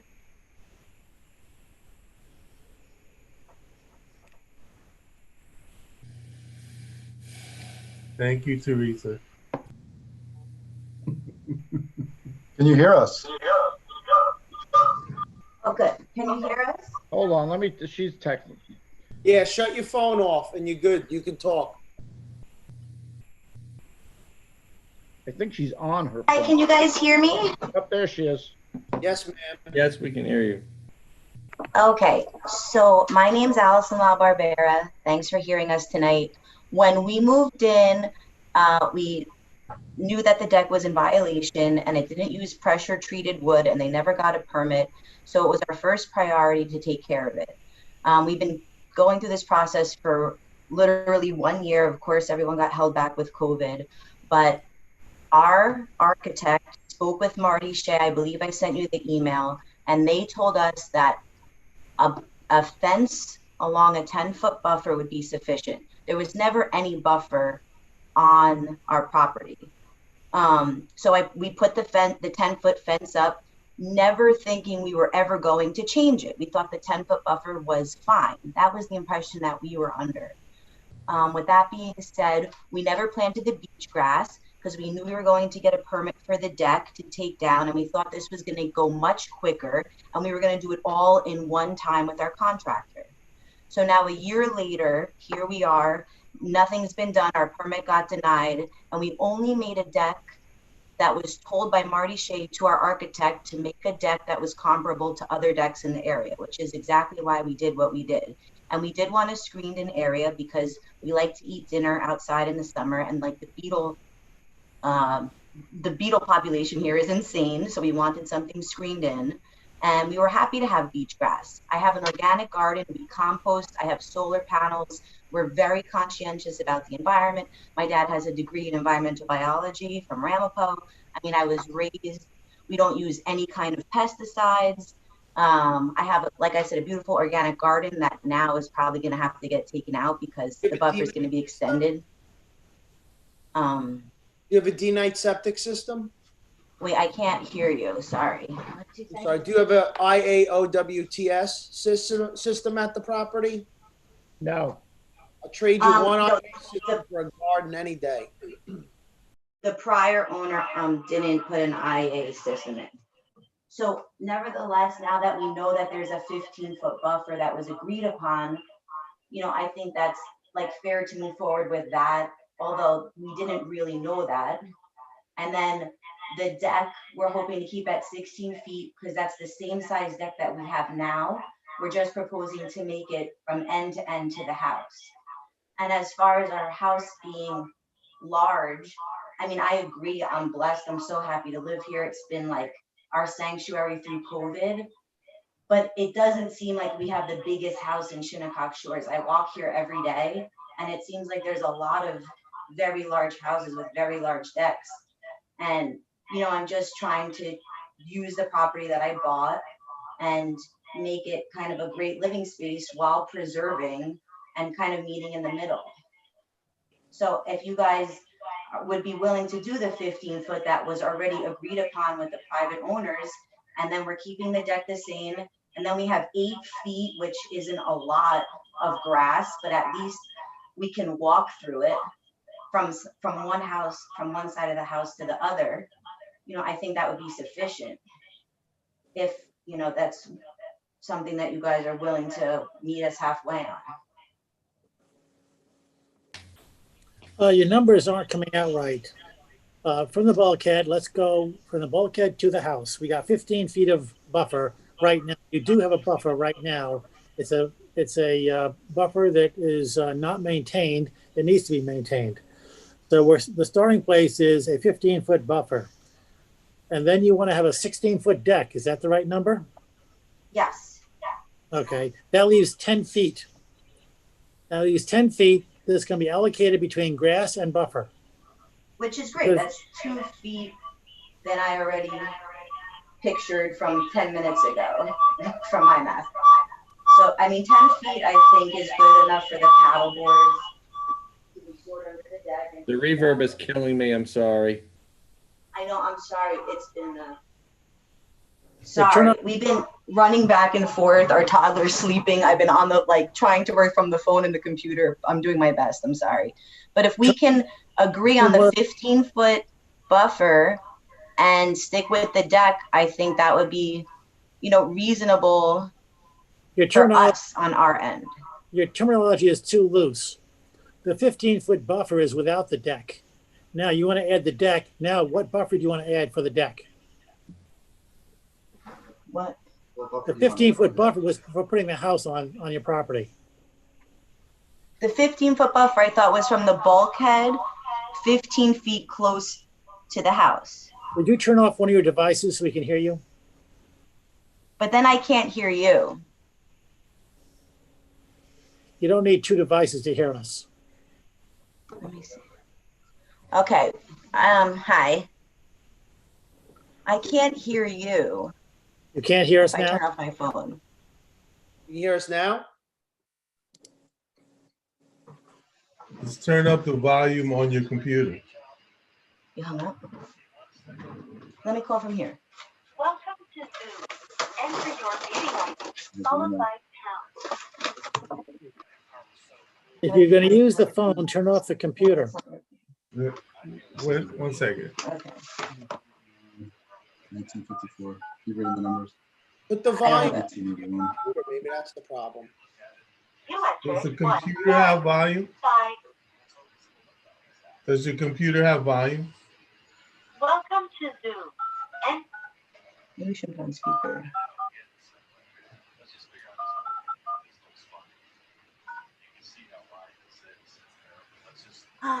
Your participant Keep ID reading the number. followed by 51. I 4225. think her computer speaker is low or 51. Oh, 4225. You have joined the meeting as an attendee and will be muted throughout the meeting.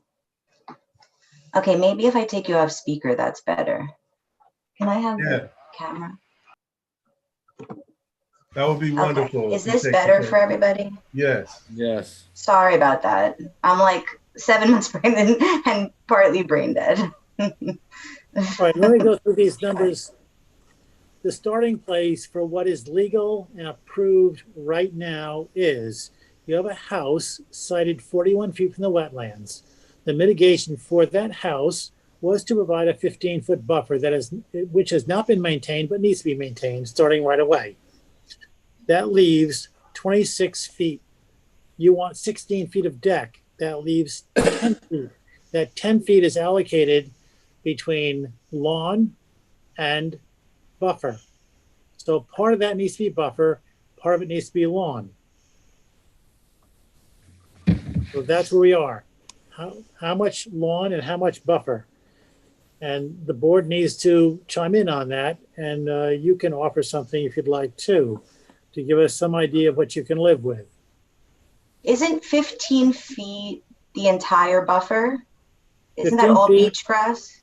15 feet is the entire buffer right now, which is mitigation for you having a house on that property, not for you having the deck. The deck is additional building which has not been mitigated. We need to mitigate that deck. So that deck is being mitigated by allocating that 10 feet into grass and buffer. So we need to talk about. If you want the deck, you're going to have to give more than the 15 is basically what he's saying. If you want the deck, you're going to have to figure out how you're splitting that 10 feet between grass and buffer. You're going to have to give more than the 15 that is already existing and required in condition that was conditioned for building the house. Yes. So could I have 8 foot of grass and 2 feet of buffer in addition to the 15? Is that what you're saying by splitting it up? That is, yes, now you're talking the same language. Yes, that's a proposal. 8 foot, I think, is decent enough because I really would like to get from one side of the house to the other via using the backyard. Now the board needs to weigh that. Is 2 feet of buffer sufficient mitigation for that 16-foot deck? I don't think so. I'd like to see more. The house is big. That's a big deck. That deck was never there. So we're now giving a deck, and I think we need more buffer. I wouldn't want to see anything less than 20 feet. Split it 5 and 5. Right. Yeah, I see. It's actually 4.8 and 5. I mean, 4 feet, that's like not really even it's almost like an arm span from arm to arm. That'd be a pathway. That's a typical size pathway we have between through a buffer to the deck, to a waterway, the catwalk.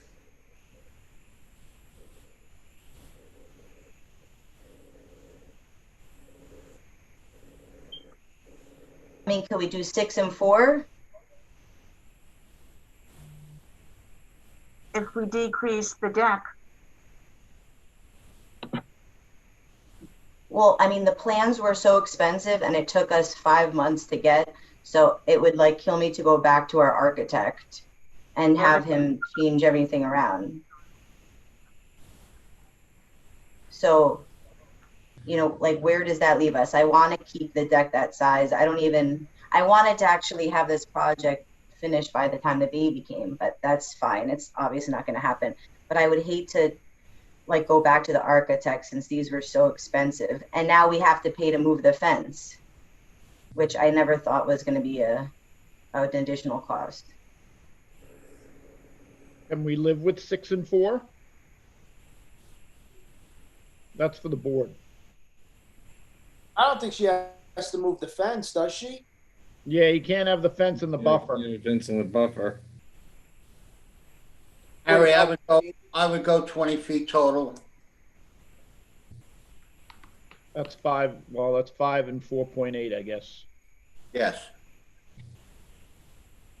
I can live with that. I would. Yeah, I can live with that. I prefer to see 5 feet of space around the deck. I never like to see us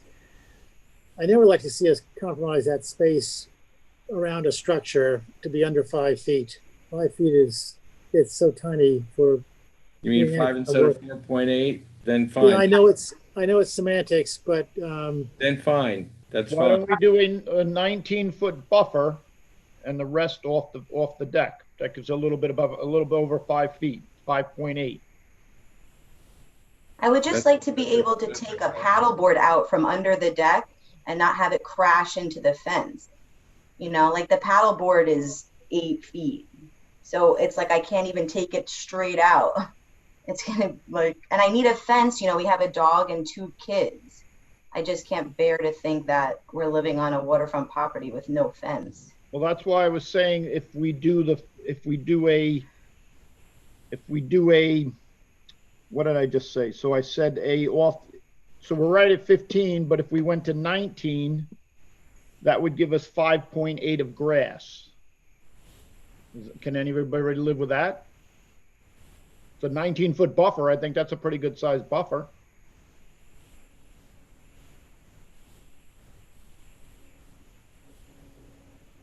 What do you say, Ann?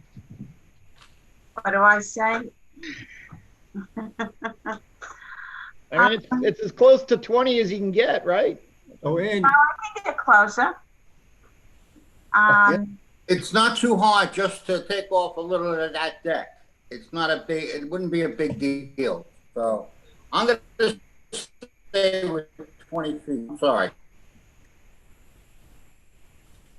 And what Harry said, giving a 5-foot, you know, walkway, that does make sense. Well, here's the problem is if you do that, then the buffer is going to be an odd number. The buffer would be a 19.8. I mean, if everybody can live with that, that's. Can we also just consider the gate opening from the fence? Like if the gate is open, it barely gives someone, you know, a foot or 2 to walk past. Open it inward towards the water. Yeah, I guess that's a. You can also put the gate at the north or south end where you're gonna have more room. I know. I just didn't expect to pay more money for all this stuff, but that's what we have to do. We have to do. Harry? Okay, can we resolution here? Can we move on? Yes, give them 5 feet and let's do it. Is there anything else on this application we need to contend with? So just so I'm clear, so I can go over this with Marty, it'll be a 19.8 foot buffer with 5 foot to the deck of grass. Yes.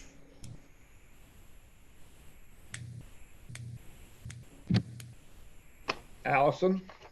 Oh, is it? I mean, yeah. I don't have a choice. Is there a motion to close the hearing? So move. Second. It's been moved and Thank you. seconded to close the public hearing. All in favor? Harry, aye. Tom, Aye. Michael, Aye. Sunshine, Aye. Jerry, Aye. George. Aye. Did I skip anybody? Ann? Ann. Oh, sorry, Ann. Okay, we got everybody. I just saw the pictures back up here. All right, thank you, folks. We have one more public hearing. That would be me. That is A020070, Peter E. Castro and Joanne R. DeMaria as joint tenants with rights of survivorship. I've reviewed the affidavit of posting and mailings, find them sufficient and in compliance with the town code. The board has jurisdiction. My dad said, "You got the deck, great. Later, you take back the buffer." Oh, God, next you gotta turn the camera off. Okay.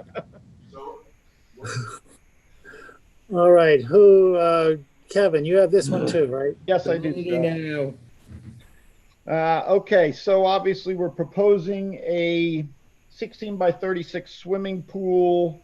We have a couple of issues here is Marty had requested that the proposed pool equipment be moved. I've already spoke to the owner about that. That will be moved to the side of the house. So that will not be an issue. He was looking for, I believe, let's just double check this, I think it was a 24-foot buffer. 23 or 24.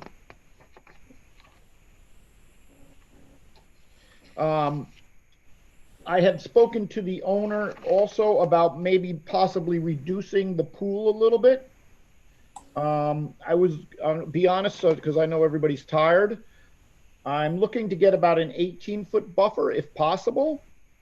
The only request that the owner really has is that the frame shed, which is on blocks, it is a CO'd shed, that it could stay there because there really is no other place to put it. He's willing to work with the board on all the other stuff, but that's his main concern. Obviously, the fence that any fence that exists going into the buffer would be removed. You either have to sculpt a buffer around the structure or you can't have structures in the buffer. That's non-negotiable. Okay, yes. So that my question is can I sculpt around the shed?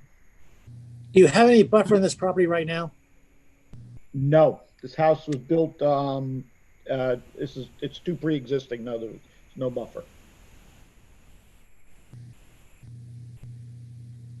So the proposal is a swimming pool? Is that your project? Yeah, swimming pool with some pervious pavers. That's about it. The reason also for the 18-foot buffer is there is a slight up incline going from west to east from the bulkhead towards the house. And that would just kind of at the 18-foot part, we could actually put a wall there. And that would, and then if I have to, I can actually, Why does it say wetland preservation area in the water?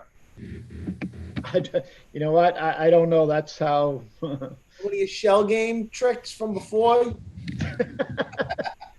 I'm not a surveyor, bud. I couldn't tell you. That's the way he wrote it up, and I don't even know the surveyor. So. Springer, just checking. Michael, just to answer your question, the properties go out midway into the canal. So technically, when a covenant will be filed, that area will be considered a wetlands preservation area. Right. Here we all learned something.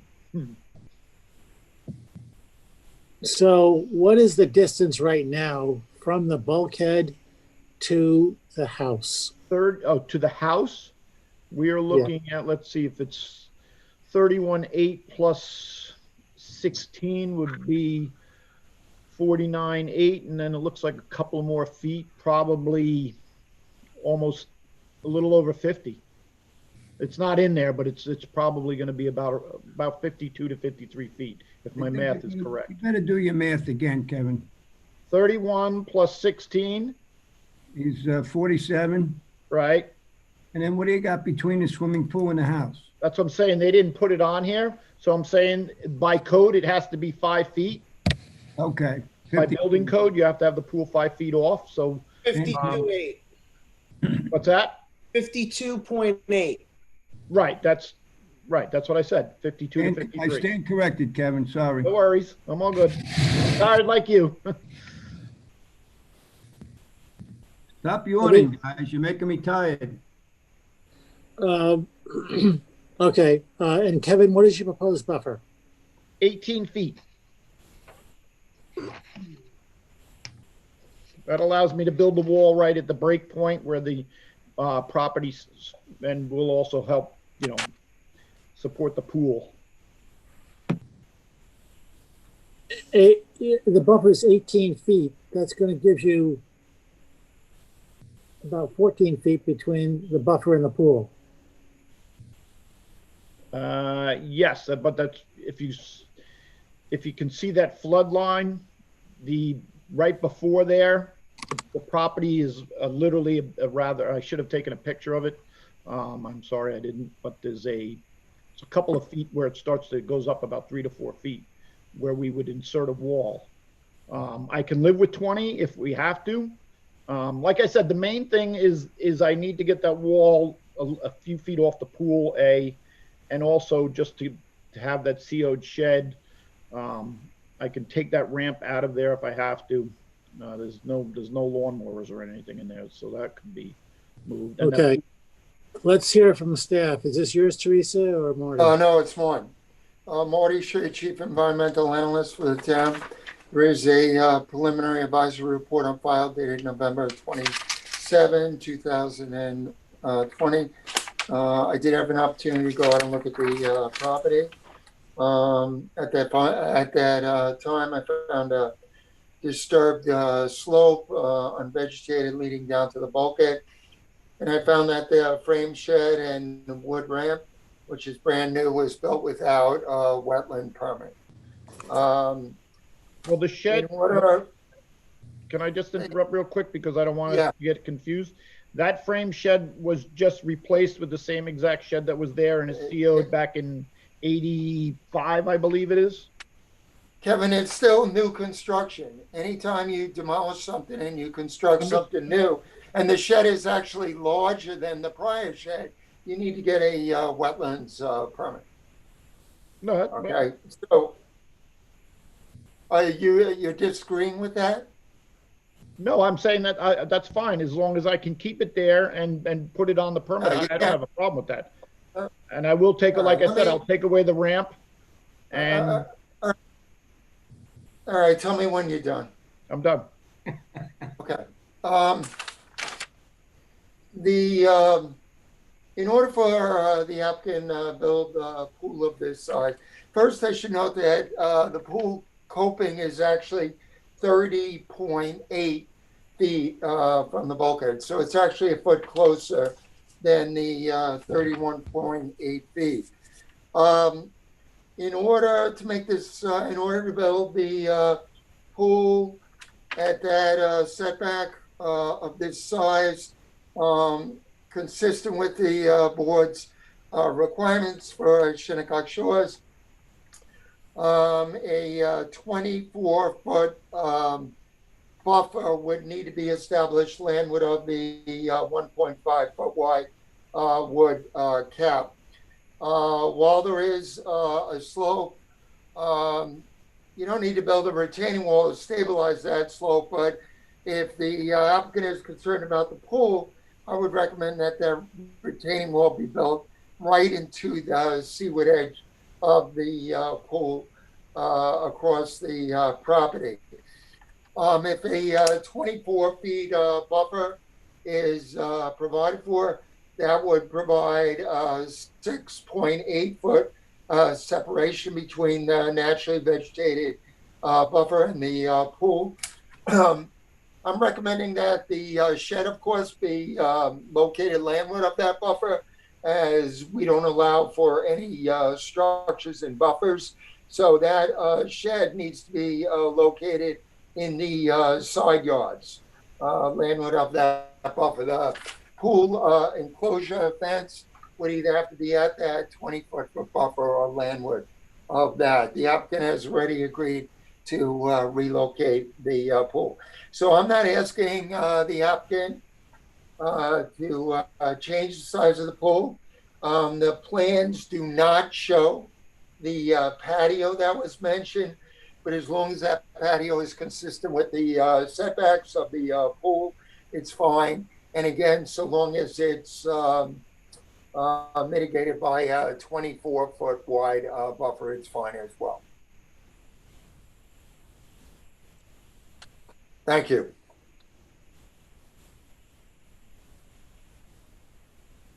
Thank you, Maury.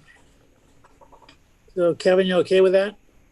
Well, I'm not. The only thing I'm not okay with is the 24 foot. Well, here's the thing: is I don't want to build a wall right at the coping of the pool. I would like to extend it a couple feet. That's why if I have, and then I would run my fence across the back of there, and that would give me a little bit of would only give me a couple of feet of you know, some pavers of some sort on that back side, just to take advantage of the property a little bit. So as long as the retaining wall is 24 feet back from the bulkhead cap, you'll be good. Yeah, it gives you plenty of space. Kevin, just to clarify, you're looking to build pavers on the seaward side of the pool, thus making the patio less than the proposed 30 feet? No, actually, you know what? For now, no, I'm not going to do that. I'm more concerned about the wall, but, so you're saying 24 feet? Yeah, from the bulkhead. You got 7 No, feet. no, I'm saying 24 feet landward of the bulkhead cap, which is 1.5 feet. Right, so that's 24, so 22 and a half, from the cap. No, 24 feet landward of the cap. Oh, 24 of the cap, from the cap. Yes. Okay, so that's gonna give me what, 7, 8, right? Yeah, No. 7.8. No, it's gonna give you 6. No, no, he's 6. right. Mike can do the He's math. saying from the cap, not so that would have.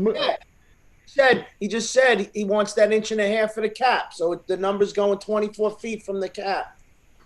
Oh, I thought that was considered in there already. I see what you're saying. All right. No. And that's going, and actually that number's actually only going to the edge of the pool, Marty, not the coping. So, Right. No, Basically, that's gonna give me about 6.5 feet from the edge of the pool to the buffer. Yes. That's correct math, correct? Yes. Yeah. And then I will be taking out the ramp. I will be moving the pool equipment. I will be moving the fencing. Correct? Yes, and you'll be moving the shed. Well, that's the only part he doesn't want to do. Yeah, we don't allow sheds and buffers. Well, why It can't was we built go? without, it was built without a permit. I can't even get a hold of him. That shed totally fits. If you move that shed a little bit over to the west, it fits right in there. No? Yeah, there's plenty of space. Yeah, you can move it landward of the buffer, absolutely. It's more than 100 square feet, so yes, that's another issue, I think, right? Yeah, I suppose. I guess I can also make this pool a little bit smaller too. So as long as I stay within my realm. Yeah, if you make the pool small, then the width of the buffer is gonna reduce at a 1-to-1 ratio. All right, so we're doing a 24 buffer from the cap, moving the shed, moving the pool equipment, moving the fences. Sounds like a win-win. Yes. Finally for us. And drinking the pool. All right, I mean it's fine because I can still do what I have to do. The shed will be an issue, but he'll have to figure that out. That's a big pool. Well, yeah, that's what I know. I'm looking at it, and I know that I can reduce that a little bit. So,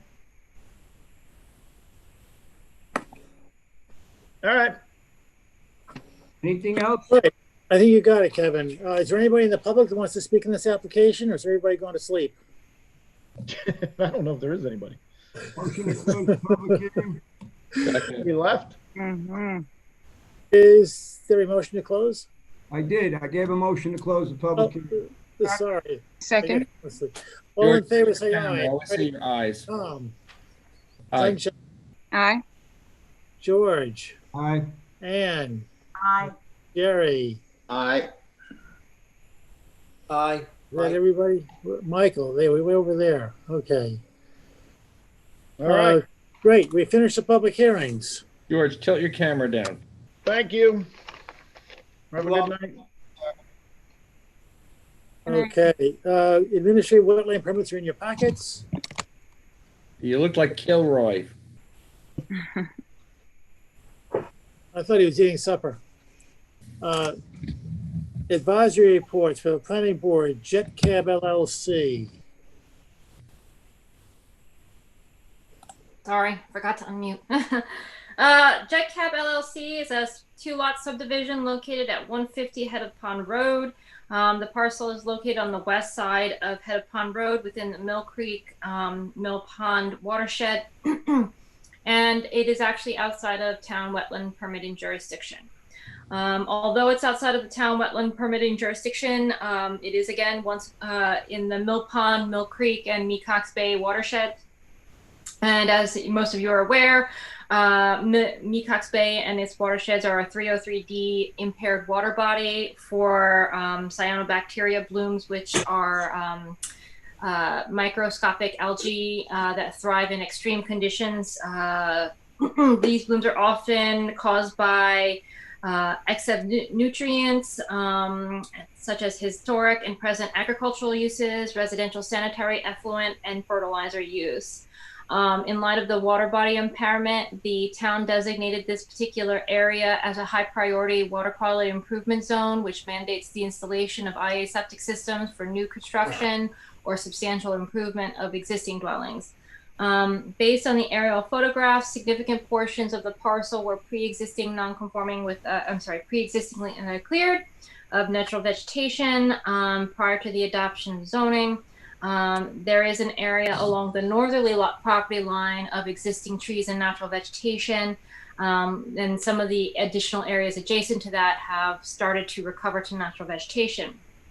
In light of the existing natural vegetation that is there on the northerly property line, the Conservation Board should recommend that a conservation easement or a buffer extending 25 to 30 feet from that property line be established to protect that vegetation, to provide for animal movement corridors, and to lessen the existing clearing on the site. Also, because the parcel is within the high priority water quality improvement zone, it's recommended that the subdivision map be revised to indicate that it's within the high priority zone and that IA septic systems will be required. Motion to send those comments to the planning board. Second. All in favor? Harry, aye. Tom? Aye. Sunshine? Aye. George? Aye. Ann? Aye. Jerry? Aye. Michael? Aye. And for the ZBA, Round Dune Inc. Yeah, Marty Shea, Chief Environmental Analyst for the town. This report is 7 pages. So I'm going to attempt to summarize it as best as I can. Thank you, Marty. This is a pending application for the Zoning Board of Appeals. The applicant is seeking a variance from the emergency provisions in the town's coastal erosion hazard area law. Such provisions allow us to permit temporary sand cubes, geotextile structures, or geocubes when there's been a significant erosion in order to quickly stabilize the area and allow landowners to perform any necessary repairs to structures. We had a coastal storm back in 2019 where Round Dune again had lost the majority of their dune, leaving at least one of the undercarriages of the units partially exposed. There was some damage to the pilings as well. We had issued an emergency permit to let them create a temporary seawall or defense of stacked sand cubes that wrapped around the 2 most seaward structures. The Coastal Erosion Hazard Area Law only allows for the installation of those geocubes in the beach or dune for 3 months, and then allows us to extend that period for 6 months. And then it requires that those sand cubes be completely removed, and that the dune be fully restored. The idea is that after that time period goes by, the emergency is over and there's no longer a need for emergency protection. So we had issued this permit to allow for installation of buried sand cubes, and we extended that period because otherwise they would have had to be removed during the plover season.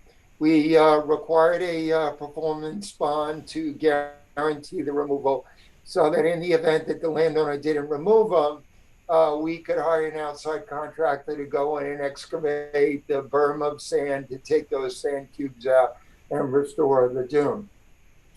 Well, the applicant never removed those sand cubes. They're supposed to have been removed in September of 2019. We alerted the landowner that they needed to be taken out, and he advised us that he was going to apply for a variance from the CBA to keep them in until the Army Corps of Engineers completes its renourishment. As you may have read in the press, the beach renourishment and dune restoration is expected to commence at the end of this year and early 2022. So the advisory report speaks about how emergency activities are defined and speaks about that requirement that geotextile structures be removed after a 6-month period of time has lapsed. Says that the required sand burial is not intended to create a natural dune. It's just intended to cover them with sand, because when they're exposed and you have wave action of water hitting those geocubes, they can act as a bulkhead or a bed and cause additional erosion of the beach. The report goes on. It gives some additional history and then makes clarification in terms of what sections of ZBA of the Coastal Erosion Hazard Area Law the ZBA needs to look at in order to consider granting relief. It gives some history in terms of the DEC permits. It goes on to cite criteria for variances under the code, and then addresses each of those criteria and clearly notes that none of the essential variance criteria that need to be approved in order to allow them to keep these cubes in are being met. So it indicates that the variance should be denied and that they should be required to remove the cubes. It also indicates that this is nothing new at Round Dune. Round Dune has had this problem certainly for the 30 years that I've worked for the town.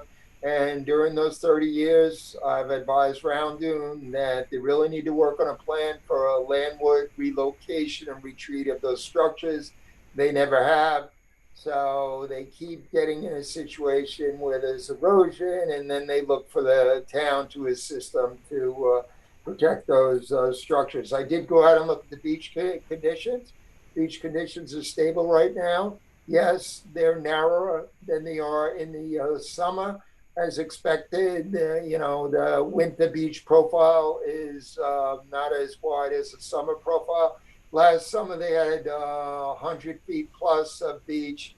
Now they have about 40, 50 feet of dry beach. The area is stable. So I'm saying they need to take those sand cubes out and come forward with coastal erosion management permit application to fully restore those dunes as intended by the code.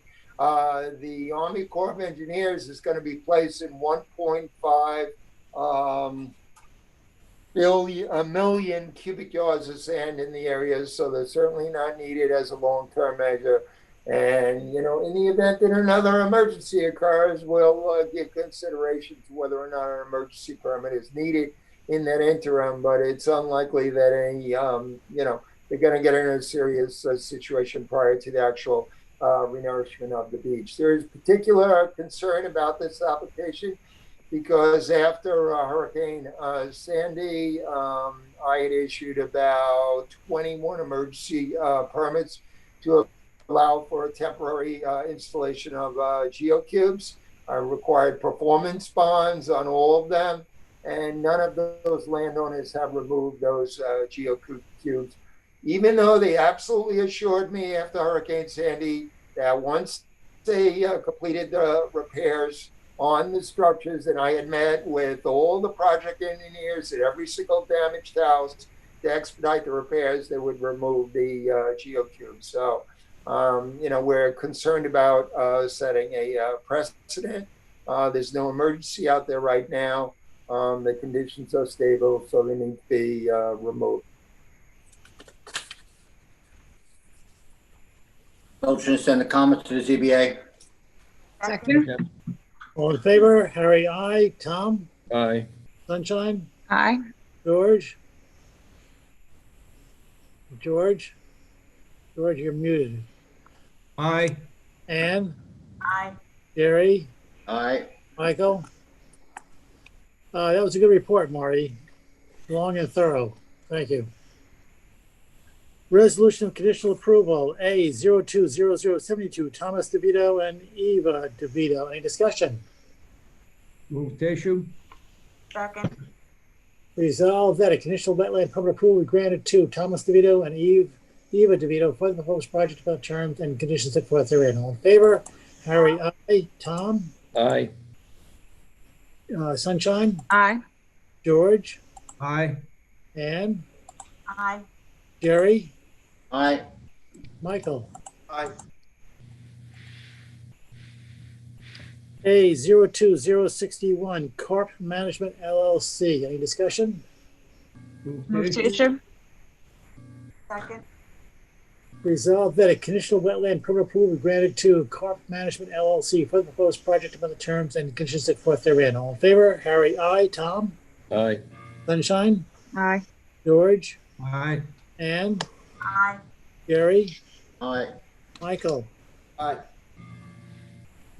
Preliminary review of seeker determination A 020040, James and Elizabeth Lou Remkes. Teresa Mason from the Environment Division. The parcel is located at 19 Bayview Road in Noyak. It's on the corner of Bayview Road and Harbor Avenue. The parcel is within the VE flood zone, elevation 8, and the X flood zone.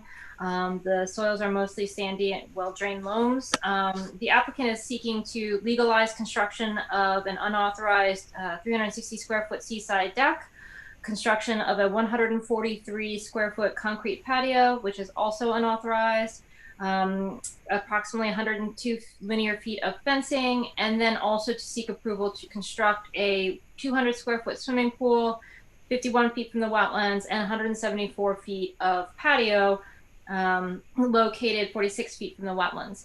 The wetland boundary is along approximately 96 feet of bulkhead, and then it wraps around the southerly portion of the property, extending onto and into the Harbor Avenue road right of way. Because it extends along the southerly property line, the setback there is 100 feet from the wetlands boundary, because it does wrap around, so there's unbulkheaded and the structures are not generally perpendicular to the bulkhead. The parcel fronts in Sag Harbor Cove, which has a myriad of scenic values and recreational opportunities. It also is part of the larger Peconic Estuary Program complex, which is a national estuary of national significance. The values of these wetlands can best be protected by maximizing wetland setbacks and for construction, and providing as large-scale buffers where possible. The wetlands permit application was submitted in July with the notice of incomplete sent a few days after some initial submission. The revised surveys were submitted in November 2020. So again, they're seeking to legalize the unauthorized deck, the unauthorized patio, some pool fence, some existing fencing, which they are either going to reconstruct or to maintain, and then also to build the swimming pool and pool patio. It's the Environment Division's recommendation that they explore practicable alternatives which maximize setbacks to the wetlands. This may include demolition and or dismantling of the existing seaside deck, and construction of a new deck on the northwesterly corner. I'm sorry, is that right? Maybe it's southwesterly, in the little cutout on the on the house, and then getting rid of the pool patio, and then the Environment Division also recommends that they consider eliminating their pool construction plans, as there's no opportunity to construct a swimming pool at a compatible setback or to provide sufficient mitigation to offset the potential adverse impacts from construction. So we are recommending that a public hearing be held due to the need for significant additional information. Motion to schedule a public hearing for February 24th, 2021. Second. Resolve that the Town Conservation Board hereby schedules a public hearing for February 24th, 2021, and the notice of public hearing be published in the town designated newspaper pursuant to Chapter 325, Section 325-8C of the Town Code. All in favor? Harry, aye. Tom? Aye. Sunshine? Aye. George? Aye. Ann? Jerry? Aye. Michael? A 020044, Jason Allison Lubnitsky. Marty Shea, Chief Environmental Analyst for the town. This application relates to existing residentially developed property, 7 Turtle Pond Road in North Sea. The applicant is seeking a wetlands permit to construct a swimming pool, various decks, patios, fences. They have an underground propane tank that needs to be legalized. They have encroachments in the existing covenanted naturally vegetated wetland, non-disturbance, non-fertilization buffer that need to be addressed as well. I have recommended that they evaluate practical alternatives as they are seeking significant relief from the required wetland construction setbacks. And I did give them a bunch of options in terms of how to reconfigure the planned improvements. As we have not yet heard back from the applicant, we need to schedule a hearing on this application. Motion to schedule a public hearing February 24th, 2021. Second. Resolved that the Town Conservation Board hereby schedules a public hearing for February 24th, 2021, and that a notice of public hearing be published in the town designated newspaper pursuant to Chapter 325, Section 325-8C of the Town Code. All in favor? Harry, aye. Tom? Tom? Tom. Tom is, I'm sure he's going to say aye. Sunshine? Aye. George? And? Aye. Gary? Aye. Michael? I feel you, Tom. And Tom? Aye. A 020069, Gillian Batchelder. This application relates to an existing residentially developed property at Inlet Road East in Shinnecock Hills. It fronts on Cold Spring Pond. The application had to be made because the landowner demolished pre-existing decks and constructed new larger decks. Fortunately, the land between the decks and the pond is already naturally vegetated. Because they essentially built in the pre-existing envelope, I recommended that a 50-foot wide covenanted naturally vegetated buffer be established and that a wetland preservation area be created covering all on-site wetlands. They have agreed with those mitigation recommendations, so we do have sufficient information to make a determination and we can waive the hearing. Motion to waive the public hearing. Second. Resolve that the Town Conservation Board hereby waives the public hearing requirement pursuant to Chapter 225, Section 325-80 of the Town Code. All in favor? Harry, aye. Tom? Aye. Sunshine? Aye. George? Aye. Ann? And Michael? Aye. Did I skip anybody? Gary. Jerry. Jerry, okay. A 020075 Ingracia Family Trust. This application relates to developed property at Brushy Neck Lane in the hamlet of West Hampton. Property has frontage on Brushy Neck Creek. The application had to be made in response to a notice of violation that was issued for unauthorized reconstruction of decks and building of a basketball court. I did have an opportunity to meet with the landowners at the property, at which time I recommended that they establish a wetland preservation area and a maximized covenanted naturally vegetated wetland non-disturbance non-fertilization buffer. They have agreed to those measures. I've provided a sketch that they're utilizing for the purposes of having the requisite revised survey prepared and for the purposes of drafting the required covenant. This is an application for which we have sufficient information to make a determination. As such, I'm recommending that the hearing requirement be waived. Motion to waive public hearing. Second. Resolved that the Town Conservation Board hereby waives the public hearing requirement pursuant to Chapter 225, Section 325-80 of the Town Code. All in favor? Harry, aye. Tom? Aye. Sunshine? Aye. George? Aye. Ann? Jerry? Michael? Aye. Is there a motion to adjourn? So moved. Second. Third. All in favor? Harry, aye. Tom? Aye. Sunshine? Aye. George? Aye. Ann? Aye. Jerry? Michael? Aye. Tom, have a good sleep. Thank you I all. wasn't asleep. I was just ignoring all of you. Thank you. Let's see.